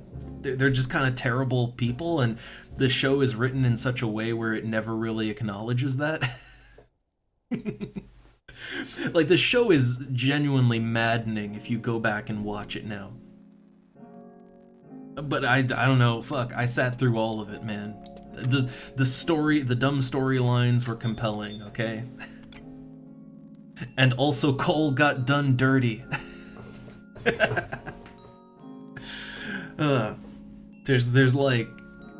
There's like 2 people on the internet will understand me, but you know, you know.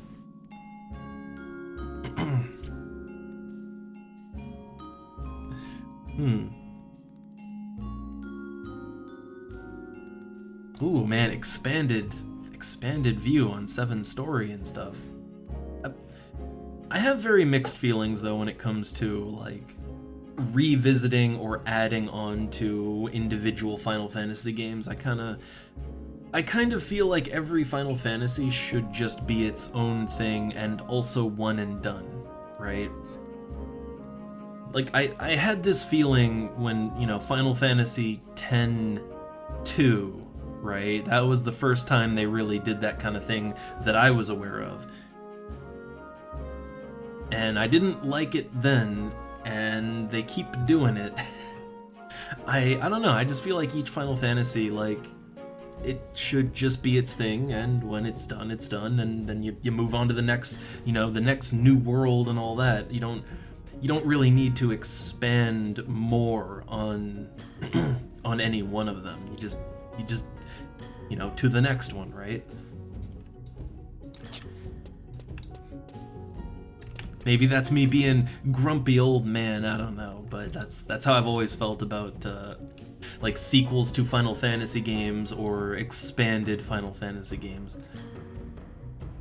All right, I'm trying to think what I want to do exactly. I did my grind. I got my grind in. Got my craft grind in. I got that Tavnasian outpost. Yay. So I'm really thinking, what do I want to do right now for you know, maybe up to an hour, right?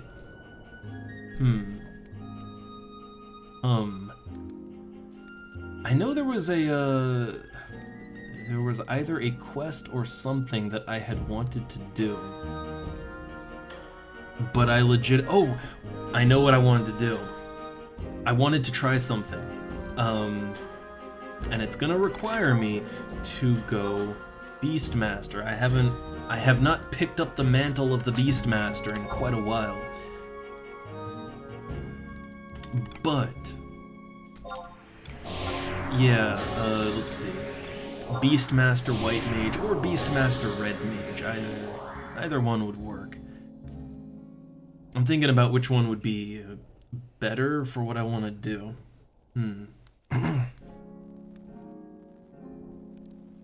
But what I wanted to do is Fenrir. I still don't have Diabolos or Fenrir.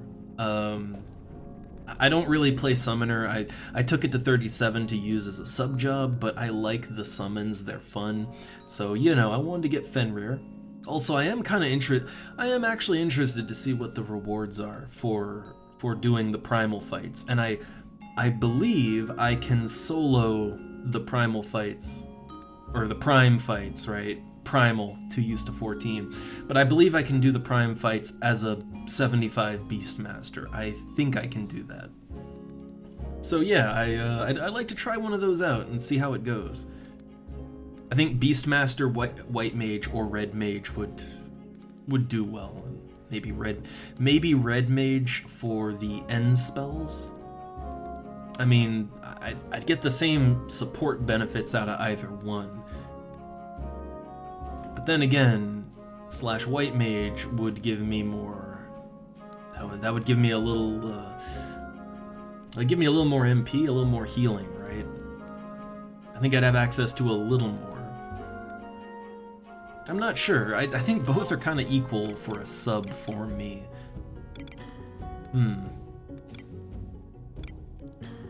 Oh, tough call, but I'm thinking White Mage because I don't have normal Shell 2. I only have Shell Ra 2. And I'd rather not buy Shell 2 right now. I'd rather not. Yeah, see, I only got Shell 1, and then I just never got Shell 2, Shell 3, or... Yeah, I don't have Protect 3 either. I just went straight to the AoE version. But okay, that's the thing I wanted to do.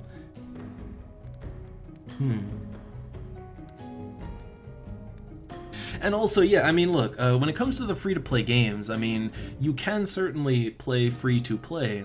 It's just, the problem that I generally have with those games is that they're designed from the ground up to make you want to spend money on them.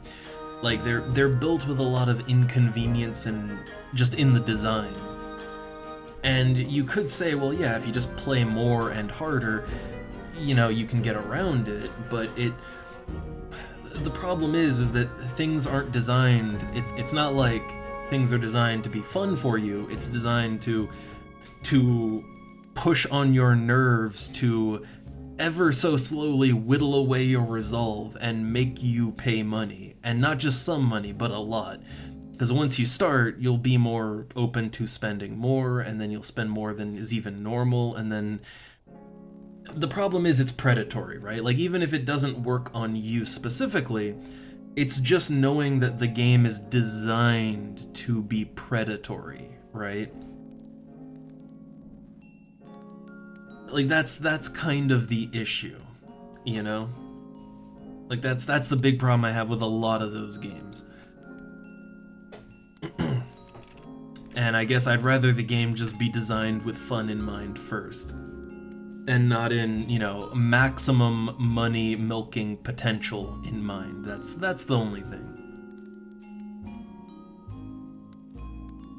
And yeah, like, if you even, like, a lot of, like, what a lot of those games do is they will forcefully pop open the cash shop on you, and, you know, you see what you could be getting, and that, like, again, it nudges at the back of your brain, and you're thinking, man, I should, right? And then, like, that's the problem. It's like, it's so carefully engineered, all of those games, to make you a walking piggy bank, and like, I can't support that kind of thing. Even if I don't do it, like, even if I say no, I know that, like, some kid somewhere, right, or some irresponsible adult is just, like, they're just burning their bank account on microtransactions and stuff, and it's like, no, can't support it.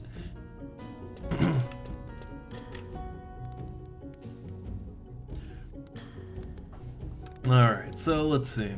Yeah, I'm going in Beastmaster White Mage. I think that'll work. I just need to make sure I have, like, I need to make sure I actually have equipment for this. I don't think I took anything out of my wardrobe. I think it should all still be there. Yeah, here we go. So I have got my spells up. And yeah, the old mobile gaming discussion, or specifically the more free-to-play. I get, you know, mobile and free-to-play aren't the same thing. They often are, but they're not necessarily one and the same. My issue is more with the free-to-play model for most games, and then you combine that with mobile games, and yeah, it's a bad, dangerous mix. But yeah, I've certainly played, like, you know, mobile games that don't feel like that, but they're kind of rare. Like, it just seems more common. It's more common and more accepted in mobile games that games are predatory like that. I just figure it's a different generation of gamer, you know? Well, I still struggle to call people who only play games on a phone gamers, but, like, fair enough, whatever. I just feel like maybe people who are more used to that they're generally more open to being taken advantage of. I know that sounds bad, but it's kind of true. Like, I grew up expecting quality and not to be milked constantly. And so I kinda still have that standard, you know?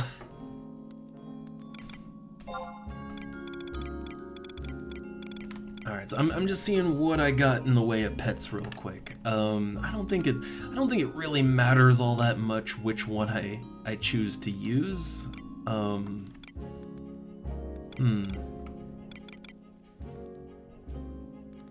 mean, I got a lot of carrot broth, so hell, why not? Let's go with that. Let's go with that cool little rabbit. I like him. And I don't think I have any, like, I mean, I don't think I need any food or anything. I'm going in as a / white mage. I should be okay. Maybe take, like, some pineapple juice or something, but I should be alright.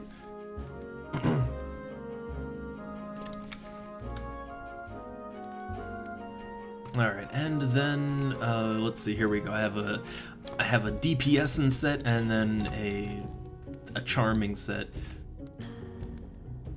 I know the avatars are probably gonna, like, even unsynced, they're probably gonna hit really hard, so I don't wanna go in just like no vitality, no intelligence or anything.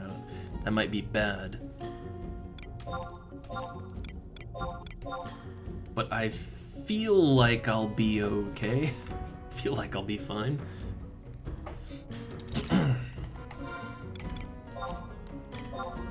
Alright, let me get my, get the old glam on real quick. Which I guess, this is my Sandorian one. No, that's not the Sandy one. Which one's my, yeah, here we go, this one.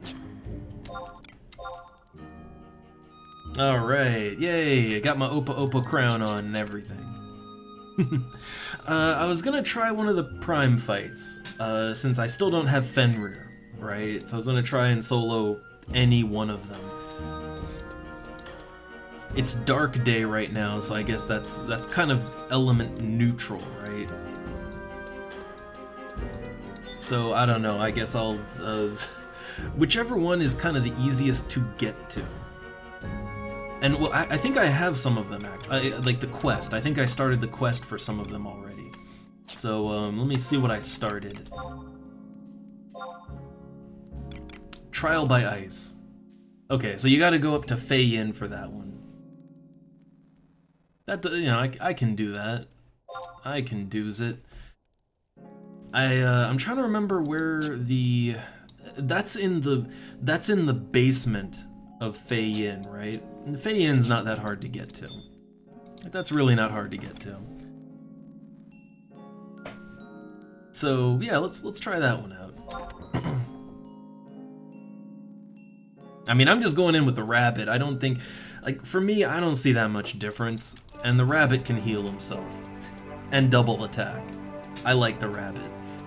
I use it almost all the like here's the thing, since they did the changes to the pets, they I feel like the sheep is not nearly as good as it used to be, and I never liked it in the first place because everybody used it. But I mean, like, all the pets kind of have slight situational usefulness now, and they're a little less overall good, like all of them. But I've always liked the rabbit because it can heal itself. And it has a good AoE, like a good strong AoE, and it can heal itself. And it double attacks too, which is nice. But in a fight like this, I'd say I'd just be using I'd use its points to heal itself. Like, just keep it alive, right? And maybe I should get some pet food too. I didn't have any in my Mog house, right? I completely forgot about that. I have 2 pet food Zetas. I mean, you can only use 1 pet food like every couple minutes, so I don't think I'd use more than that. Like, I can't imagine I'd use more than 2 pets and 2 pet foods. Can't imagine. Like, mainly just because by that point someone's gonna die, either me or it. So, alright, let's, I'm going in with / white mage, because I figure the bar spells for element would be nice. So, okay, we'll go in with that and some melon juice. That shouldn't be too expensive. Yeah, it's 900 gil. So, a nice 900 gil melon drink. May or may not need it. I'll see.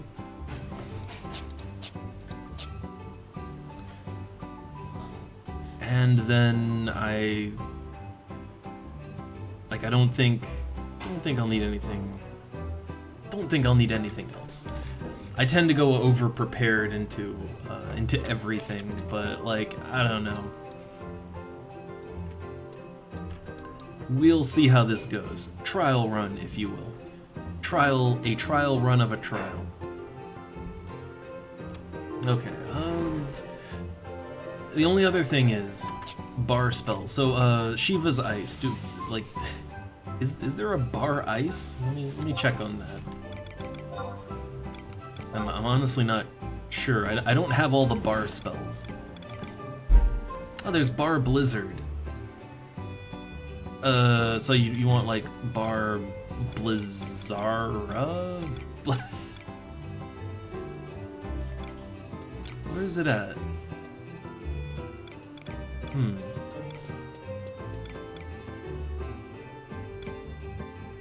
Oh yeah, here we go. Bar Blizzara. And I already have it. Okay, that's cool. I guess if I'm gonna do the if I'm gonna do these, I should probably just get all of the bar spells now. So I have Barfira, oh, I think I have all of them. Huh. Okay. Yeah, those are the single target ones. So yeah, fire, ice, wind, stone, thunder, water. I feel like something isn't covered there. It'd be the light and dark stuff, right? And that's not one that there's a bar spell for, I don't think. So yeah, I figure just, you know, bar Blizzara and protect shell, bar Blizzara, and it shouldn't be too bad. We'll see. We'll see.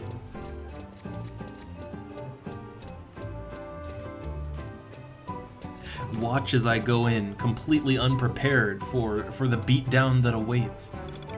Oh, what I should do though is I have no idea the actual difficulty, but I should probably go in with some nice food, right? Some nice food would help. Preferably something that also boosts my pet's accuracy a little bit. So that would be a tuna sushi. Let's see, that'd be under seafood.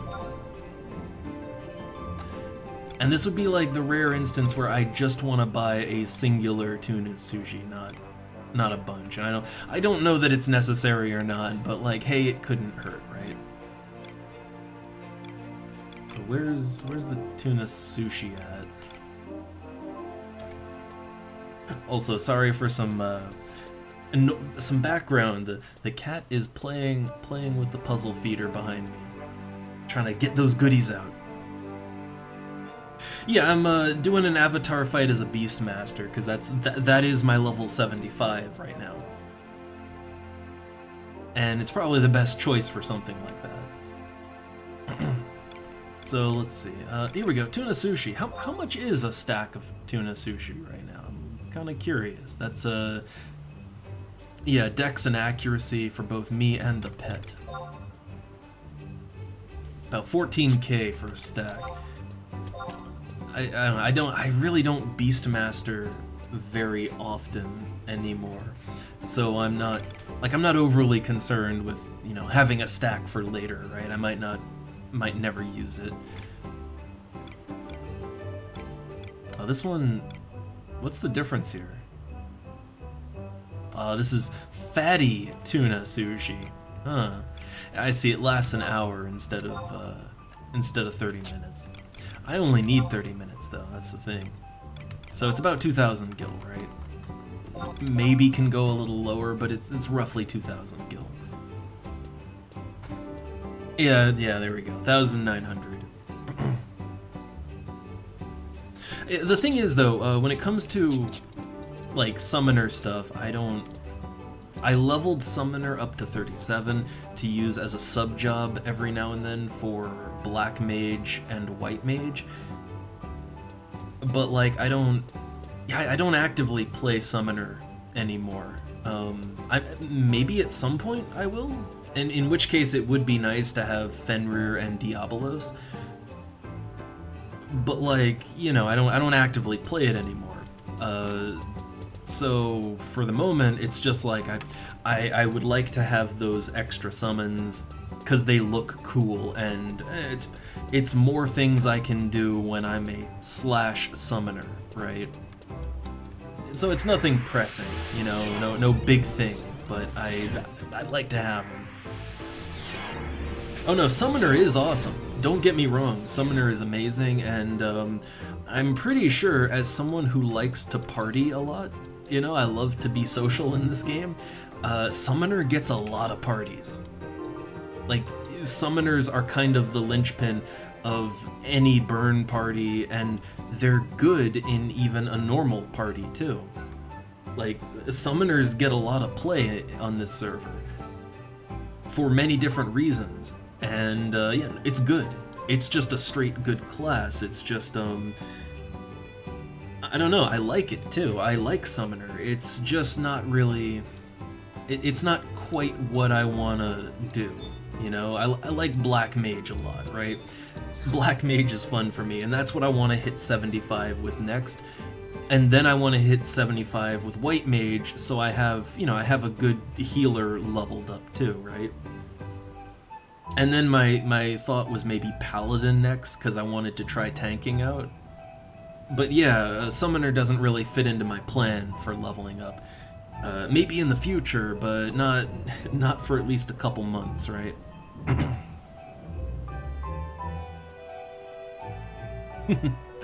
I mean, no, again, Summoner's great. But here's the thing, I'm gonna say this, right? I've played Summoner on other servers, and I did try Summoner way back in the day. And I'm gonna be honest, I always felt like Summoner, like in this kind of era of the game, it was always kind of underpowered. Like, I feel like the summons, you know, their abilities and stuff just didn't really do enough damage, or things like, it felt like the utility wasn't quite there, and having Refreshka with Leviathan, hey, that's nice. But yeah, I feel like there were just certain things that weren't quite tuned good, and it's nice to see Summoners in a good place here, right? Even if I'm not doing it just yet, it's nice to see that they're doing well.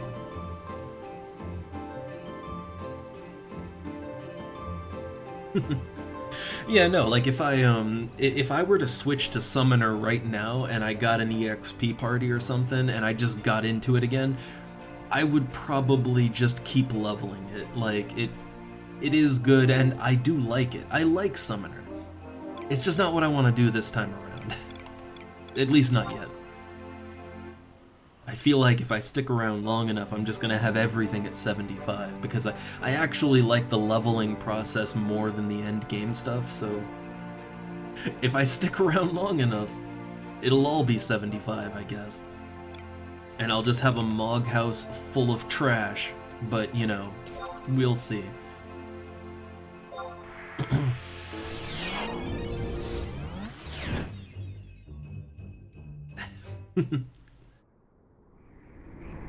Alright, ooh, hey, you can get all the ice crystals you can handle right now. I have like 9 stacks of ice clusters in my Mog house. I mean, I guess it's used for alchemy, and I do want to do that, but not the craft I'm working on right now. Also, well, since I switched over to Beastmaster, taking my party flag off, I don't really have time to do a full-on party right now either. Okay, so gotta make my way down to Fei Yin, and then the Cloister of Ice. That's in the basement, right? There's like 2 zones that splinter off from Fei Yin. There's the arena where a lot of missions happen, and then there's the Cloister, and I think the Cloister is the one in the basement, and the arena's off to the east on the 1st floor, right? If I'm remembering the layout correctly. I don't spend that much time in Fei Yin.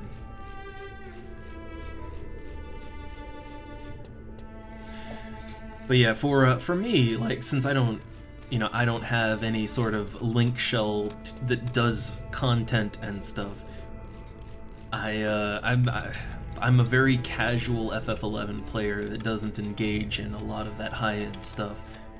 So for me, my sort of end game goal, if you will, is just simply to have one of every role leveled up. So like, you know, a good solid party-friendly DPS, which Beastmaster is not so party-friendly. So that's why I'm leveling Black Mage up, and I like Black Mage. Then I want to have a healer, so White Mage, and then a tank, Paladin, right? And then maybe a support as well, which, you know, that would either be Bard or, when it's out, Corsair. But just like to have one of every role, so that, like, whatever is going on, whatever the party is doing, if, let's say, the tank drops out, I can be like, hold up, I got you, and I switch over to a tank, right? Or, you know, healer drops, oh hey, I can do that. I kind of like the idea of just being able to fill a role in a casual party to keep things moving, right? That's, or if someone, you know, like someone wants to do missions or something and they need a tank or a healer or whatever, and to just be able to fill that, right? I would really like that. That's a long goal for me. Just to be very party friendly.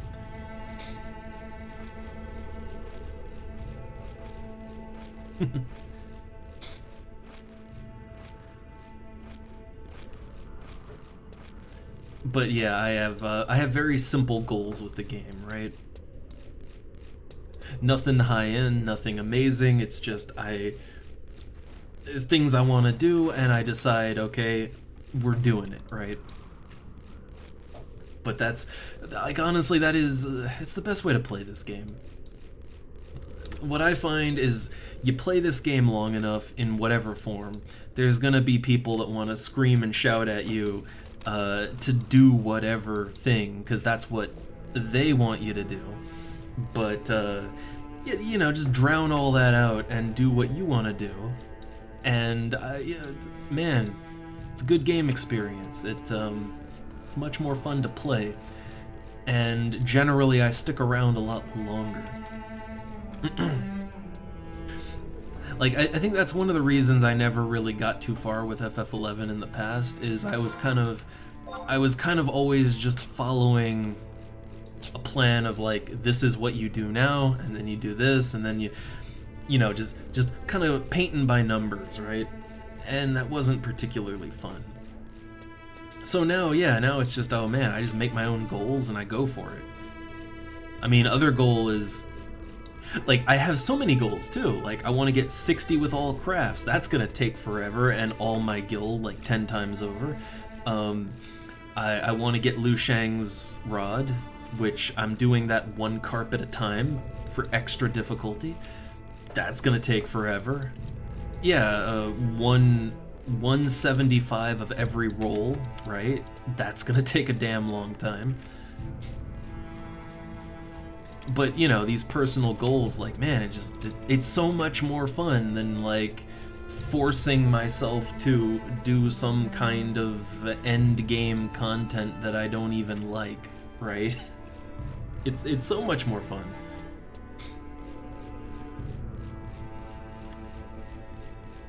And yeah, I again, this is it's kind of similar to why I want, like, one of every role, you know?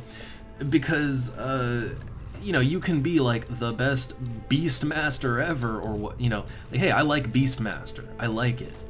But the thing is that Beastmaster is not, there's too many of them, and also it's just not needed for a lot of kinds of parties.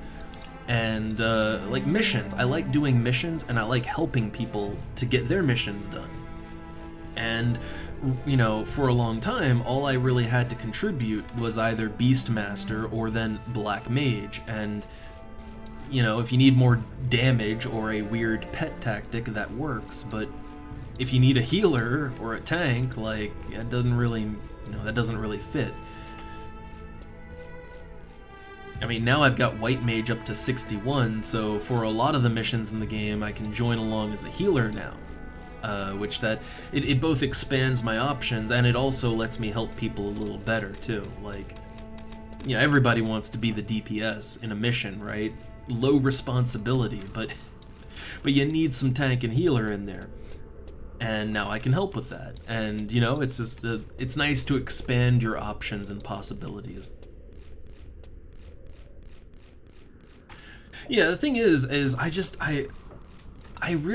I'm not an end game kind of player in any of the games that I play, even if I really like the game, Like, a great example to bring up a different game would be, City of Heroes, my other loved MMO, and, I can make, like, a really fun, quirky, interesting hero with fun powers and all, like, fun to play, but, when I max level and then I get all of my, my enhancement set bonuses just the way I like it, and the character's performing, like, they've got everything I want, and I can do all the endgame stuff, and then I just get bored, right? Like, that's when the game starts losing its interest for me. And that's when, in that game, I would roll the new character, right? And now I do the whole process all over again. In FF11, man, making a new character is quite a commitment, because of all the stuff you have to do as you level. I don't know that I'd do that, but in this game, instead of rolling up a new character, it's, well, what other classes do I like? And, back to level 1, and let's try it all over again, like the leveling process all over again, but in a different way. And that's more enjoyable than endgame stuff to me. But I think, there is so much to do in this game, no matter what you want to do. You got options. But yeah, like, honestly, that is one thing I always liked about 11, is I love that, yeah, you can level everything on one character, you can join all the nations and do all their storylines to rank 10 for, on the same character, which is kind of hilarious. Like, I like that you can just kind of do everything on one character, and you don't necessarily have to start completely over from nothing all over again, right? I'm not against alts, right? I love making alts in City of Heroes, or, EverQuest or whatever. I'm fine with it, but I gotta admit, just having that sort of constant through line of progression on the same character, it feels good. And there's so much you can work on, too. Right? Like, there's so many missions and quests and, the crafting and gathering stuff, fishing. Like, there is so much to just do in this game that if you really just kind of indulge in, like, not even end game, but if you just indulge in all of the stuff along the way, the game will keep you busy for years. And that's just... Like, that's even just the classic game, not even getting into the content that comes later, right? And I think 11 is, like, damn, 11 is good for that. Like, FF11 has a whole lot to do. And I think it has a whole lot to do for many different people that like different things and are on different levels of intensity, right? And that's actually why I prefer this over, FF14, because I know a lot of people would say to me that FF14, since I tend to play games more casually, well, FF14 should be exactly what I want, right? And in some ways it is, but in other ways it's really not. While it might be super casual in some ways, it's also like okay, in 14, the problem is the game is either completely brain dead and challengeless with no choices or decisions to be made, and you're just kind of, you're just checking boxes and getting stuff. Or the game gets really hard and challenging, and you have to do some social networking, and you gotta, like, it's either you're 200% in or -5, right? There's nothing in between. And I don't know, like, that isn't quite for me either, right? Like, yeah, on the casual end it's fine, but on the if you want to take the game any more seriously, there's not really any in between. And also there's not any choices to be made. Like there's not that many goals that aren't purely cosmetic in the game. That's the problem.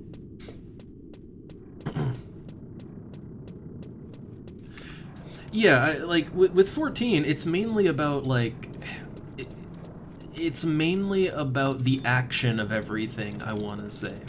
Like in 14, like the difficult stuff, right? Like the savage stuff, it's and higher, it's all about like memorization, reflexes, and executing actions, and you know, and mechanics that you have to do. It's all about mechanics, right?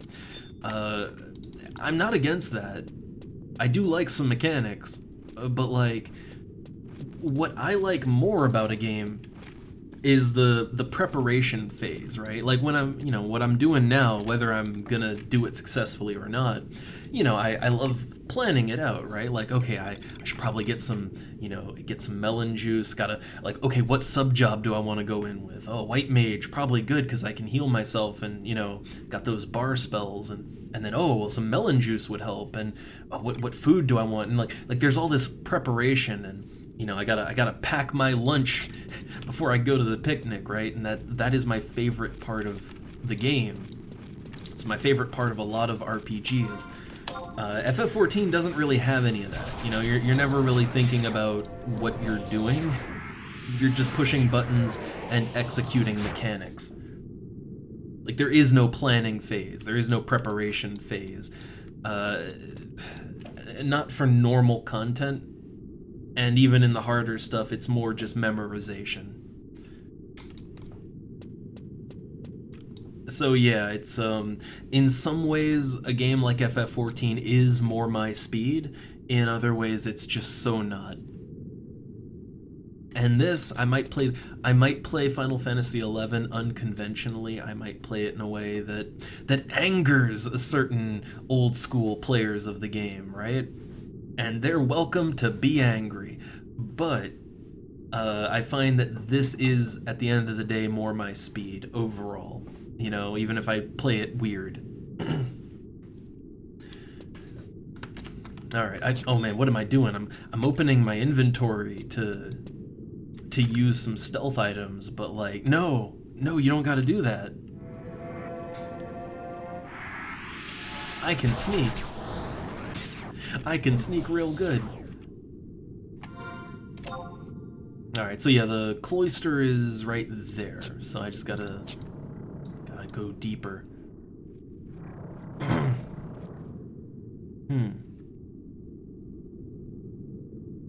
Oh man, lots of text I gotta read. Gotta read as I'm kinda, well, I'm sneaked, so I don't have to pay too much attention to what's in front of me. I don't think anything's gonna pop out and just, you know, punch my head off.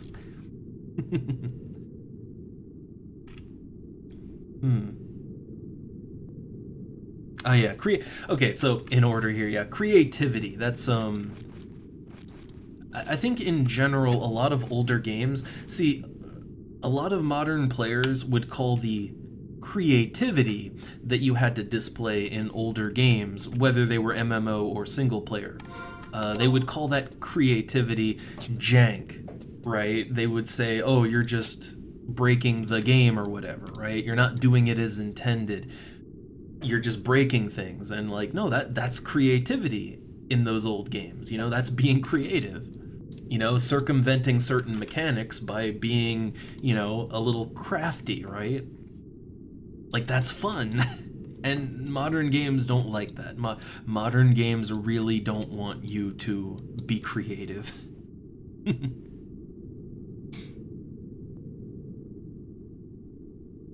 Yeah, that was kind of the main issue that I had with doing the harder fights in Final Fantasy XIV. Like, I'm not opposed to more difficulty, right? When I say I'm a very casual player of games like this, it's not that I hate challenge or anything. It's more about commitment issues and just also, you know, having the time to do it and all that, and what I want out of the game. You know, I might not want to be on 11 at all times, right? Like, you know, sometimes I want to calm down to a 5. But the main problem with doing like the hard stuff in FF14 is like it's 8-man content, and if any one of those 8 people messes up in any way, you just lose. Like, you just die. Everybody dies and you have to try again. And yeah, sure, there's not a lot of time investment in that, you know, it's not like here where, okay, you gotta run back to the dungeon and, you know, it's not that bad, but the thing is that, it's still tedious, it still wastes time all the same, and like, so many groups just fall apart because, you know, you can't get all 8 players to execute the mechanics flawlessly every time reliably. It's hard, you know? It's a lot of coordination, and just, it does require a lot out of people, and even if you can do it individually, you might not want to always wrangle 7 other people, you know? And that's why I kind of... there was a time I did the Savage rating in FF14, but I really fell out of it, and then I just lost interest in the game. And I lost interest because if you're not doing like that kind of content, all you're really left with is the brain dead normal stuff, and it's not just that it's not challenging, it's that there's no creativity. There's no, like, you're literally doing exactly the same thing every time. There's no variation. It's there's no room to just have fun, you know? So yeah. I don't know. I've been down the whole, like, why I don't play FF14 and I like this even if I play it weird. I've been down that rabbit hole many a times, and it always comes back to that kind of stuff.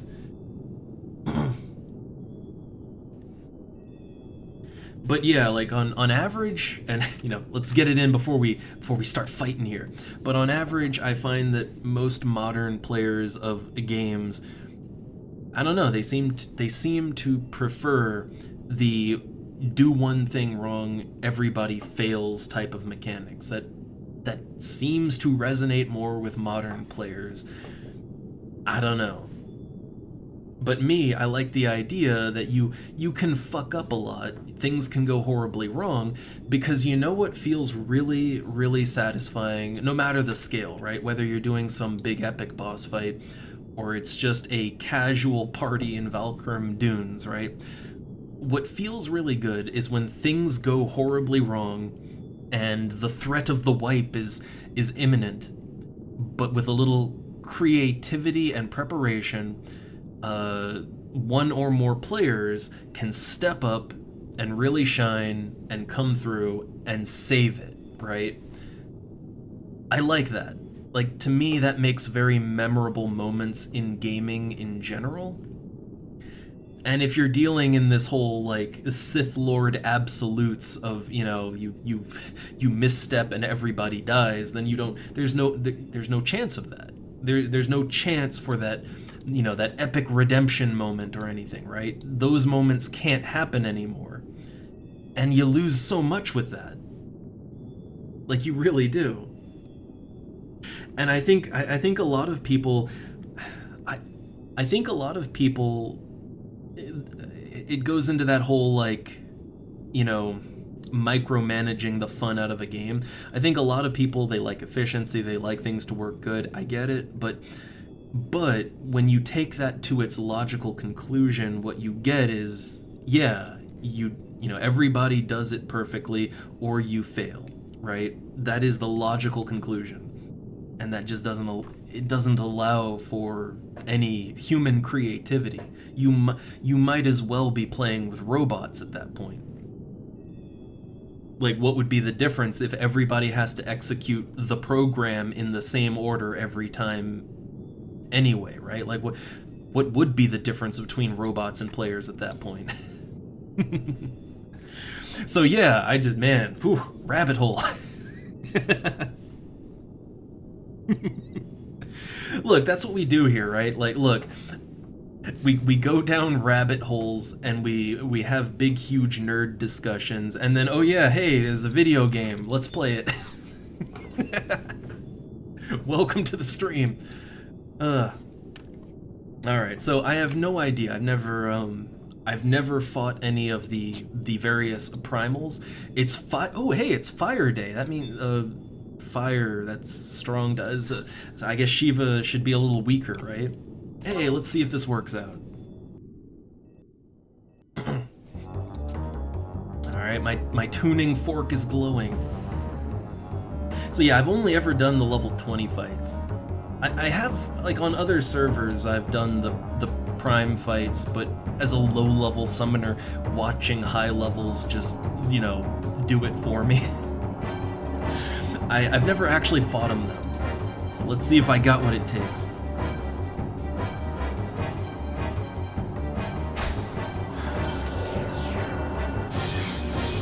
Oh, okay. So I might want to watch out for that 2-hour, but yeah, I'm slash white mage. I have shell 2, and I have the bar spells, right? So I should be, as long as I keep all that up, I should be all right. I hope. Let me call Beast. I got 30 minutes to do the fight, so that should be more than good enough, right?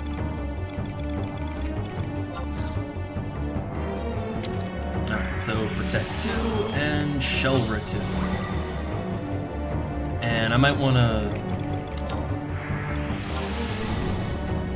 Well, hold up. I might want to set that bar spell up now, right? So you don't need bar sleep. You need bar Blizzara. That's the spell, I think. All right. Yeah. Have regen. Do that on myself, can cure myself, can be a 2. Oh, I have... This is kind of multi-purpose for red mage as well, but like, this will be fine, I think. This will be okay.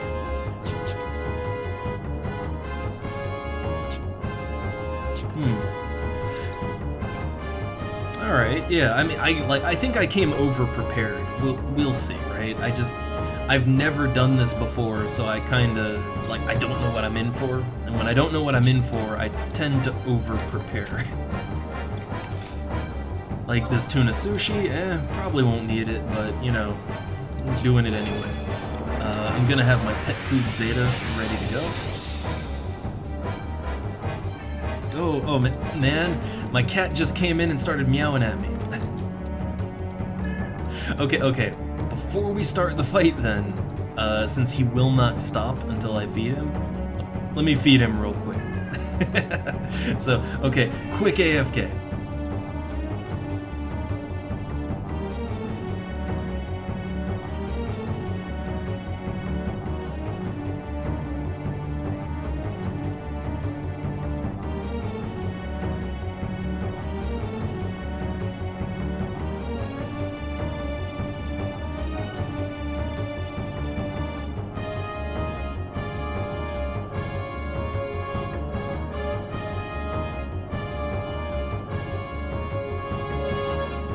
Okay.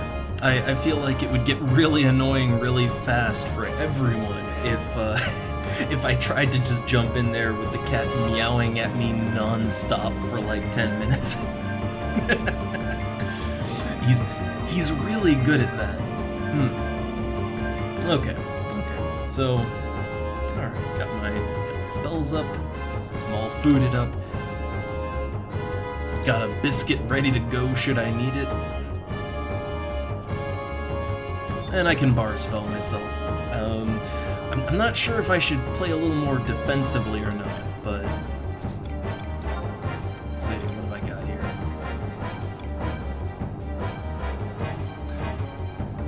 Wondering if I should, like, up my int just because that would... I don't know, we'll see. We'll see how it goes.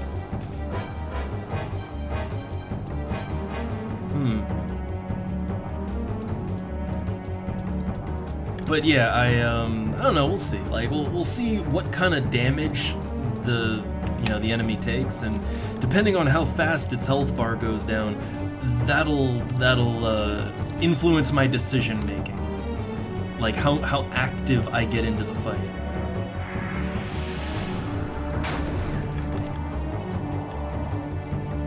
All right, so Shiva Prime. Alright, well, I mean, my rabbit just punched it for 2% of its... every punch is 2% health, so, I mean, it's gonna go down pretty quick at that rate, right? So I guess what I gotta watch out for is, like, big AoE abilities, right? Ooh, man, look at that. That was a nice-looking attack. It didn't do anything, but it looked cool. Yeah, no, she was going down pretty fast. I can throw Dia 2 on, and that'll make it go even quicker. Yeah, like, unless Shiva does something incredibly crazy. Ooh, I like the look of that. Like, her attacks are doing nothing. I think going in on Fire Day probably helped, right? I did not even plan for that. It just kind of happened, right? Happy accident there. Okay, so yeah, around 50%, 2 hours, so I might want to back off around then, right? Like, yeah, maybe, what's the range on the 2 hour, actually? I don't know what the range on it is. Oh, man, I haven't even been using the ready commands or nothing. Oh, that's just rush. But hold up. Ready command. Wild carrot. I might be able to get away with not even using a single biscuit or anything, right? Okay, so it's like, so if I'm over 20, probably be okay. Well, she's down to 45 health, 45%, so she should be doing something soon, right?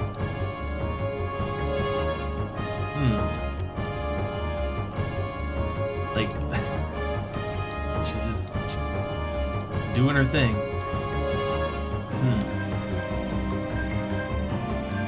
I mean, yeah, look at my rabbit's health. It's not even moving, and I don't even need to use that wild carrot, right? I could probably get a little closer, do some roll claws. Oh, diamond dust! Diamond dust! Back the fuck off! 188 damage, man, okay. Is this the power of Fire Day, or is it normally this week? Like, I came in here expecting to get a trampling, right?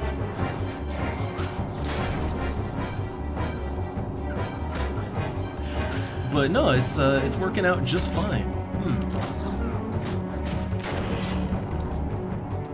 Yeah, let me do roll claws now.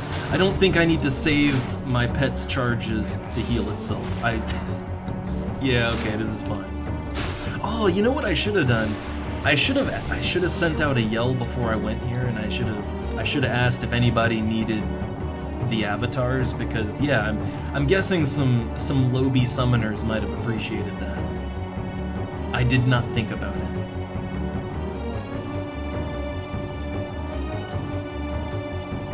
Okay, yeah, I wasn't sure how important doing the avatars on their weekday would be. Like with the mini trial fight, you definitely want to do it on their weekday. You don't have to, but it really helps. So I figure it helps here too. Alright, so same as the mini fight. Good end. We've done all of them before. Or well, I did the mini versions, but yeah. So yeah, I got a Whisper of Frost. So for Fenrir, you gotta get all the whispers, right? Now, my understanding is, if I even go back to the NPC in Sandoria, like if I even talk to the NPC, that'll get rid of my Whisper of Frost, and then I'd have to do this all over again. That's my understanding. Like I can't even look at the potential rewards, right? Okay. So then I'll just hold on to that. So that's one down. That was a lot easier than I thought. Like I went into that, right? Like I got my tuna sushi, I had my melon juice ready, I was all prepped up for whatever might come at me. But no, the rabbit just, you know, just destroyed Shiva. So yeah, it worked nicely. Alright, so yeah, I guess I have to do that now for the other ones too. Fun times, fun times. Let me use my, hold up, not my warp cudgel. I have something even better than that. Hold up, what am I doing? Looking into macros. No, switch out this weapon for my treat staff too. Yeah, can only use it once a day, but hey, that's a free warp, right? Free warp.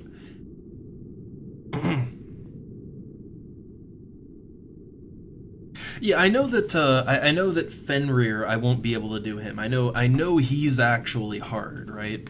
Like that is not a solo fight there for anyone. But well, so like if I want to do Fenrir, I mean, I gotta get all my whispers in. Like I have to be ready to do the fight. And then I'll need to put a yell out for it. But just getting ready. I can get ready. All right, treat staff. I love how fast that executes. Like the treat staff is possibly the fastest warp in the game. Like once it's actually equipped, right?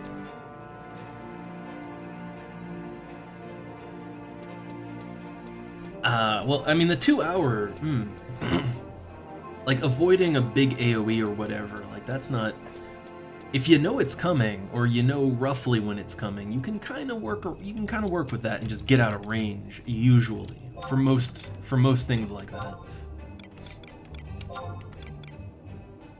All right, so let's see, get my sickle back on. Another reason I'd like to go Bastok at some point, because I don't get the +7 accuracy because I'm not a citizen of Bastok. Very petty reason, but I also just want to go Bastok sometime anyway. I like them the best. I just did Sandoria because it's something different.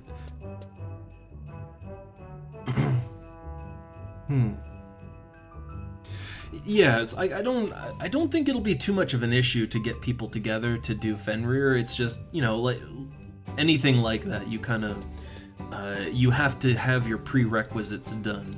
You know, you got to be ready to go. And right now, that Whisper of Ice is the only one I've got, so I kind of need to do the rest of them now. Do I have any of the other ones? I got the Trial by Ice.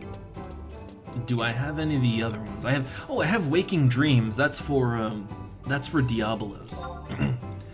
So I went to like the guy in Windurst, and he gave me the Waking Dreams quest. So I think that's all I need, right?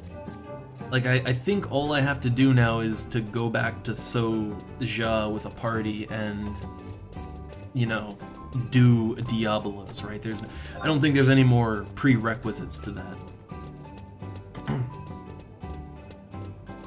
Okay, yeah, I would love to get Diabolos. That one, I don't think I'd do much with him, but like, it looks cool, man. That is like 60% of being a summoner is looking damn cool, right? Tell me I'm wrong. Alright, so is that the only... Oh, I have Trial by Lightning. Okay, so that's the boy... Yeah, it says it in there. That's the Boyata tree. Okay, so I gotta go to the Boyata tree. I have Trial by Water, so that's Leviathan. And that's in the Den of Rancor. I hate the Den of Rancor. I don't look forward to going there. I mean, hopefully it's not too hard to actually get to him, but we'll see.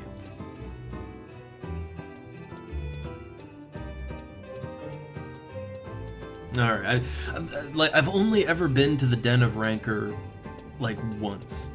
And it was doing the Zalart missions to get Sky Access, and I think I was level 60 something when I did that. I wasn't 75 yet.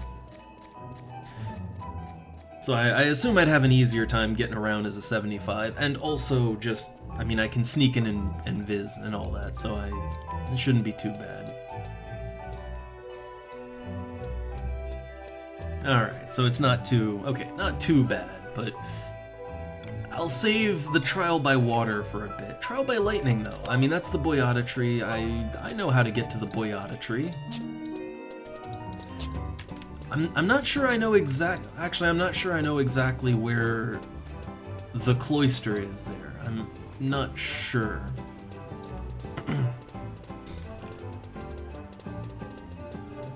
But I don't think that one will be too hard to get to. I've been around the Boyata tree a lot. Good place to solo spiders. And all the merit parties that want to go there, right? The merit/burn parties.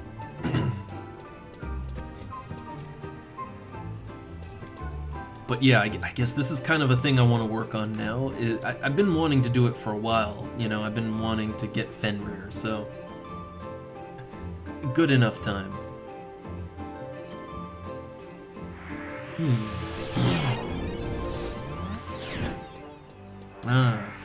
Yeah, I kind of figured it was up around that big, like, you know, where all the merit parties and stuff go, right?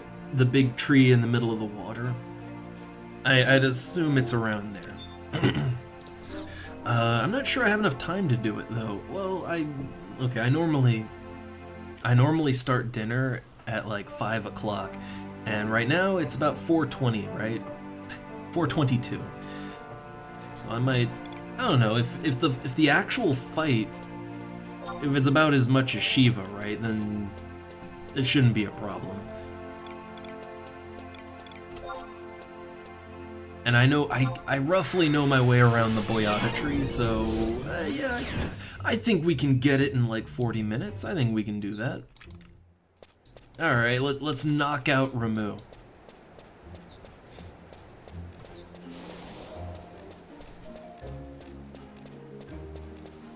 I guess I was expecting these guys to be a lot harder, but I guess the hard part is Fenrir, right? That's the hard part.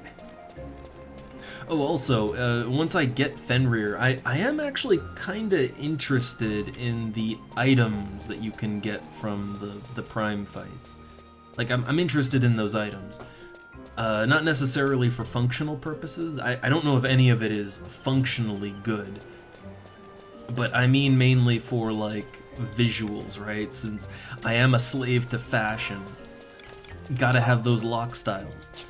I don't know if there's any good, like, if there's any kinda unique cosmetic type stuff you, like if anything visually looks unique, right?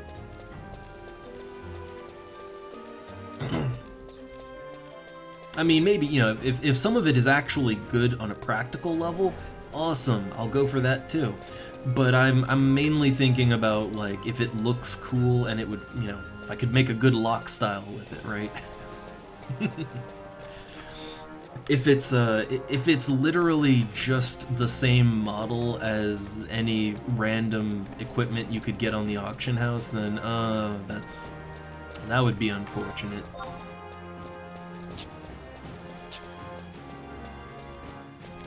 Like, can't you get, like, I don't know, Ramu's staff from like, as a reward for fighting him? Is it a unique looking staff, or is it just like another copy paste wooden mage staff? I'm gonna be so upset if it's just a random wooden staff. Yeah, I don't even see. I don't know either. I've never seen anyone like wearing any of it.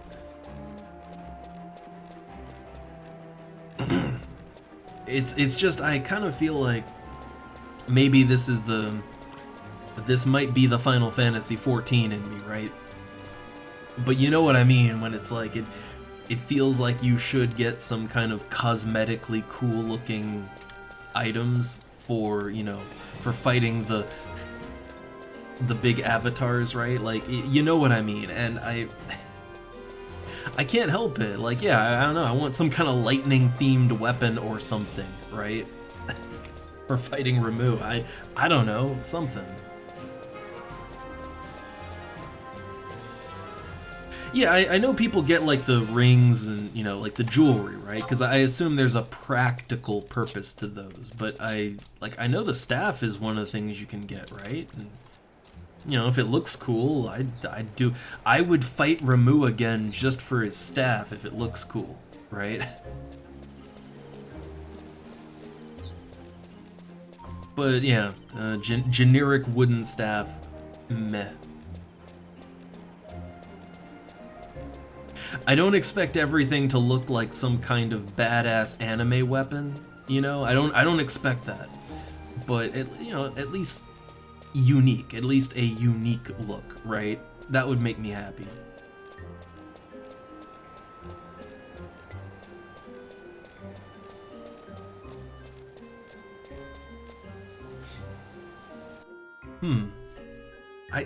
I really wish there was more like readily accessible, I don't know, just pictures of the various, like, you know, pictures of the various equipment in the game, right? Like a lot of more modern games, there's always some database or something that just has all the like appearance of everything so you can take a look at it. But there's a shocking lack of that when it comes to Final Fantasy XI. Like, for most of the equipment in the game, you really only know what it's gonna look like when you actually buy it and wear it. And there's a lot of copy-paste going on. Like, I mean, a lot of copy-paste. So you're gonna be very disappointed most of the time. I am still looking for anything that makes it look like I have bare hands. Like no gloves, right? And I think that doesn't exist. I think everybody has either gloves or bracers on at all times. There's not like just wearing a piece of jewelry as a glove piece, right? There doesn't seem to be anything like that.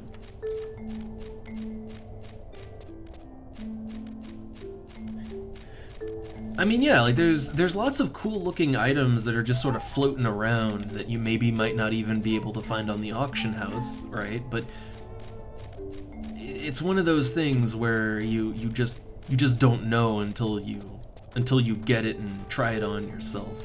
I know this is like guy sitting here ranting about fashion in this game, right? But maybe FF14 broke me.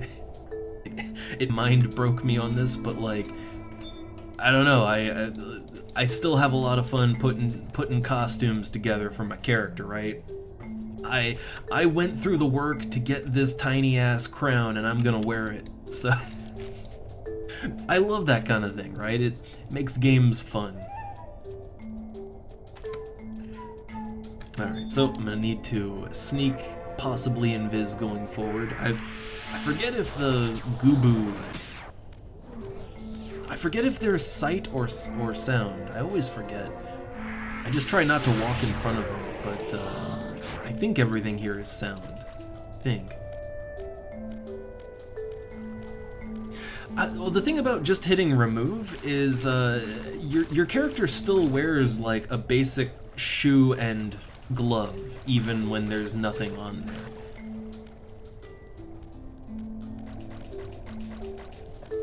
Like, I can show it sometime, but like if I were to, like, you know, lock style with you know, the body and glove piece removed, my character still wears like a sort of, it's like a sort of glove bracer on the hands. It doesn't cover the hands, but it's still like a partial covering bracer thing, right? It's not just bare arms. That's what I mean, like there's no just bare hands / arms look, as far as I'm aware. I mean, you know, prove me wrong, but I have not seen anyone in this game with just like bare hands. No one. You gotta wear gloves. You're born with those gloves on your hands.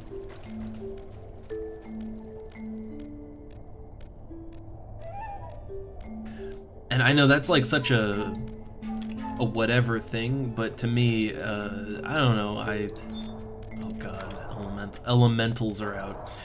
To me, I kind of, I don't know, like, for certain looks, I feel like the character having, like, nothing on hands it works out better, you know, for certain looks. And that is just something that is damn near impossible to achieve here. The only thing that you can kind of achieve it on is if you use the summer event chest pieces. Those also cover the arms, and you just have like the weird ring, the sonic ring that you wear around your wrist, right? That's about as bare as it gets, I think.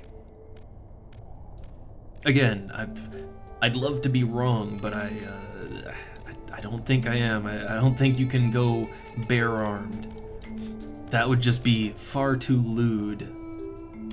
This is absolutely degenerate there. Alright, so, right, okay, here, so it's like... I see crystal there, right? Let me get my bearings for a second, and also let me get my MP back. Gonna get my MP back and get my bearings and just have a quick peek at a map, you know? Alright, so Boyata Tree map. Let's take a look. What do we got? So where I'm at... Okay, the Cloister of Storms it's the southeast. Okay, so it's... Right, it's the southeast exit to this area. Alright. Bearings gotten. But I still want to get my MP back.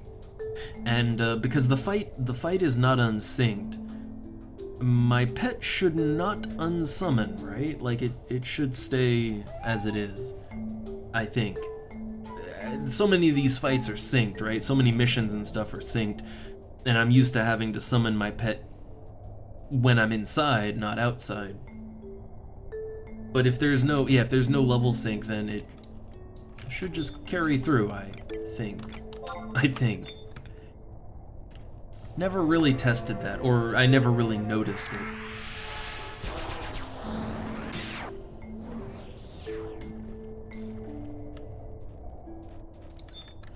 These Elder Gubus.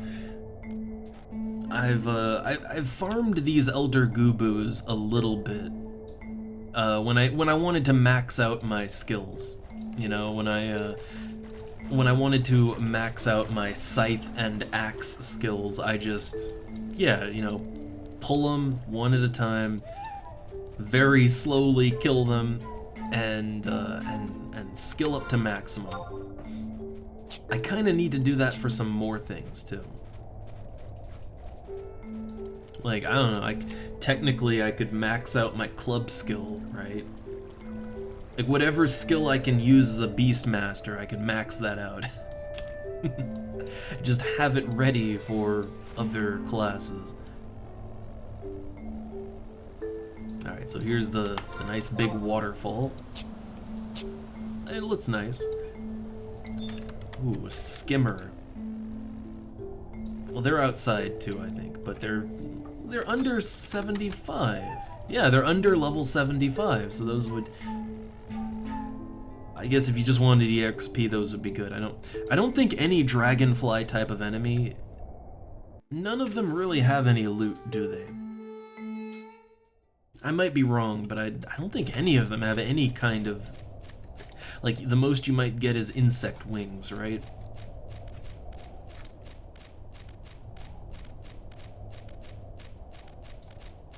Okay, here we go. Well, if this is as easy as Shiva, put me in, coach. Let's do it.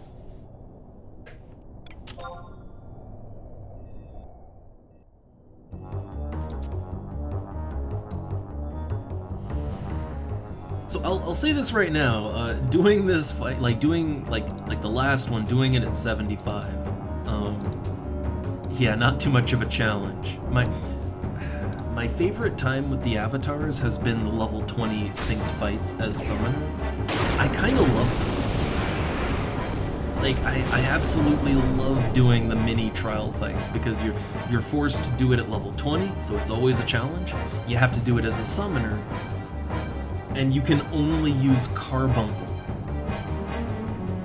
Like, because of the restrictions, it's actually really fun. Like, I'll just do those fights, right? I'll just do them for fun. I wish you could do it more than once, because it's just a fun time.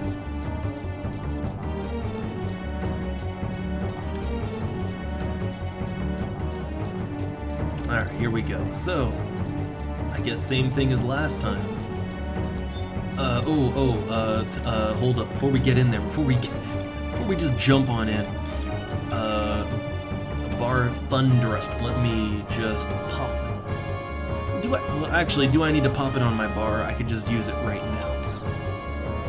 I can just cast it from the menu, honestly. It's not that big of a deal.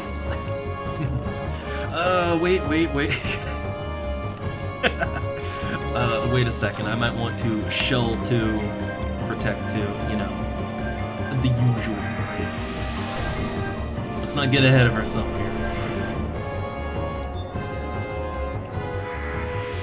The spells are just starting to fade now. Alright, let's do it. Ramuh Prime. I sure hope it's as easy as Shiva. So I think with this one, yeah, like let's use the Pet's Ready command and use it for damage dealing. I was gonna, like with Shiva, I was gonna save it for Wild Carrot so that the rabbit could heal itself, but I don't think that's necessary.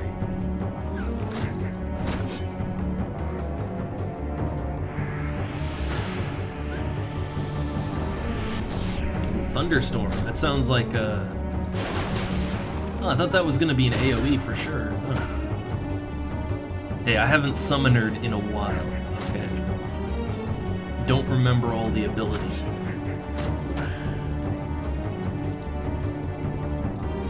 But we're not fighting Ramuh on his weekday, right? Yeah, it's just a normal day for him.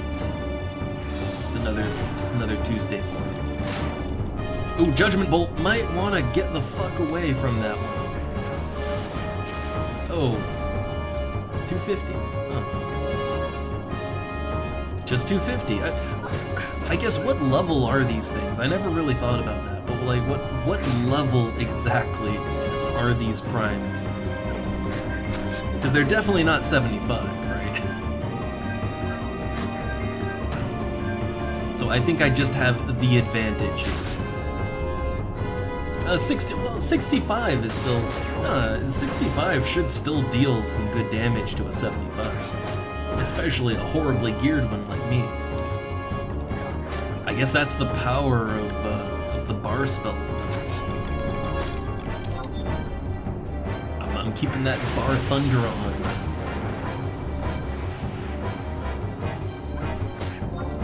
Alright, end it! Almost. Alright. So yeah, it's like it's a less than 5-minute thing. Not bad.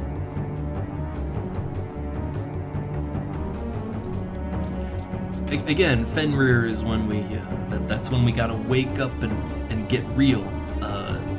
So yeah, so these primes aren't too bad. At least they're not too bad as a Beastmaster who also has all the bar spells, right?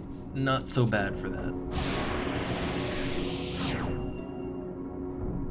Honestly, the level 20 mini trial fight is much harder than this.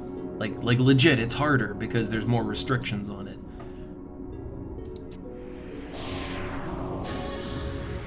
Alright.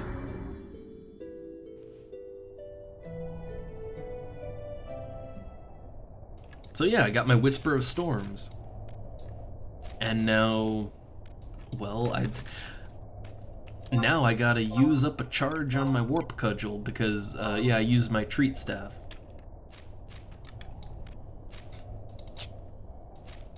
Wait, I just realized, as a /white mage at level 75, I can technically... I mean, I'm not sure it would really be, obviously the warp cudgel would be best, but if I was going for not spending money on things, I guess I could teleport to the crags, right? And well, then again, taking a chocobo from a crag, that's like 1k, right? Like those chickens ain't cheap at the crags, so that wouldn't really save me any money.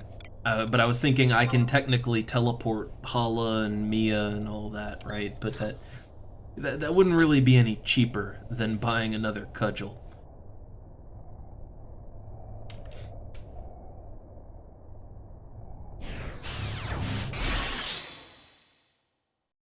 Alright, so Shiva and Ramu down.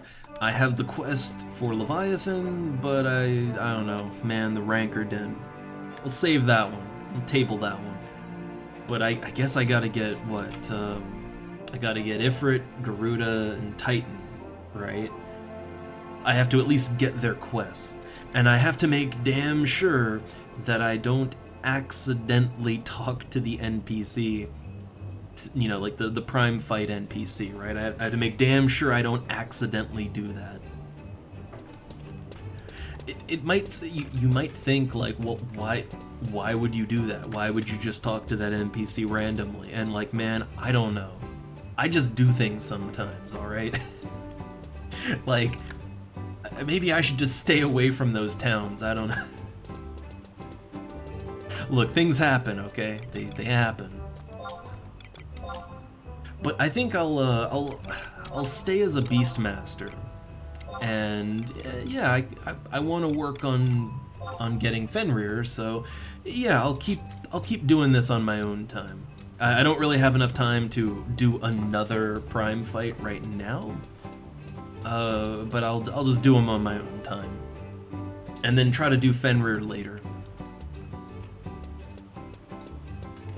But it's about dinner time here, and I am mighty hungry, and I'm not sure what I'm gonna make. I'm kind of feeling chicken nuggets. I gotta be. I know we do like look. I make chicken nuggets from scratch like probably 3 times a week. That's maybe a little too much, but like, man, I make some good nuggets, some good spicy nugs. I'm feeling it. Alright, but before I get out of here, we got a moment to unwind, and also just checking none of my stuff sold. Damn. Alright, well, let me pull up a stool here by my Moogle. Because again, I got a second. Gotta organize my thoughts. Also, this Mog house is so much nicer than mine. Like, I feel like they're still kind of lacking in furniture, but it's got way more furniture than my house back in Sandoria has. Again, that's just a crack shack. But alright. I'm starting on the Prime fights. We're 2 in, working my way so I can get a group for Fenrir. Would also like to do Diabolos. If I see someone advertising for it, I'll just jump in if I see it. I know it might not make sense, because, like, I don't even play Summoner, right? I don't even play Summoner anymore. But I want to have all the summons, because they're cool. And I am a mature individual like that. But, okay, other than that, I mean, I've been working on the woodworking stuff because I have taken an interest in gathering now. I find gathering to be kind of fun and zen in a similar way to fishing. Different, but similar. Well, now that means, okay, I guess I gotta do woodworking and smithing, right? I guess I gotta. I'm not opposed to it. And I want to get all those crafts up to 60 anyway, so, makes sense, works out. And I got the Tavnasian Archipelago outpost, which is just nice. I know I won't have it when I switch out to Windurst to take that up to rank 10, and then to Bastok, and I don't know, is Bastok ever gonna get the Tavnasian Archipelago? Who knows? But I feel like what little I did, I'm getting some more things done. I don't really worry about running out of things to do here on the server. There is still so much that I want to do. There's so many missions and quests I still haven't done. And there's so many classes I want to level up, right? Because they're fun, and I want to see how they play out as they level. Like, there is so much more I want to do, but I do feel like, you know, after rank 10ing a nation, 75 Beastmaster, I mean, I can kind of slow down, right? I do feel like I did the big things that I wanted to do that I never could do when I was a kid, right? That I just never, for one reason or another, just never got around to. I've lived the dream, but there is more. The dream always continues. There's a new adventure, but yeah, I try to find something meaningful to do every time I log in. I mean, for me, meaningful can just mean fishing or harvesting or whatever, right? But I don't want to bore people too much, because I know not everyone's that down for it. However, I don't find myself bored with the game. Even like we're like 102 streams in, right? Or 103 maybe now. I don't know, but we're this deep in. It's so much playtime, which I'm scared to hit the /playtime button. I don't want to. All right, I can't reveal my power level. But yeah, the game still manages to hold my interest. Even as a very casual player, the game holds my interest real good. And God, I wish there were more games I could say that about. You know, I wish there were more games where I could be a casual player and still be super invested. That's rare. I hold on to that. But that said, next stream. So next stream I want to do something a little bit different. Let's do a different, so non-Final Fantasy tomorrow, right? Non-Final Fantasy.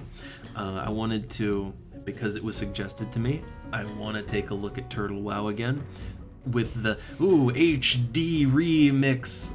The graphics are slightly less ugly, and I want to see if I have a little more immersion, right? Immersion is my problem with Turtle WoW. And a lot of that is how ugly I find everything looks. And not ugly graphically, ugly stylistically. So, you know, we'll see if the patch kind of, if it helps with that. But I want to give it another shot, give it another spin. And I haven't in a while. So, good timing. So, if you're here only for the Final Fantasy stuff, not tomorrow, but we will get back to it, right? Final Fantasy will return, but not tomorrow. Just as a fair warning for anyone just popping in fresh, other games are in fact played, but don't panic, nothing's going away. Alright, with that said, I feel like I did mostly what I wanted to do today. So, until the next time, I'll see you all around. I hope you had fun. And, I don't know, stay Final Fantasy? Do the Final Fantasy dance. No, that's the Mario. That's the wrong one. Oh, forget it. Alright, let's get out of here. See you next time. Bye.